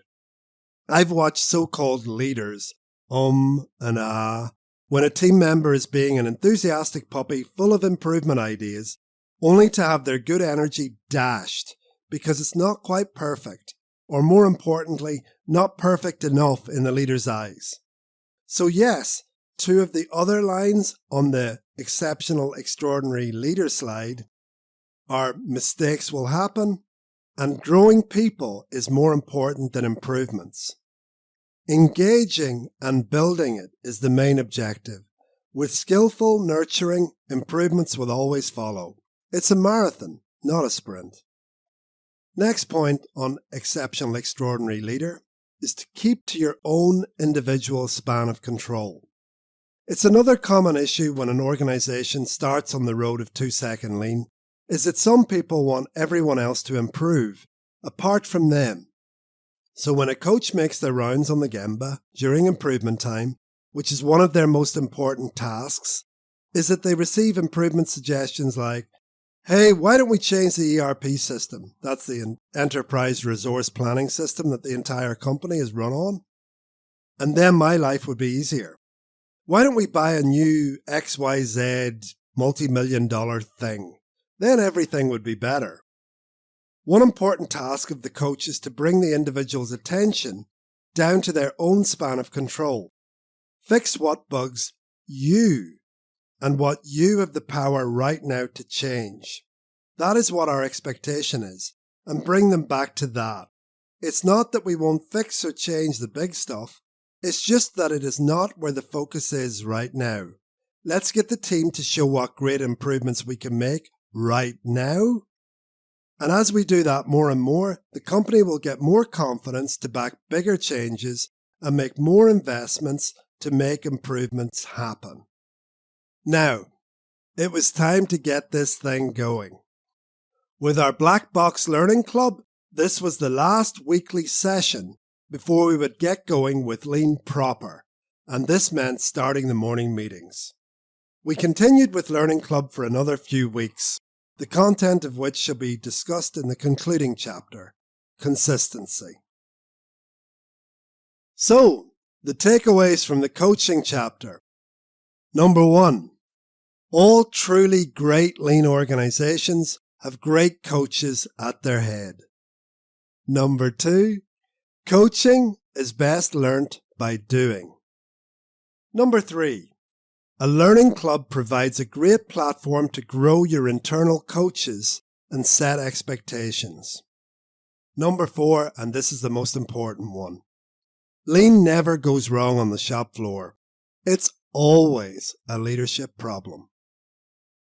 Chapter 4, the 4th C, consistency. Success is neither magical nor mysterious. Success is the natural consequence of consistently applying basic fundamentals. E. James Rohn.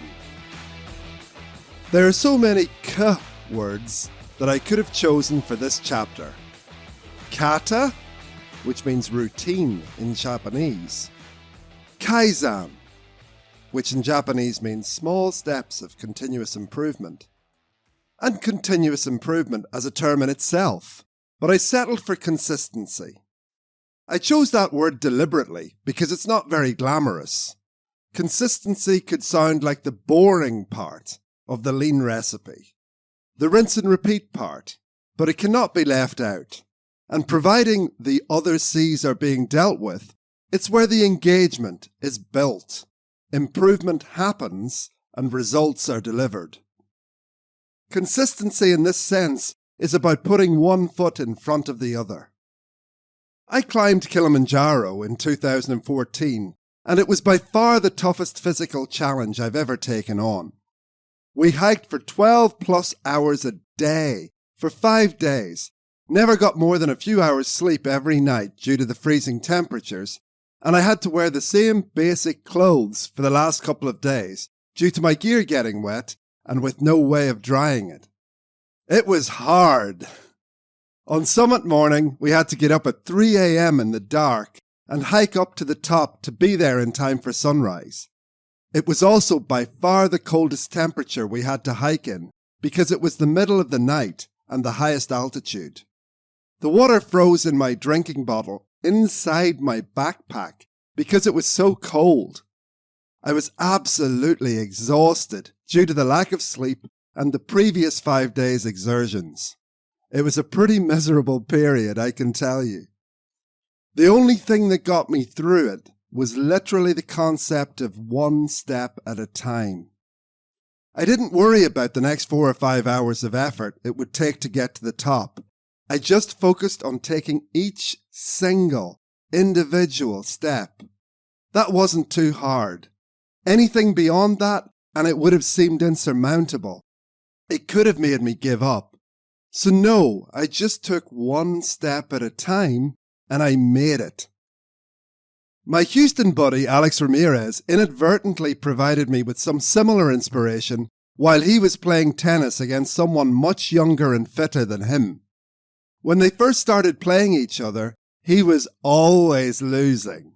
He was always looking for the fancy killer shot to catch his adversary off guard.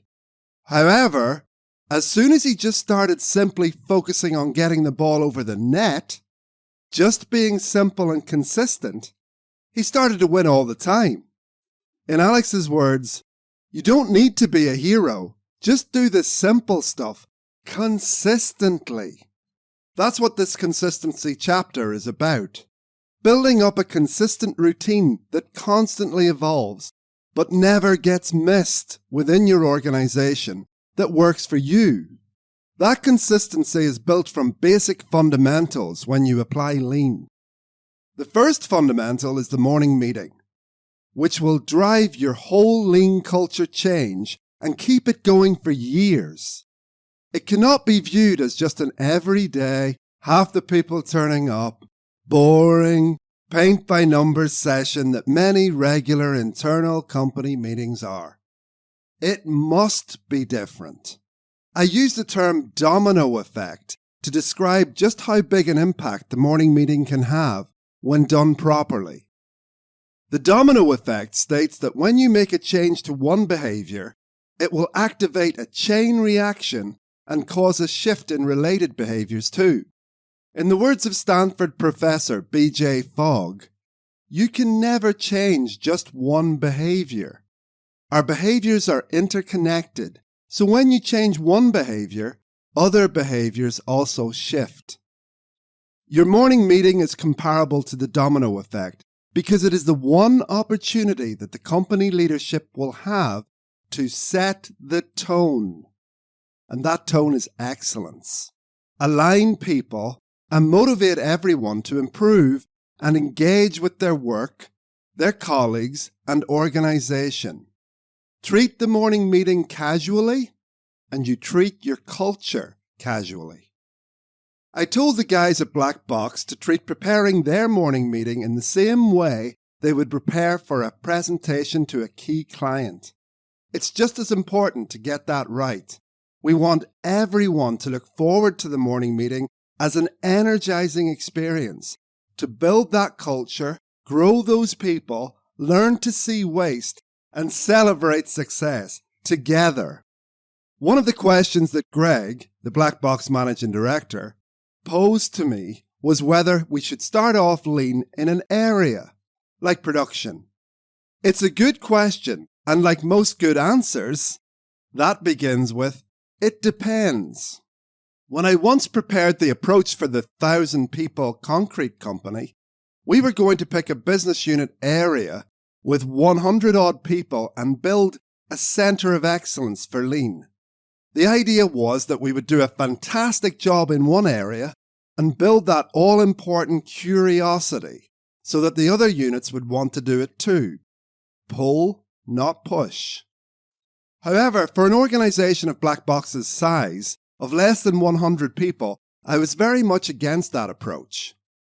Lean has a bad enough rap about being only a thing for manufacturing that this would have sent all the wrong messages. If you're going to do 2-second Lean and you have less than 100 people, then one single morning meeting is the way to go. Another common question is, do we need to do this every day? For me, the answer is an emphatic yes. It's about consistency. I don't know of a single vibrant, lean culture-based company that doesn't do it daily. It's about that word from the beginning of the chapter, consistency. Every day we have a routine, a kata. We don't have a day off from doing lean. Approaching lean like this also lets your organization build momentum. Essentially, you're building a habit, and you don't do that with a sporadic approach. No one maintains a successful lifestyle change by doing it some days and not others. 2-second Lean as a model doesn't need testing. Hundreds, if not thousands, of companies all over the world are already doing it in a successful and similar way. As the famous Toyota engagement equation says, everyone, every day, engaged. It doesn't say some of the people, some days, sometimes engaged. There were almost 100 people at Black Box, so we already had a challenge about where to have the meeting to fit everyone in properly. Then to have adequate audio-visual facilities, ensuring everyone could engage with the content. In the end, we went with 3 big screens and a speaker system, and that did the job. For the first few meetings, though, they were not in place, and it was tough going as not everyone could see the content being presented. These are issues I would strongly recommend you sort before you start. For the first week, the people leading the morning meeting were from the company leadership team. Even though most of these people would have been used to giving presentations, they'd not had to deliver to almost 100 people in a room for 15 to 20 minutes very often. It's a whole other ballgame. With a few exceptions, we got through that first week on a mixture of adrenaline and goodwill, but overall it went great. I used similar advice for the people holding the morning meeting as I did in my first 2-second Lean company. So there are 4 points here. The first one, project your voice so that people can hear you. If there is a microphone, learn how to hold it properly. The second, always thank everyone who contributes. Third, always clap first if you want to celebrate a contribution. That always gets everyone else started. And finally, be an expert in your content. The last one was an addition for Black Box. Many of the guys, and I include girls in that grouping, were spending too much time just reading their slides versus engaging with their audience, using the slides as a crutch. Frankly, that's really boring. It's perfectly fine for a newbie or a non-leadership person to be nervous and not a television standard presenter. I'd argue that it's even a really good thing because the rest of the team connects with that person who is getting outside their comfort zone. The lack of a polished performance is actually a positive in that case because it builds team spirit. However, it's different if you're a senior figure in your organization. You are leading. You are setting a standard. If you're super nervous because you don't know the material and are avoiding eye contact by reading off the slides, it's not good. Your nervous negative energy will rub off on others. No matter what, if you're a newbie or a senior figure, rehearse and know your material because that is all part of the growth experience. Taking the time to read up on a new angle on your education slot deepens not only your own knowledge, but also that of the entire team. As per the old Latin quote, the best way to learn is to teach. The guys at Black Box were pretty exceptional on this point from the get-go because it was not just a single figure leading the morning meeting for those first days and weeks. The senior guys took turns for the first couple of weeks, Then it was rolled out to the 12 apostles, I mean the internal coaches here who were in the learning club, then to others beyond that on a voluntary basis. It was super positive stuff. Another common question people have is about the morning meeting agenda. I've seen a lot of different approaches to the morning meeting from my own experience of Lean and also on Lean tours of other organisations. Most of the approaches can stem back to how FastCap do theirs, and there are some great resources around how to do that on Paul Akers' website. Check out the resources section in the app or links in the description. From what I've seen, however, the morning meeting of a 6-person company can be significantly different from that of a 100-people company. The reason for that is less than 8 people can have a full-on interactive discussion, whereas when the numbers are greater than that, it is hard to facilitate without many of the people being spectators. And in most settings, the same people who by nature are quite extroverted will tend to dominate proceedings, making things boring for the rest of the group. So in larger organisations, the nature of communication tends to be outward, one-to-many, rather than being heavily discursive. This means that the morning meeting agenda and how it is run can be quite different depending on the organisation. Here is a range of agenda items that can be used as a pick and mix for how you decide to run yours.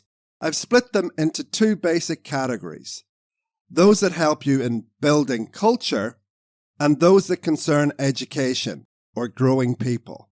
Having agenda items on a rota, that means everyone takes a turn from day 1, helps foster the idea of total participation and takes some of the burden off the morning meeting leader. It also serves to help prepare others for taking on that mantle. So here are the morning meeting agenda items, and I'm going to start with those that come under the heading Building Culture items. So the first are the stretches or the physical icebreaker. Many find it strange that Western companies are all doing stretches. Personally, while it's certainly beneficial to get people's energy levels up by limbering a little, the main purpose behind them is to be an icebreaker for the group. It is an unusual activity. Not many companies are doing it, and I believe that it helps build your organisation into its own little cult of us. When you're doing them, people make eye contact and smile, and connections are being made.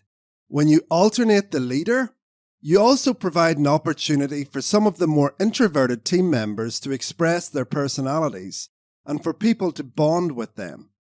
Whether they do a great job of leading the stretches or a bad one, it's all good. I can't imagine doing a morning meeting without the stretches. It just would not be the same. The second are gratefuls.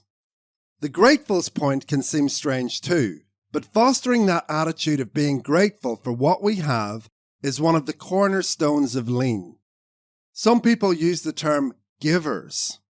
Lean is about us all giving, and giving seems easier when we do it from a place of abundance. The gratefuls help cultivate that. Putting them on a rota with people being advised that they will be speaking tomorrow is another way to build morning meeting leaders for the future.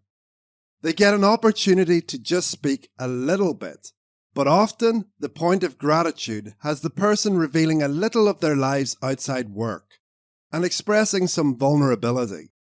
It all builds team and grows culture. Next, a review of the key performance indicator. I always stress that the morning meeting can never be a production meeting, as in getting into the minutiae of what each of us has to do today. Use 5 to 10 minute stand-up meetings for those. That is not what the morning meeting is about. However, it is also not isolated from reality. So those, how are we doing yesterday, this week, this month, numbers are also positive to bring into the morning meeting, providing an opportunity for everyone to know what the priorities are and where there might be bottlenecks. The same effect can be achieved even if it's very difficult to get good numbers to talk around. One of my corporate Lean buddies tells me that at his company, They simply go around the team leaders with a "how was yesterday?" question. They all know whether they had a good day or not. So this lets them talk about positives and not so positives from the day before and where they could do with some support. It's certainly not for beating anyone up or shaming a department. Any hard, direct talking of that nature should be done outside the morning meeting. Next, shout-outs. Shout-outs are another building culture point that should always be left open for people to randomly speak up. This is about expressing gratitude and celebrating the team member who went above and beyond to help gel your team together. You can gauge how vibrant your culture is by how eagerly people are willing to shout out their colleagues' support. Next, what are you proud of? What are you proud of is an agenda item done at Seating Matters to build engagement. According to Ryan Tierney, everyone has something they're proud of and they want to tell people about. This is especially good when it has absolutely nothing to do with the workplace, as it demonstrates people are giving of themselves to the team when they share. Last time I participated in the morning meeting at Seating Matters, the lady holding the meeting presented a photo of her with her grandchildren, telling everyone how much joy she got from being around them and how proud she was of them. It was so heartwarming. It is this opening up and revealing their real non-work team members' selves that is the real fuel in your engagement locker. It's far from just engaging with management. It's about engaging with the team at multiple levels. This builds trust, engagement, and commitment to the cause. Next, lean principles. This is an agenda point that I used with an agenda during my first 2-second lean implementation. We had so many problems with culture around lack of mutual respect and blaming people when things went wrong. I developed the company lean principles as I encountered different cultural problems to get the ownership and the wider team to face them and adopt another approach. I used principles like no BMW to inject humour into serious subjects. I'd ask who knew what BMW stood for. I'd get all kinds of car-related answers, ranging from the humorous to the serious. My reveal would be that it meant blaming, moaning, and whining. I don't want to hear any more of that around here, and we get a few laughs. Another one to advance change on this similar topic was attack the blank, not the blank. Ask for guesses as to what the blanks represented and then do a reveal. It means attack the process, not the person. I'd repeat the new point for a few days before moving on to another one. And when I had developed 21 in total, I put that on a daily repeat rota that we would cycle over day after day to deepen it further into our culture. Repetition.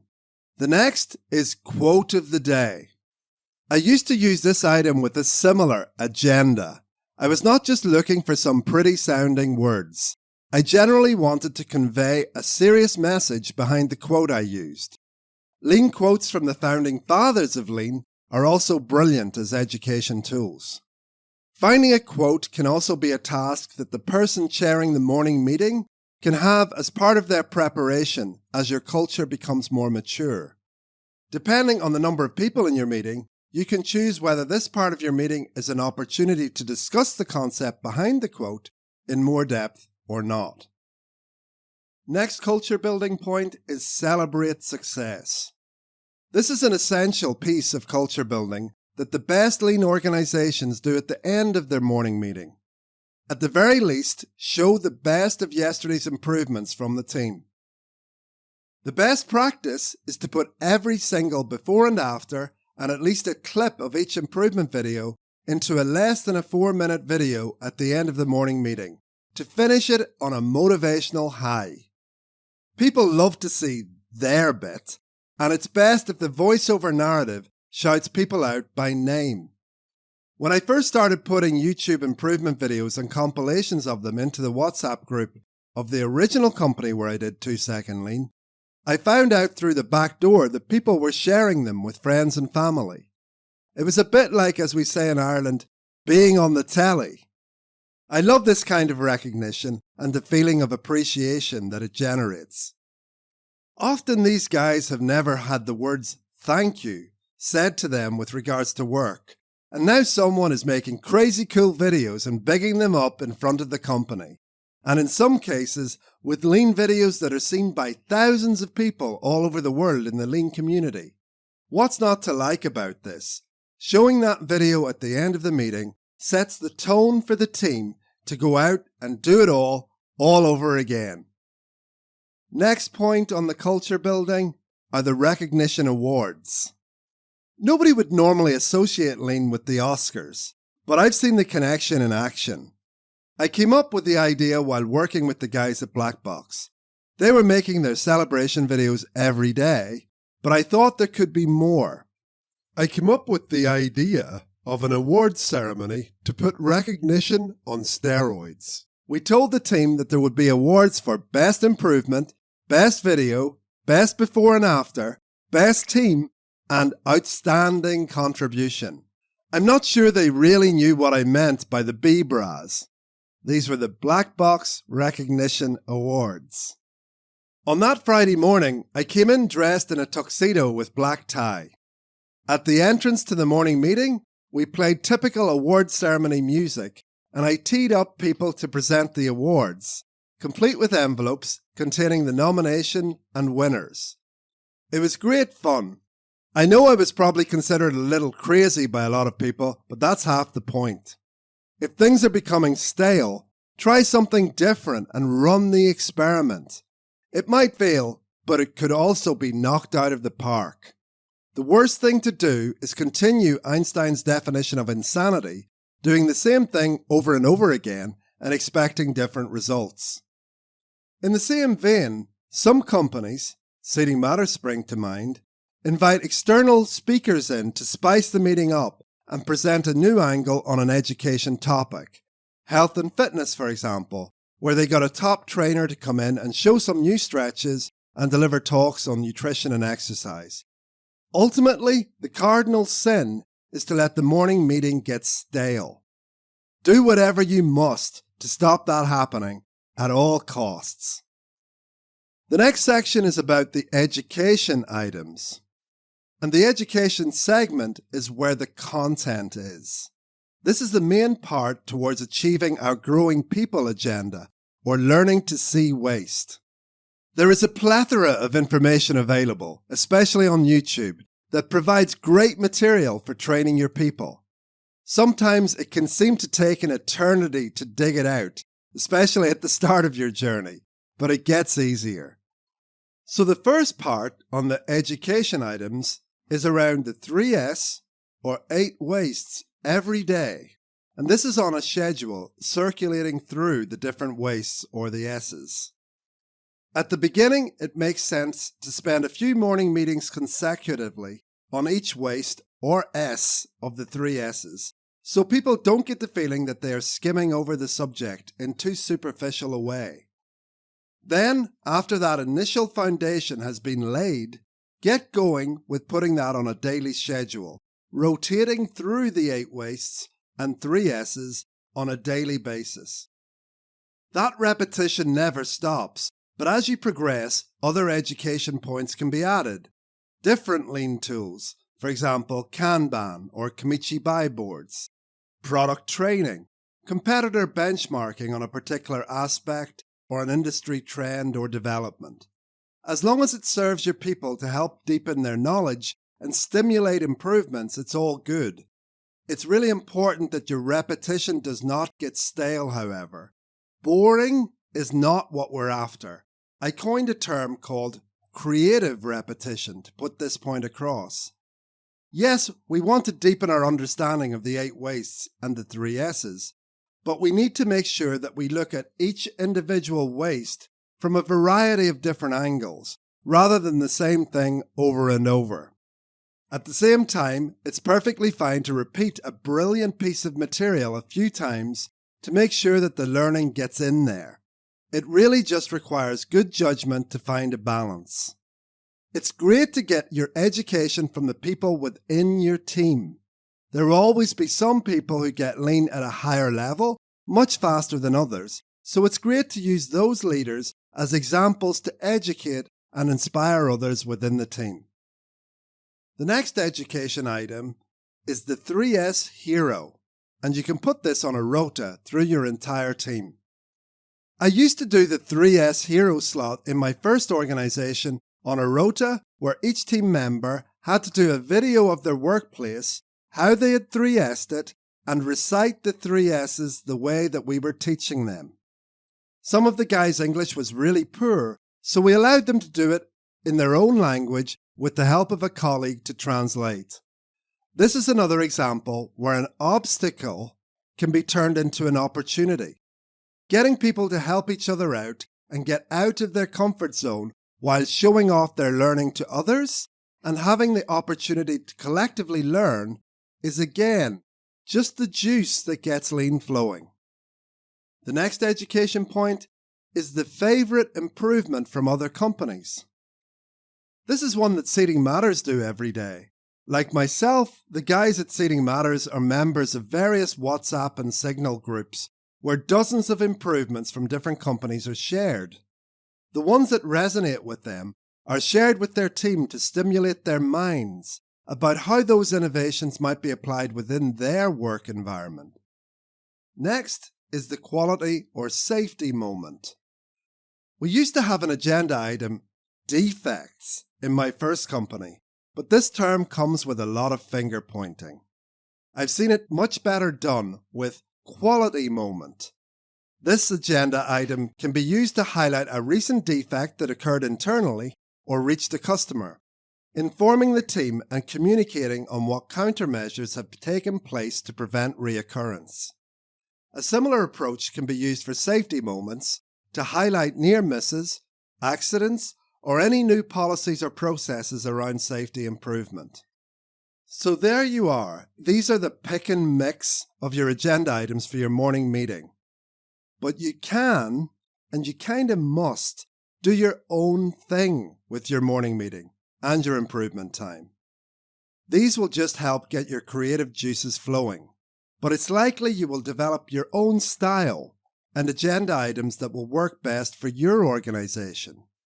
The key is consistency. Never miss the morning meeting and keep these meetings filled with positive energy. It's about constantly deepening the understanding of your people around the culture and wastes so that the improvements and the consequential results come.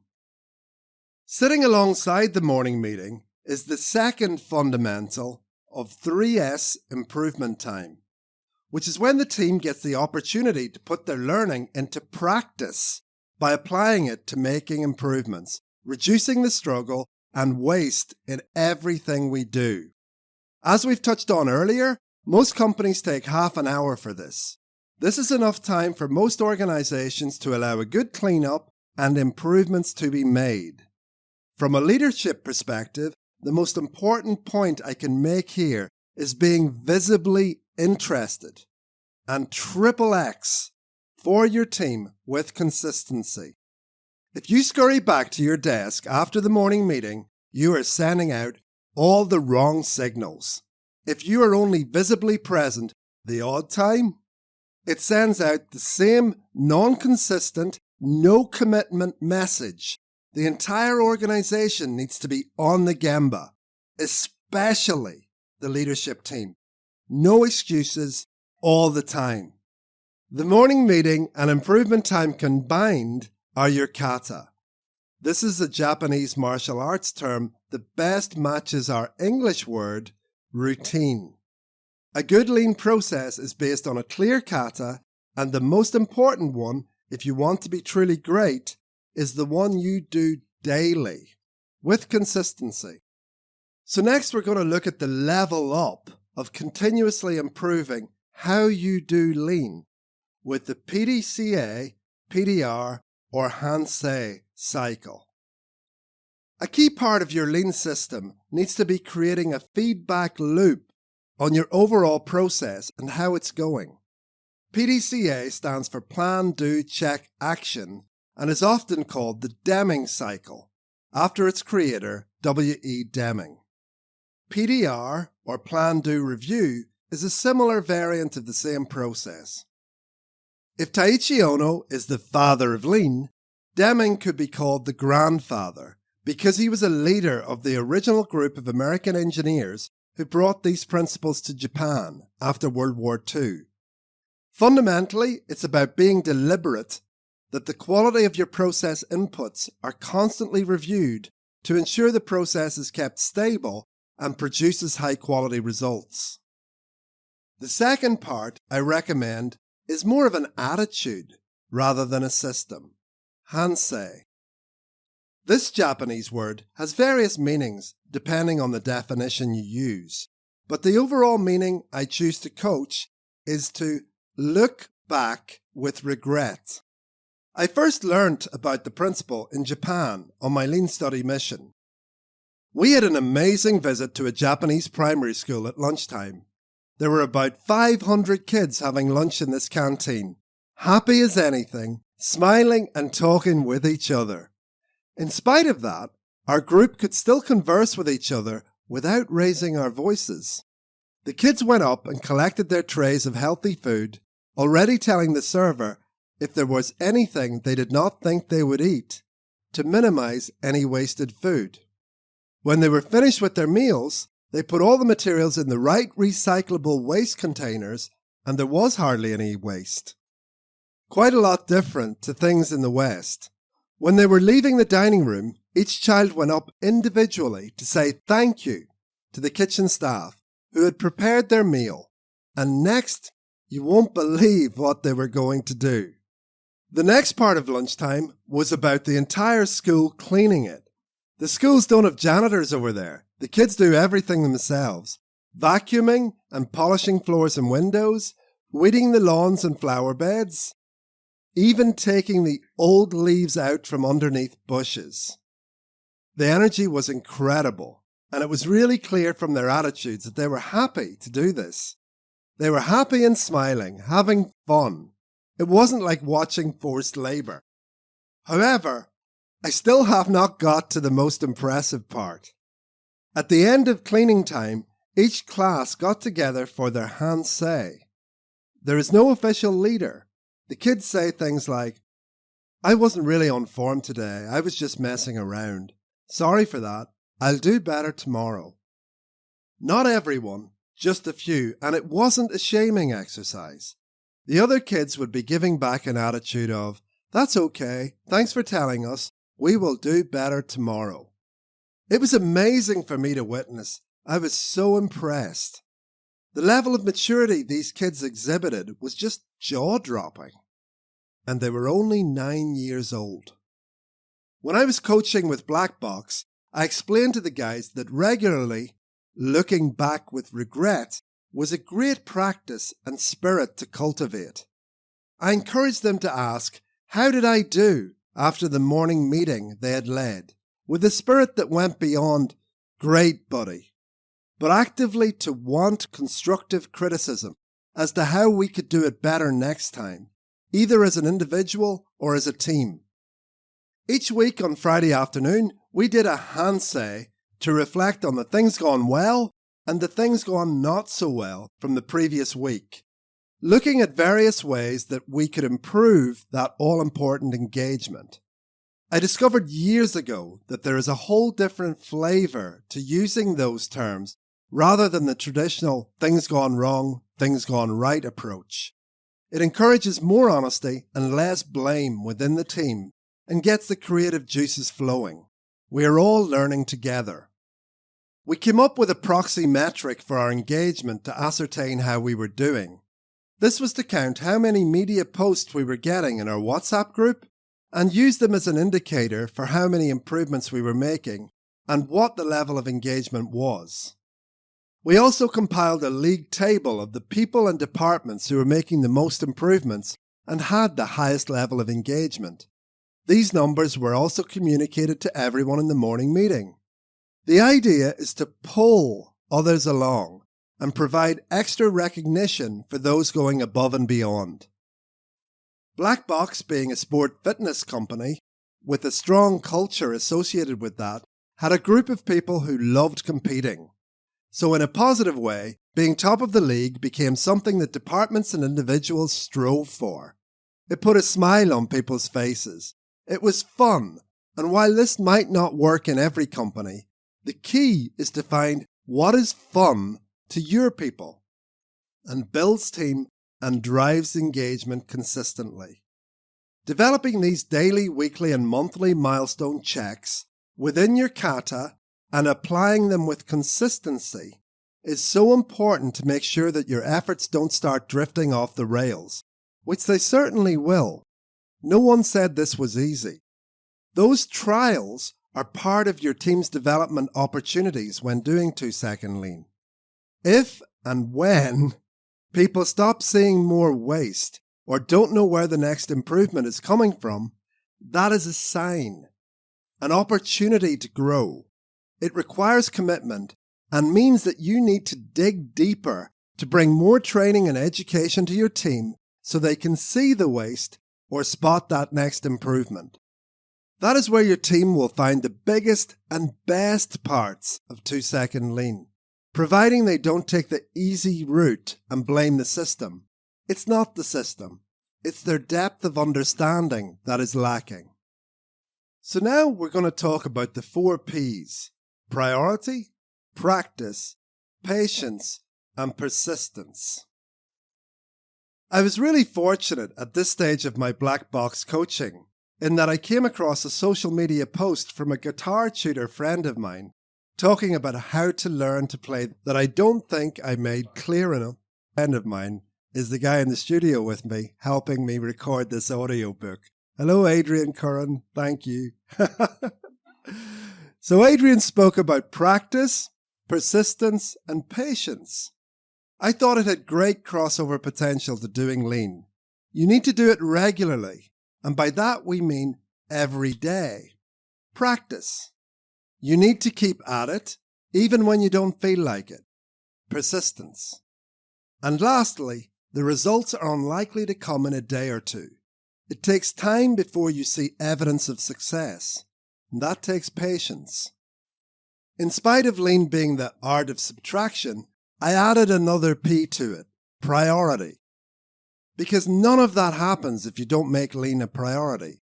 It's actually more important than any of these, as without it, none of the rest has a chance. To illustrate this, I will use the example of my own guitar playing. When I was a kid, I had a guitar, and I learnt about a dozen chords, but because I was a good singer and used to play in bands that way, I never felt motivated to learn to play the guitar at a good level. For my 40th birthday, I spent about $1,000 on a nice Takamine guitar because I thought now was the time to put more effort into learning how to play. I did it for a few weeks and then stopped. I still couldn't play any tune properly, despite that I knew the chords. I knew what to do, as in how to play the guitar intellectually, but I'd never made it a priority to put in the time to practice necessary to become a good guitar player, or had the patience and persistence to get those results. The priority was the problem. The rest I can do for other things, like meditation, for example. I haven't missed a morning meditation in over 3 years. My meditation practice is the foundation that the rest of my life is built on, and I derive tremendous benefits from it. At the time of writing, I'm now learning to become a high-level meditation teacher, and I'm very comfortable to be able to come from a place of strong experience to do so. The only difference between meditation and the guitar? Priority. I was recently talking with another senior corporate lean buddy about this stuff, who is now helping other divisions and units within his massive organisation to apply 2-second lean. However, the mentality of a typical corporate mindset can be a huge barrier. Everyone is so focused on their KPIs, and only the KPIs, delivering the short-term results up the chain, and I can categorically say that if that is your focus and emphasis when trying to apply lean, then your efforts will be short-lived. In real cultural transformation, results are often the last thing that becomes evident. The focus always has to be around engagement. That's about wholehearted buy-in from everyone, total participation. This is especially important at the beginning of your lean journey. If it's about getting results, your people will smell your lack of authenticity about this just being another tool. You will not get engagement, and you will fail on your journey before you even really started. So it's all about engagement. Engagement. Engagement. When you get engagement, which can be measured in smiles and body language, the next thing you will see are improvements as people jump on the train in their own time. Each person's individual level of understanding develops at their own personal pace as they get it. Pull with only a little push. Grow the people, build the culture, and the rest will follow.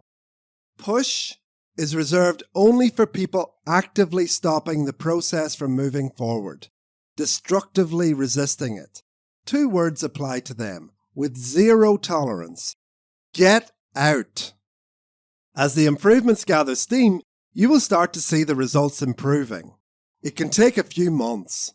Generally, physical transformation of the workplace happens in weeks, and real tangible improvements start to trickle out over the first weeks, but really months to get momentum.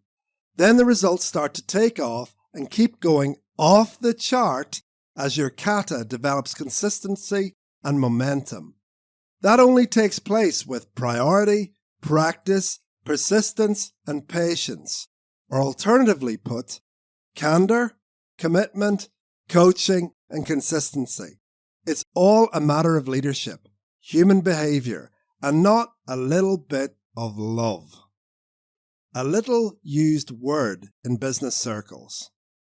All challenges are opportunities to grow. True lean is not felt in the head, it is felt in the heart. It is a heart-based exchange between souls. If your lean journey is ever going in a direction you don't like, look in the mirror as a leader to discover where you are going wrong. Then open your heart to your people in a spirit of understanding to know what needs changing. Often, it will be you that needs to change. Sometimes they will realize that they need to change, and other times as a leader, you will need to change the people or change the people. No matter what happens, every obstacle is an opportunity for growth. Every interaction, every challenge starts with I. The real learning is not done during the easy times. It happens when things are tough. The learning doesn't occur when someone else solves the problem for you. It only truly happens when you search for your own solutions by digging deeper and finding ways to make things work. There is an Indian parable that I really love about the caterpillar struggling to get out of the cocoon. It can struggle for an entire day to push itself out, and when it succeeds, it becomes a beautiful butterfly. A kind human could look at the poor caterpillar struggling and help it by cutting away the cocoon to set it free. However, that kind of kindness can kill. The butterfly needs to struggle out of the cocoon, squeezing the moisture out of its wings so that it can fly. Without the struggle, that doesn't happen, and it withers and dies. Success comes from the struggle. While shortcuts exist, they may not do good in the long run. You need to find your own way through. It calls to mind one of my favourite lean quotes from Mr. Amazawa, whom I had the pleasure to meet during my study mission with Paul Akers. Be happy when you have problems. They are opportunities to grow. You will always have challenges in life. It's designed that way. You can waste your energy trying to resist what is, pulling yourself into stress, anxiety, and drama, or you can consciously relax, open your heart, and ask, what am I supposed to be learning from this? Embracing your challenges in whatever form they take, and see how that goes. You always have a choice as to which approach you take, but I can promise you that embracing this attitude will lead you down a much better road than the widespread current practice of blaming the world for your problems. It all works much better when you realize that improvement starts with I. So here are the takeaways for the consistency chapter.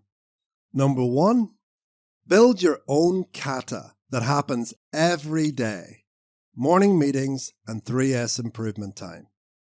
Number 2, morning meetings are about engagement first, building culture and growing people through education. Number 3, make sure you have a feedback loop to ensure that your kata never becomes stale. Positive energy is key. Chapter 5, the 5th C, continuous learning. And there's more. That quote's from Jimmy Cricket. He's a very cheesy Northern Ireland comedian.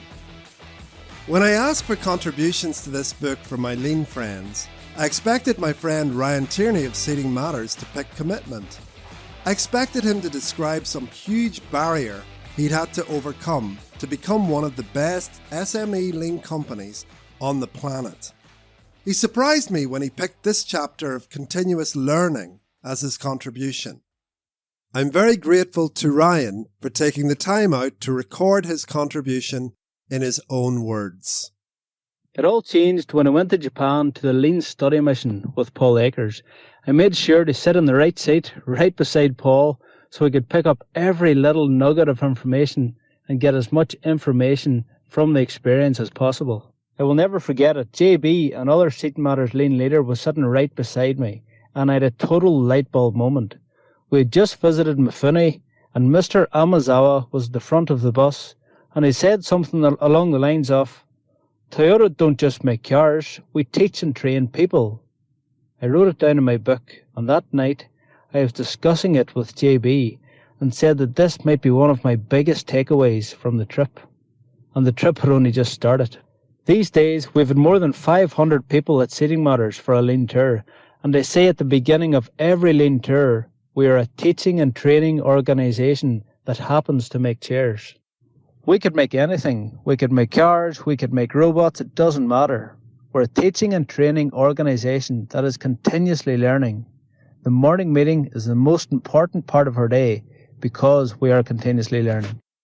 Every single day in the morning meeting, we pick a different learning topic, and every single person has to take their turn holding that meeting and revising the material the night before to deepen their understanding of that topic to a level where they can teach it to others. That all started with that light bulb moment in Japan. Toyota is a teaching and training organisation. I thought, this is unbelievable. This is exactly what we are.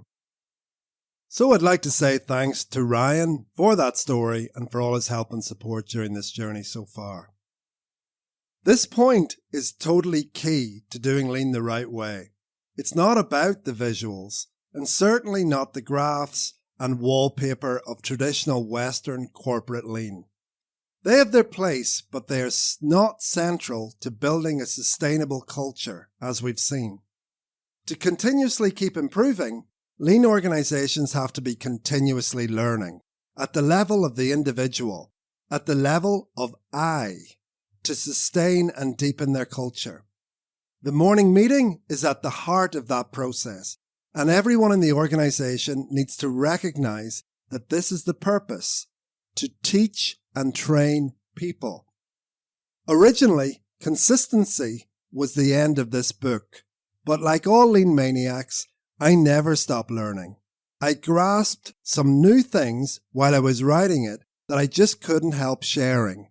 So that's why I added this additional chapter, and it really helps illustrate this point.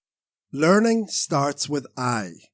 Lean people never, ever stop and they have a hunger for learning. I hope you find these final 2 sections useful. There are 2 points. Your 8 wastes may not be the same as Toyota's, and the importance of standards. Both are about strengthening your lean system, but in quite different ways. We thought we were committing lean heresy when we started to question the traditional wastes. But really, it's very strongly in the tradition of the Toyota production system to innovate your thinking and apply the system in the best way for the circumstances. Standards are literally the foundation of lean. Without them, your results will always be up to chance. So both concepts will add value for most of you. Now, let's go with the first. Beyond the 8 wastes. Your 8 wastes may not be the same as Toyota's. If you watched the Lumen AME Tour video from Chapter 2, you will already have an idea about what we are going to discuss here. In my experience, without a doubt, for almost all lean companies, it's easier to achieve and maintain momentum in the manufacturing area than it has been in those that are more office-based with computer-based virtual processes.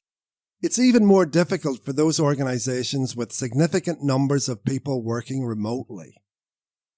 After the initial rush of adrenaline at getting started with lean, 3S'ing the office space, tidying up their PC desktops, and creating file directory structures, it's very easy for the people in those parts of the organization to become disengaged because they simply don't know what to do next. I've tried to help companies get over this problem by teaching that anything the customer doesn't want to pay for, or anything the company would rather do less of, as a way for those people to identify waste within their processes, which is similar to the Brad Cairns approach mentioned in the coaching chapter. But honestly, it has a limited effect, and engaging these teams has still been a struggle. Part of the problem is that the traditional 8 waste don't speak well to these functions, especially those who have a very limited physical dimension to their work. That's because Taiichi Ohno's 7 wastes that later became 8 were written for 1950s Toyota, a cash-strapped business in danger of bankruptcy. They couldn't afford to have cash tied up in piles of inventory or half-utilized expensive capital equipment, so the wastes he came up with were business killers for them. But now those same wastes are being shoehorned into third millennium companies, many of whom have completely different challenges or wastes with little or no physical product. They could hardly be more different to post-World War II Toyota. My business partner at Lumen Electronics, Patrick McGee, was the man to spot this and have his Satori, or awakening moment, while watching Paul Akers interview lean legend Norman Bodek, may he rest in peace, during a trip in Japan. Norman described this exact issue as the reason why over 98% of American companies fail at doing lean. We certainly had this problem at Lumen Electronics. We were able to apply the traditional 8 waste very well to our physical and especially manufacturing processes, but most of the value we create is at a computer, designing electronic circuits or writing embedded software code. Simply put, many of the 8 wastes were totally irrelevant. For example, we didn't overproduce engineering work. We didn't even own a forklift. And trying to say that inventory was analogous to computer files costing a few dollars a month on a server is literally beyond a joke. It makes a mockery of the real wastes. Meanwhile, we certainly had real business challenges that our Kaizen activities were having a limited impact upon. So over the space of several months, Patrick took the lead in writing our 8 wastes for the electronic design process that addressed our pain points that were causing sleepless nights for us, as well as wasting our scarce resources and causing our customers pain. Patrick used me as a sounding board, and while we had some seriously robust discussions, What we were doing for many lean companies was heresy, but after those few initial skirmishes, Patrick managed to convince me that this was the right track. Eventually, we came up with our 8 wastes, which are as follows. Project ambiguity. This is when it's not clear what the scope of a project is, or its deliverables, and leads to customer dissatisfaction because what we deliver is not what they expected, or from our side, where we spend days working for free to give a feature or level of performance that was not planned at the outset. This is our mother of all wastes for this process, as when we experience this, many other wastes are multiplied, just like traditional overproduction. The next was called variations, where non-standard components or processes are used, which adds complexity to delivering a technical outcome or causes issues in the supply chain when launching into production. The third was bad code. Code that is buggy, that means it doesn't work well, or just as bad is difficult to comprehend by anyone but the author. This causes masses of non-value-added time by another engineer trying to work out the tech stack, managing that handover before they can start adding value, i.e. physically changing the code. Next was bad hardware, where a component doesn't behave as we had expected due to insufficient due diligence on a datasheet, or not behaving as the datasheet would lead us to believe. Next, we have searching, and this is for development components or code, really a subset of traditional overprocessing, but we get real value out of calling our critical waste exactly what it is. Now we have manufacturing integration, which means poor design for manufacture. In our case, difficult to screw together, or worse, program and test. Done badly, this costs us business. Then we have commercial engagement, which is around project proposals with inappropriate payment schedules that eat cash or terms, inappropriate pricing, which is too high or too low, or not managing time spent on a project well, leading to overruns. Next, we have interruptions. This we call the shoulder tap. When an engineer is in deep work, headphones on, writing complex code, and someone interrupts with a "where is the screwdriver?" type question. We made this the key subject for our AME Lean Tour, and it has already resonated with hundreds of companies around the world. We are already being told about companies who are naming their 8 wastes of design or 8 wastes of sales and getting real value from it. We get asked all the time, how did you come up with your 8 wastes? As other companies want to follow the same path. So here is our recommendation. Number 1.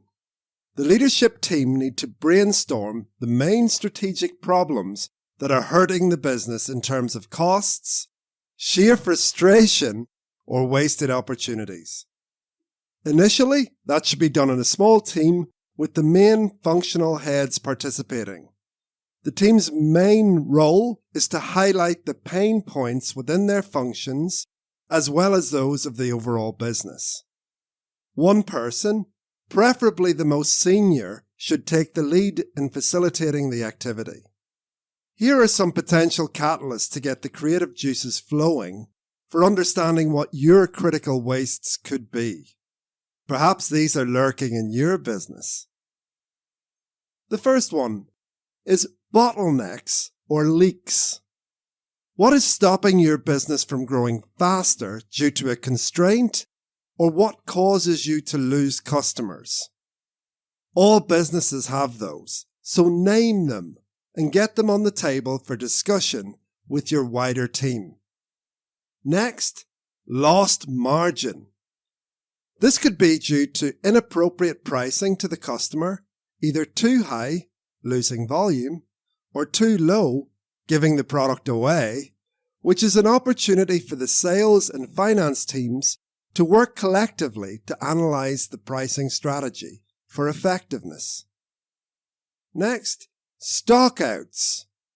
We talk of excess inventory in the traditional 8 wastes, but the opposite is not being able to serve a customer because we have no stock.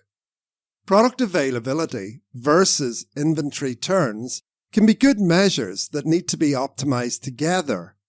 This also provides an opportunity for sales and purchasing teams to cooperate more closely on forecasting and buying patterns or stocking policies. Next, cost of customer acquisition. Simply put, how much is it costing you to win that new customer or that new sale? Do you know? Does it make sense? Do you understand your sales funnel? Do you measure how it leaks and why?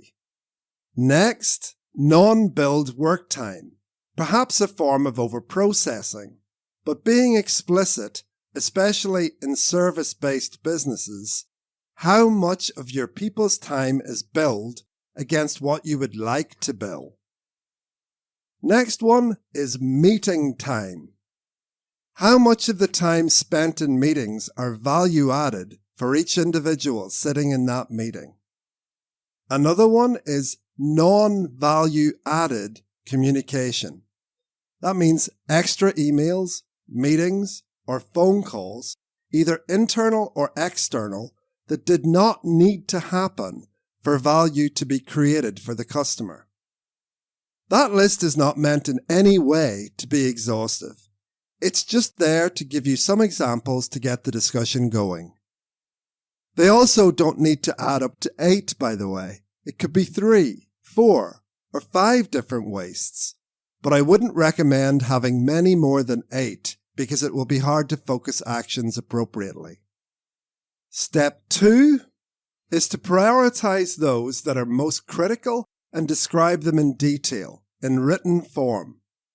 When Patrick did this at Lumen, his initial paper ended up being 15 pages long. Now you don't have to do that, but it is important to work on delivering clarity to the rest of the team about these potential wastes. Step 3 is to circulate that paper to the team and meet to agree on what the list of final wastes will look like. Step 4 is to start to make those new wastes part of the morning meeting education process. So there you have it. We got a huge benefit out of naming the waste, rather than leaving the vague description of what waste was, as the traditional what the customer doesn't want to pay for. Being specific was like putting on a pair of waste vision goggles for our people. Once you see it, you can't unsee it. And we are now much more effective at working at and reducing those wastes. We reckon our wastes will also evolve with time. We have already made huge strides at eliminating the waste of project ambiguity by having paid discovery phases with customers to identify the key technical issues and precisely define project deliverables at the outset, as well as taking a lot more care to put precision into our project proposals. As the effects of these improvements become evident, we will find other wastes that might become more important and need to be named. I recommend every company doing Lean takes this approach during their Lean journey. Remember, everything in life is a process or the outcome of a process and is therefore imperfect and has waste in there. Be smart and name that waste together with your people. This is the second post-book learning I wanted to give you, and we're going to call that the value of standard operating procedures. Patrick and I had been working together for about a year, developing the Lumen business into new areas and taking our Lean culture a little higher every day, when one day Patrick asked me to raise the standard about how we documented the standard work or operating procedures for the program, assembly and test processes on a new product we were launching to the market, a fall detection and transmitter product for aged care settings. Historically, if processes like these had been documented at all at Lumen, it would have been a wall of text that anyone except the technician who wrote it could not have possibly understood. Several times before, we had tried to set up a process to run some parts without person X present. When we dug out the SOP hidden in some folder away from the Gemba, it was unintelligible, useless as a tool. Therefore, we knew that we needed to do better if we ever wanted to scale the business at Lumen without relying on the tribal knowledge stuck in a few people's heads. Back to Patrick and me.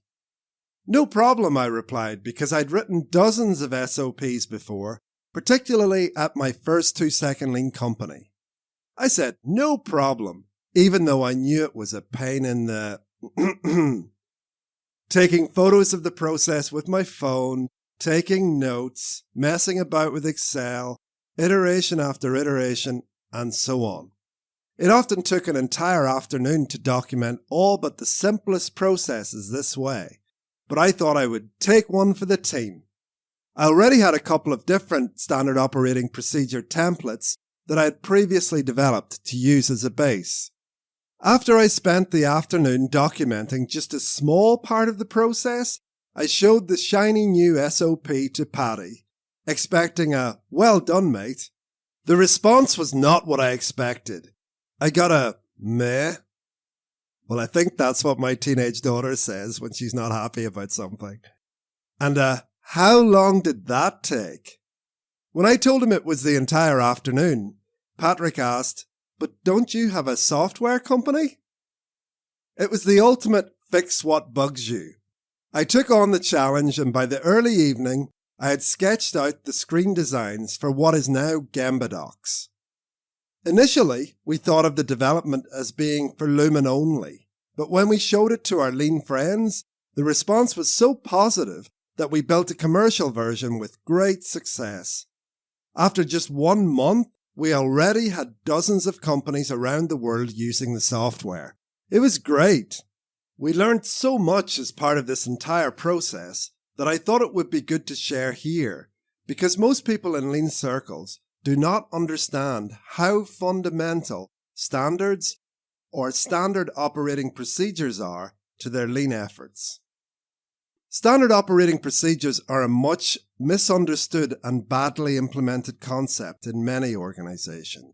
Business leaders often like the idea of having processes documented so that they can become less reliant on tribal knowledge, which is so easily lost, making business continuity difficult to maintain. Global staff shortages and short-term people availability shocks due to issues such as COVID restrictions exacerbate the problem. However, these benefits are only a fraction of what well-implemented SOPs can deliver. And the fact that these benefits are underestimated is a significant reason why most businesses are not sufficiently motivated to put living, breathing, useful SOPs in place. They don't understand the benefits properly, so they don't allocate the time and resources necessary to make it happen. In addition, until now, current methods to create and maintain SOPs have been super cumbersome, meaning that most businesses don't see the effort versus reward equation stacking up. So to understand how this situation can be improved, let's look at some questions. So what actually is an SOP? Well, here's a definition. Standard operating procedures are detailed descriptions of the prescribed method that team members must follow to carry out a given process in a particular organization. Sounds like fun, doesn't it? It sounds like we're placing a set of handcuffs on our team members rather than providing a useful tool to help them be more successful in their work. And therein lies half the problem as to why there are so few successful SOP implementations. For SOPs to become truly useful in an organization, the team members need to feel that they own them, not that they have been imposed on them. No one likes being a slave. They need to be understood as tools that make work life easier and better, not milestones around their necks. The key to doing this well is in our next question. How do we write an SOP? Well, we were very fortunate that we had a lot of interaction with a gentleman called Mark Warren around the subject of SOPs. Mark actually wrote the manual for how Toyota delivered standard work training in North America, called Training Within Industry. Mark helped us create some posters for making job breakdowns, and they're in the physical book, but I'm going to describe them here verbally. So we had one poster for making job breakdowns, and it had 4 rules. Rule number 1, write the job breakdown where the work is done, not at your desk. Rule number 2, write the job breakdown as a team, not by yourself. Rule number 3, make sure the team includes subject matter experts, the most skilled operators. Rule number 4, test the job breakdown with your team. Practice to make sure it is not missing critical details and define appropriate coaching units. I know this is important from experience. During my first ever real job back in automotive, one of my tasks was to write standard operating procedures and quality procedures for the ISO 9000 manual. It was tremendous because I learned early on the procedures that looked great on my PC in the office, written by me, were completely useless. During those early stages, I would proudly take out my shiny new procedure I'd written with barely any consultation with the guys doing the job and basically get told to move on. You can see rule number 1. I'm being very diplomatic in describing what the guys actually said. I learned that the whole process worked much better when I worked with the guys on the workplace, on the Gemba, to document what they were already doing, and then work with them to agree any changes necessary to meet the quality standard. See rules number 2, 3, and 4. They had a much higher degree of ownership when I did things that way. When this is done as a team, each member gets to describe how they carry out the task. Often, everyone does it a little bit differently, and when this is surfaced, everyone gets to contribute and evaluate each other's method. This leads to what I call the best of method, where the team agrees on a compilation of each member's best ways of doing a task, which is better than anyone's individual approach before. Not only does this create ownership within the team, but this process of creating a new baseline raises the standard of how that process is carried out for everyone. This is a huge source of process improvement, which is one of the most often missed benefits of implementing SOPs. It is also a great way of building team cohesion. In my early automotive days, I also learned another crucial lesson that few people are truly aware of. This is in bold writing in the book.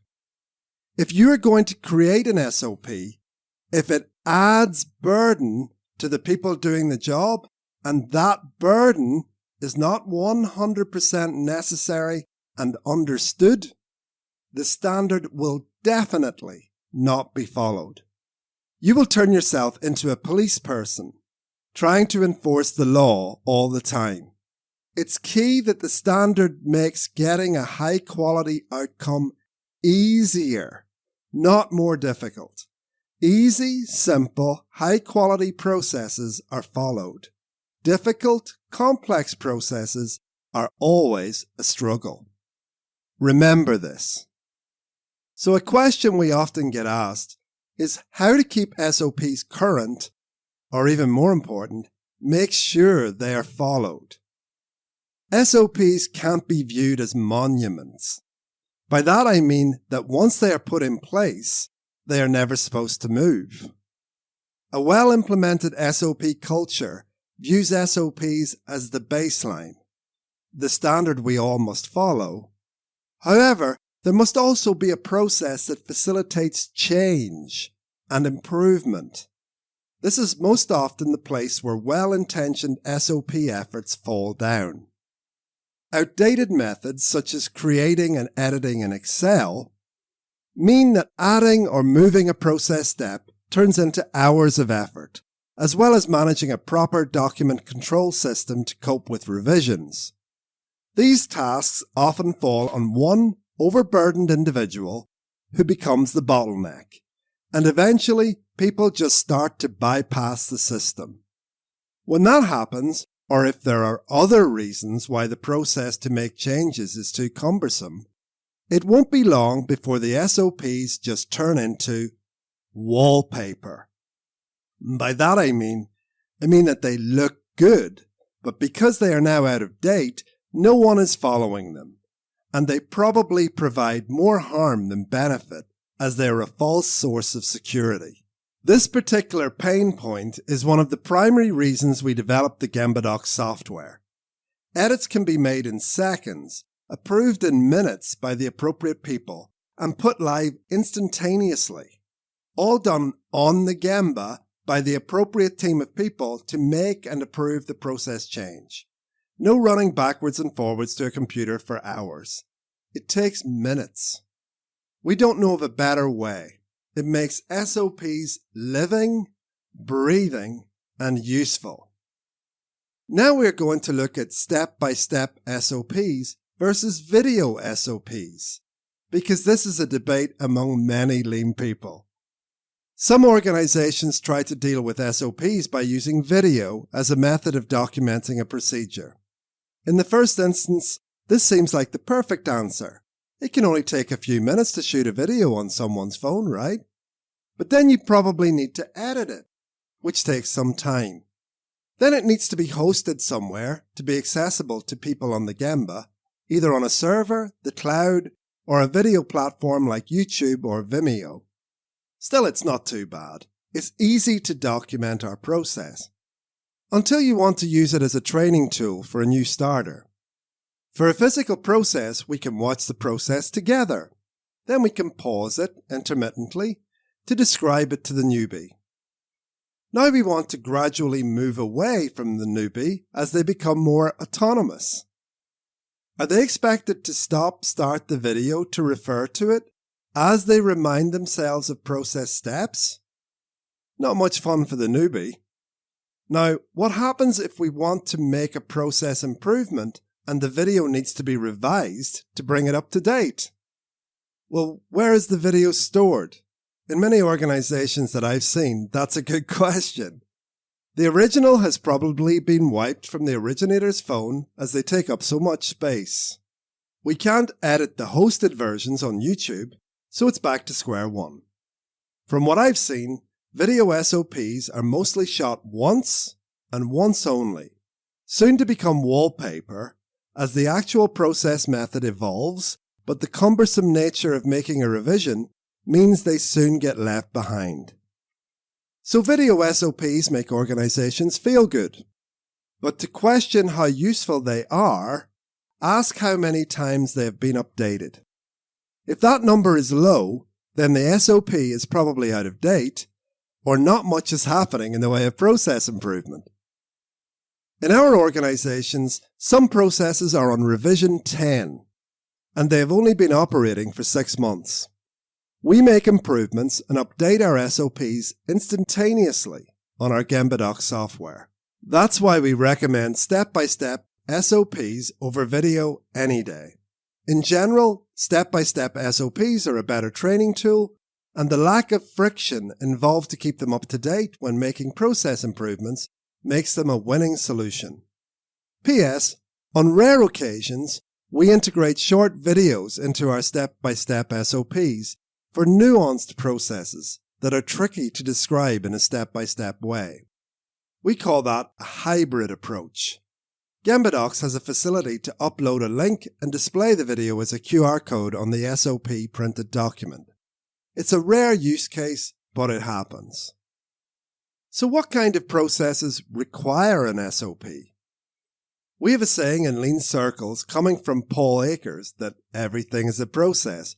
You've probably heard me say that a dozen times already, but hey, repetition helps it sink in.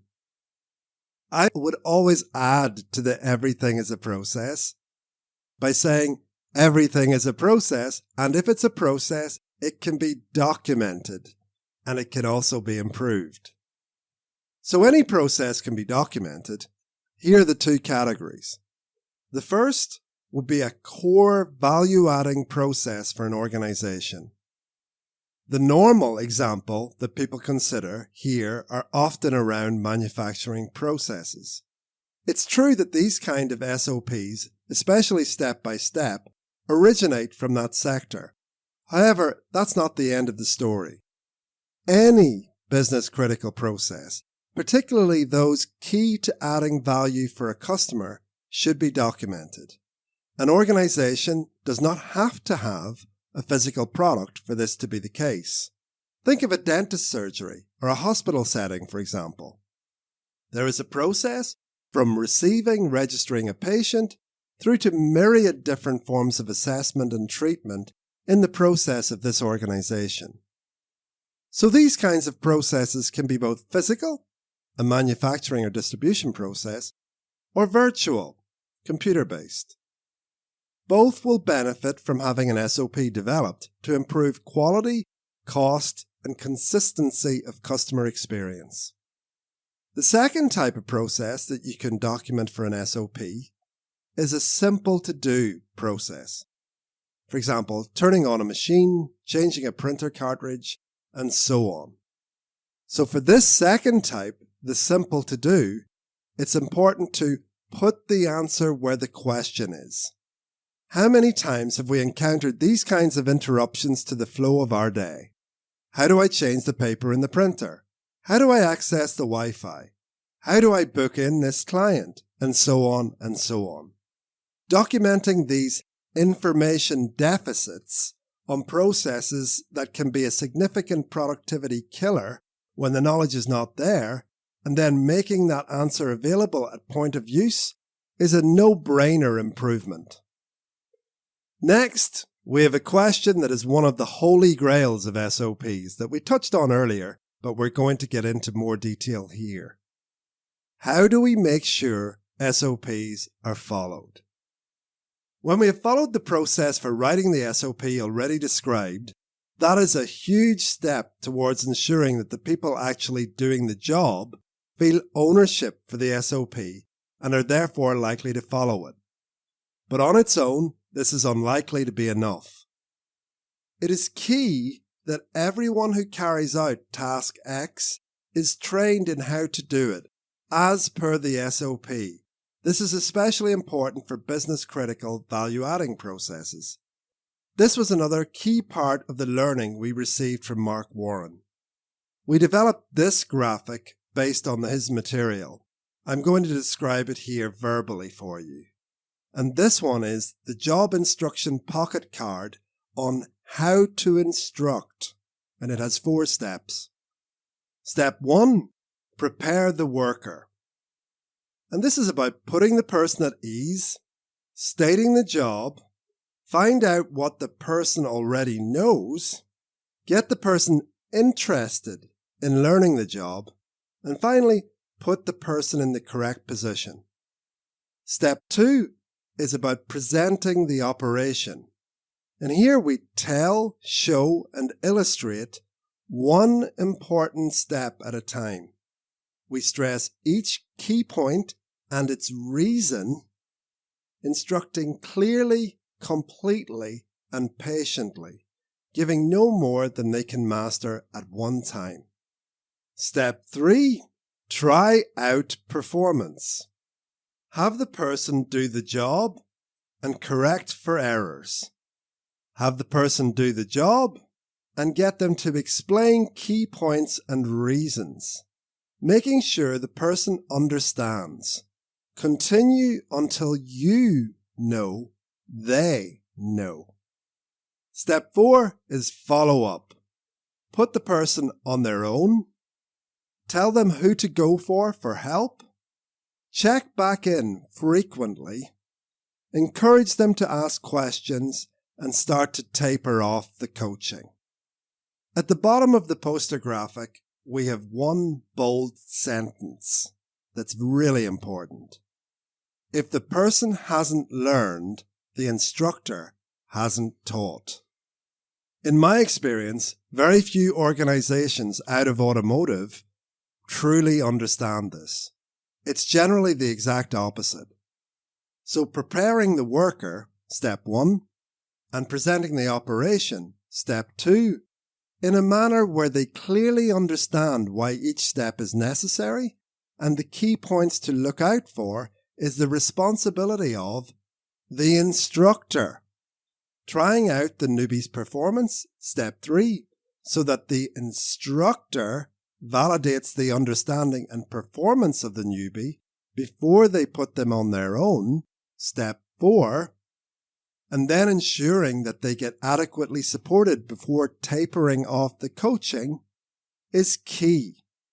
For the vast majority of processes, if the newbie doesn't get it, it's likely the process is unclear, too complex, or burdensome, or the instructor has not done steps 1 to 3 properly. It's a true case of attack the process, not the person. Failure in this area is a key reason why so many businesses have a problem with churn of new starters who do not stay long in the business, while creating a huge burden on the long-term team members who constantly have to support the new starts, causing further reductions in productivity because they aren't actually adding value.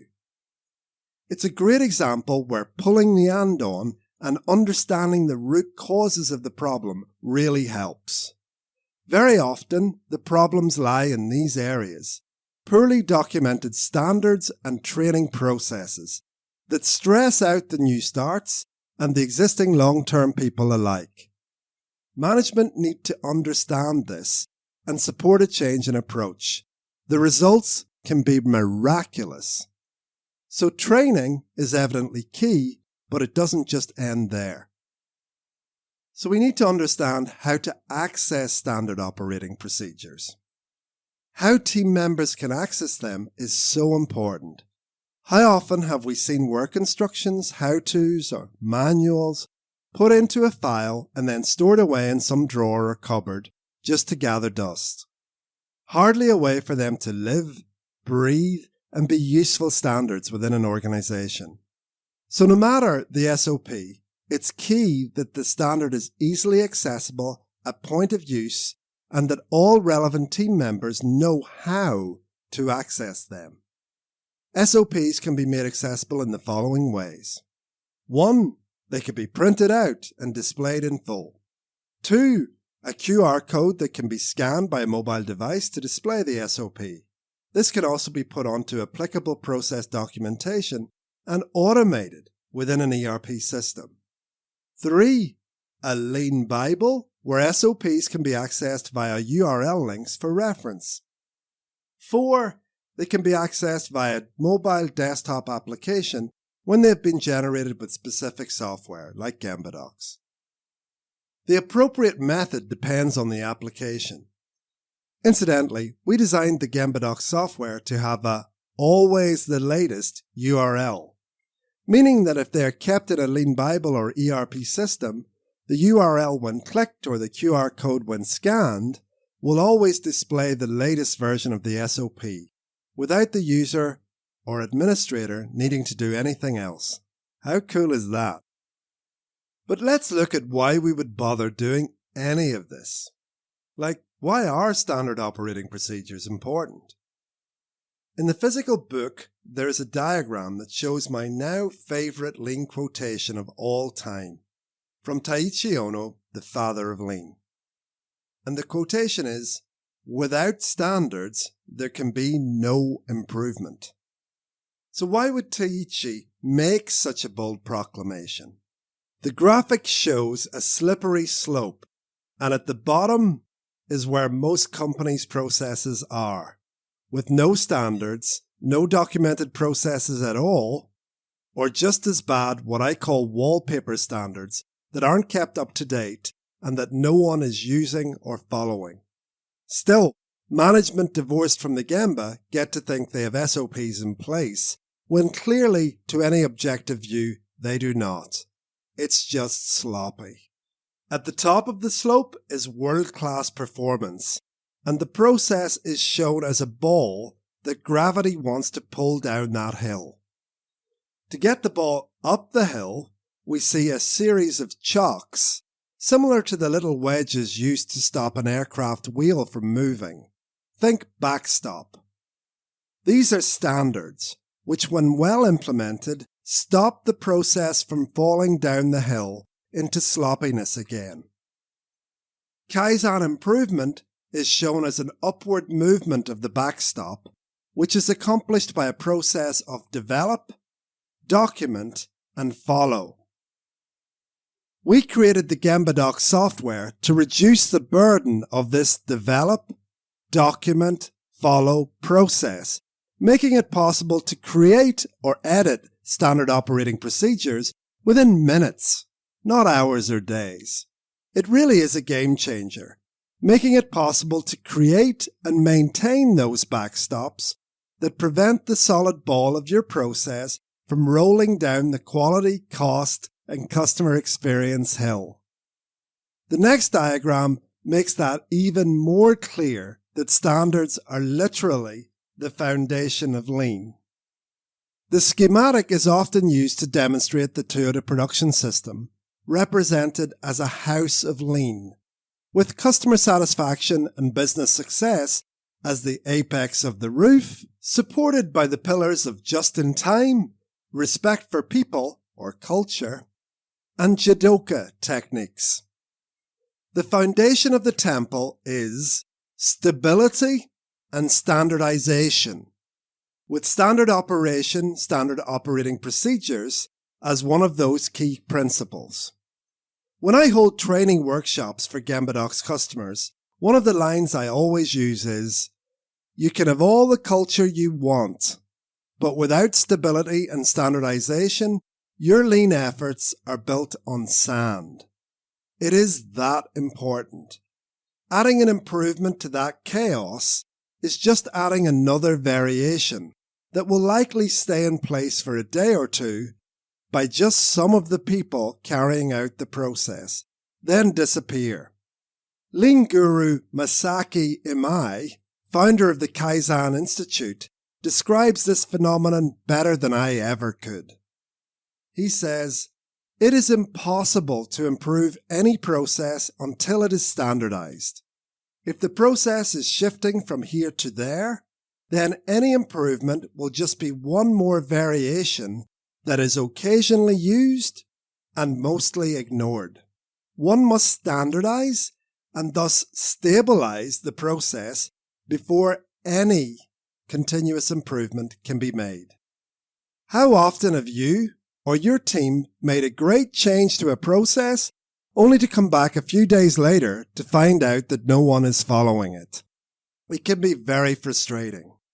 That's why having a clear process of how the standard operating procedures are maintained and documented is key.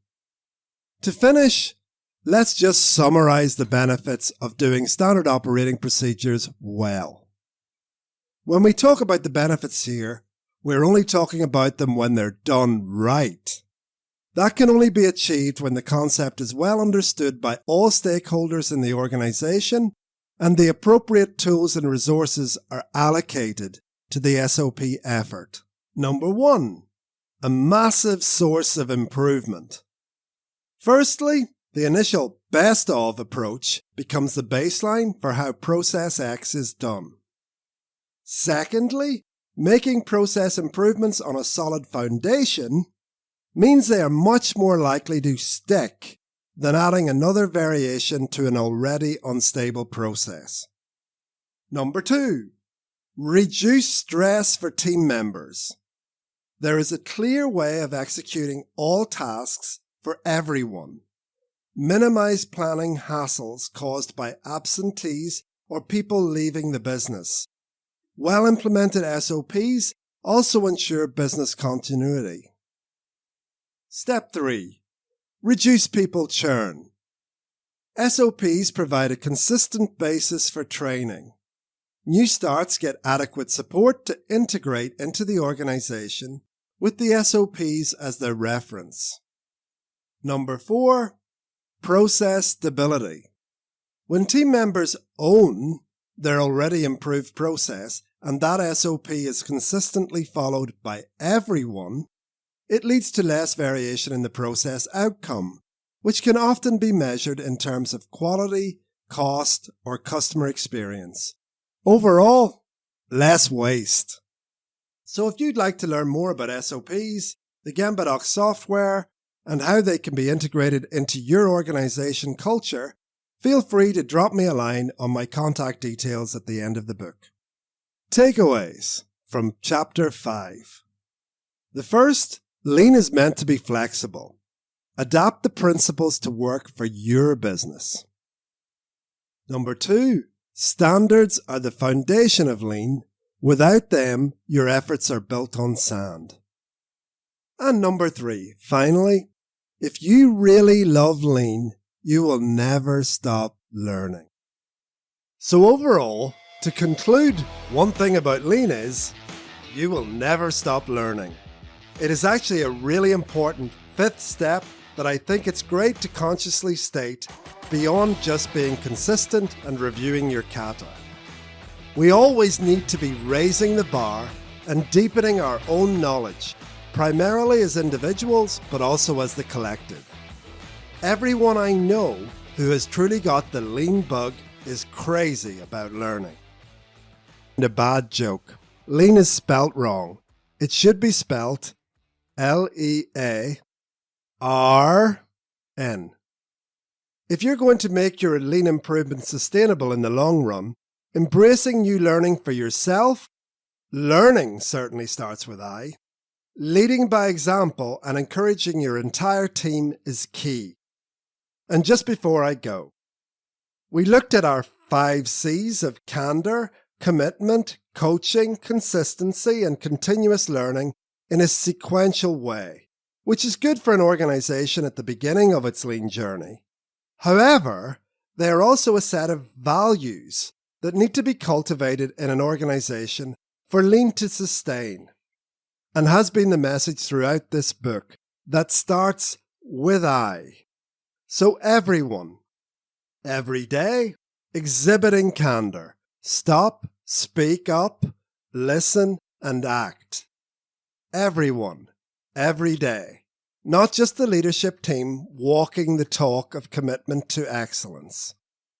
Realizing that we all have the opportunity and obligation to be coaches within our organization, especially the senior people, but also every single person can be a coach to others. Exhibiting consistency by doing the simple things right. Giving ourselves to the process of the morning meeting, turning up no matter what, and making those simple improvements to make life better every day. Coaching with XXX behaviors, not just people with big job titles, everyone. Knowing that this is never going to stop, that we all, as individuals, are giving ourselves to a process of continuous learning, continuous development of ourselves and our team. Everyone, every day, engaged. So to sign off for now, as we say in Ireland, keep her lit and good luck on your Lean journey. I hope you enjoyed reading this book every bit as much as I enjoyed writing it and reading it here. If you embrace it, Lean can change your life in an extremely positive way. I know that because that is what it has done for me, both personally and professionally, and I'm very proud to be part of this community. For those of you that might be interested in working with me as a formal coach to support your organization, or who would simply just like some help on your Lean journey, you can find ways to connect with me at the start of the book, or you can drop me a line on WhatsApp, Signal, or Voxer on +44 for the UK, 07712 133 615. I'll be delighted to help in any way I can. Again, you can find my details in the resource section of the app or in the video description. There are few things in life that bring me so much joy as being able to devote time to helping more companies come onto this amazing path. I would be delighted to hear from you. I'm also open to non-executive roles in companies that want to do truly great things. I believe that most organizations do not bring in enough of an outside perspective to stimulate new thinking, and that this leaves them vulnerable to stagnation and competitive shifts. My time at Olair provided me with great experience around this, so if that resonates, also feel free to get in touch. So for now, all the best in your positive endeavours, and God bless.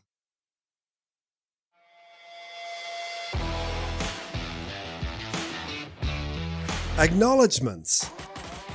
This could easily be the longest section of the book, but we're practicing lean, so it's not going to be.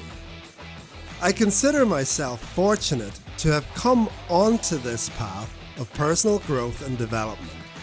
So many of the people I have come into contact within the lean world have grown from acquaintances into good buddies and occasionally real friends, a word I don't use lightly. My first thanks go to Mr. Paul Akers for starting this whole world of 2-second lean, writing the book, giving tirelessly to myself and the world in a way that is not for 1 second, pardon the pun, for personal gain. I am so lucky to count him as a true friend and the best mentor one could wish for. To Alex Ramirez, Stephen Pax, Brannon Burton and Andreas Overweg for being my initial editors and significant contributors to the material. Thank you so much for taking the time and effort to do so, and for being direct enough with your critiques, but kind enough with your support to make that whole process so productive and fun. To Ryan Tierney and all at Seating Matters, especially JB, Declan and Alison, who as well as being amazing examples of what it is possible in our little country of Ireland to achieve, took the time to support other companies as you have supported me on our lean path. To Paul Vallely at Cocoon Rugs, who has also been so supportive in my early days of 2-second lean and in pretty much all my recent endeavours, including becoming an early adopter of Gembadoc software. Thanks for your friendship and all your help. It's much appreciated. To Patrick McGee, my friend and business partner, who is just a joy to know and work with. We have the same values but different approaches, and that is why 1 + 1 equals a lot more than 2. I am looking forward to building a true beacon of excellence with you, sir. To Dave Lalonic for being a great, fun, right-leaning friend and starting the Lean Maniacs Signal group. Every day is an inspiration being part of that community, and I grow so much for the exposure to all those real lean maniacs. My sincere thanks to all of them too. To my beautiful partner Fiona for having the patience to listen to me rave on about my latest Satori moment of realization while I've been writing this book, and just being my closest and most intimate life partner. You are one of the reasons I thank God every day for being here. To my family, Tiernan, Dylan, Cara, and soon-to-be stepdaughter Bevan, thanks for having the courage to be yourselves, because that is not easy these days. Thanks also for contributing to all the love in my life. There is a lot of that. To all my great friends and former colleagues mentioned in the book, thanks for being there and making life as fun and as interesting as it has been so far. Finally, to God and my Guru Paramahansa Yogananda for giving me the challenges and the wisdom to realize that it is definitely not all about me. and that learning to have a servant heart in this world is one of the best ways to exist on this planet. Every day is an opportunity to serve and grow. Improvement starts with I. Thank you.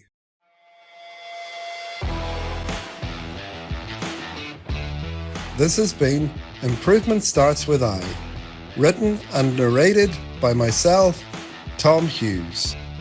To keep in touch, connect with me on LinkedIn, or subscribe to my YouTube channel, or reach out on my contact details.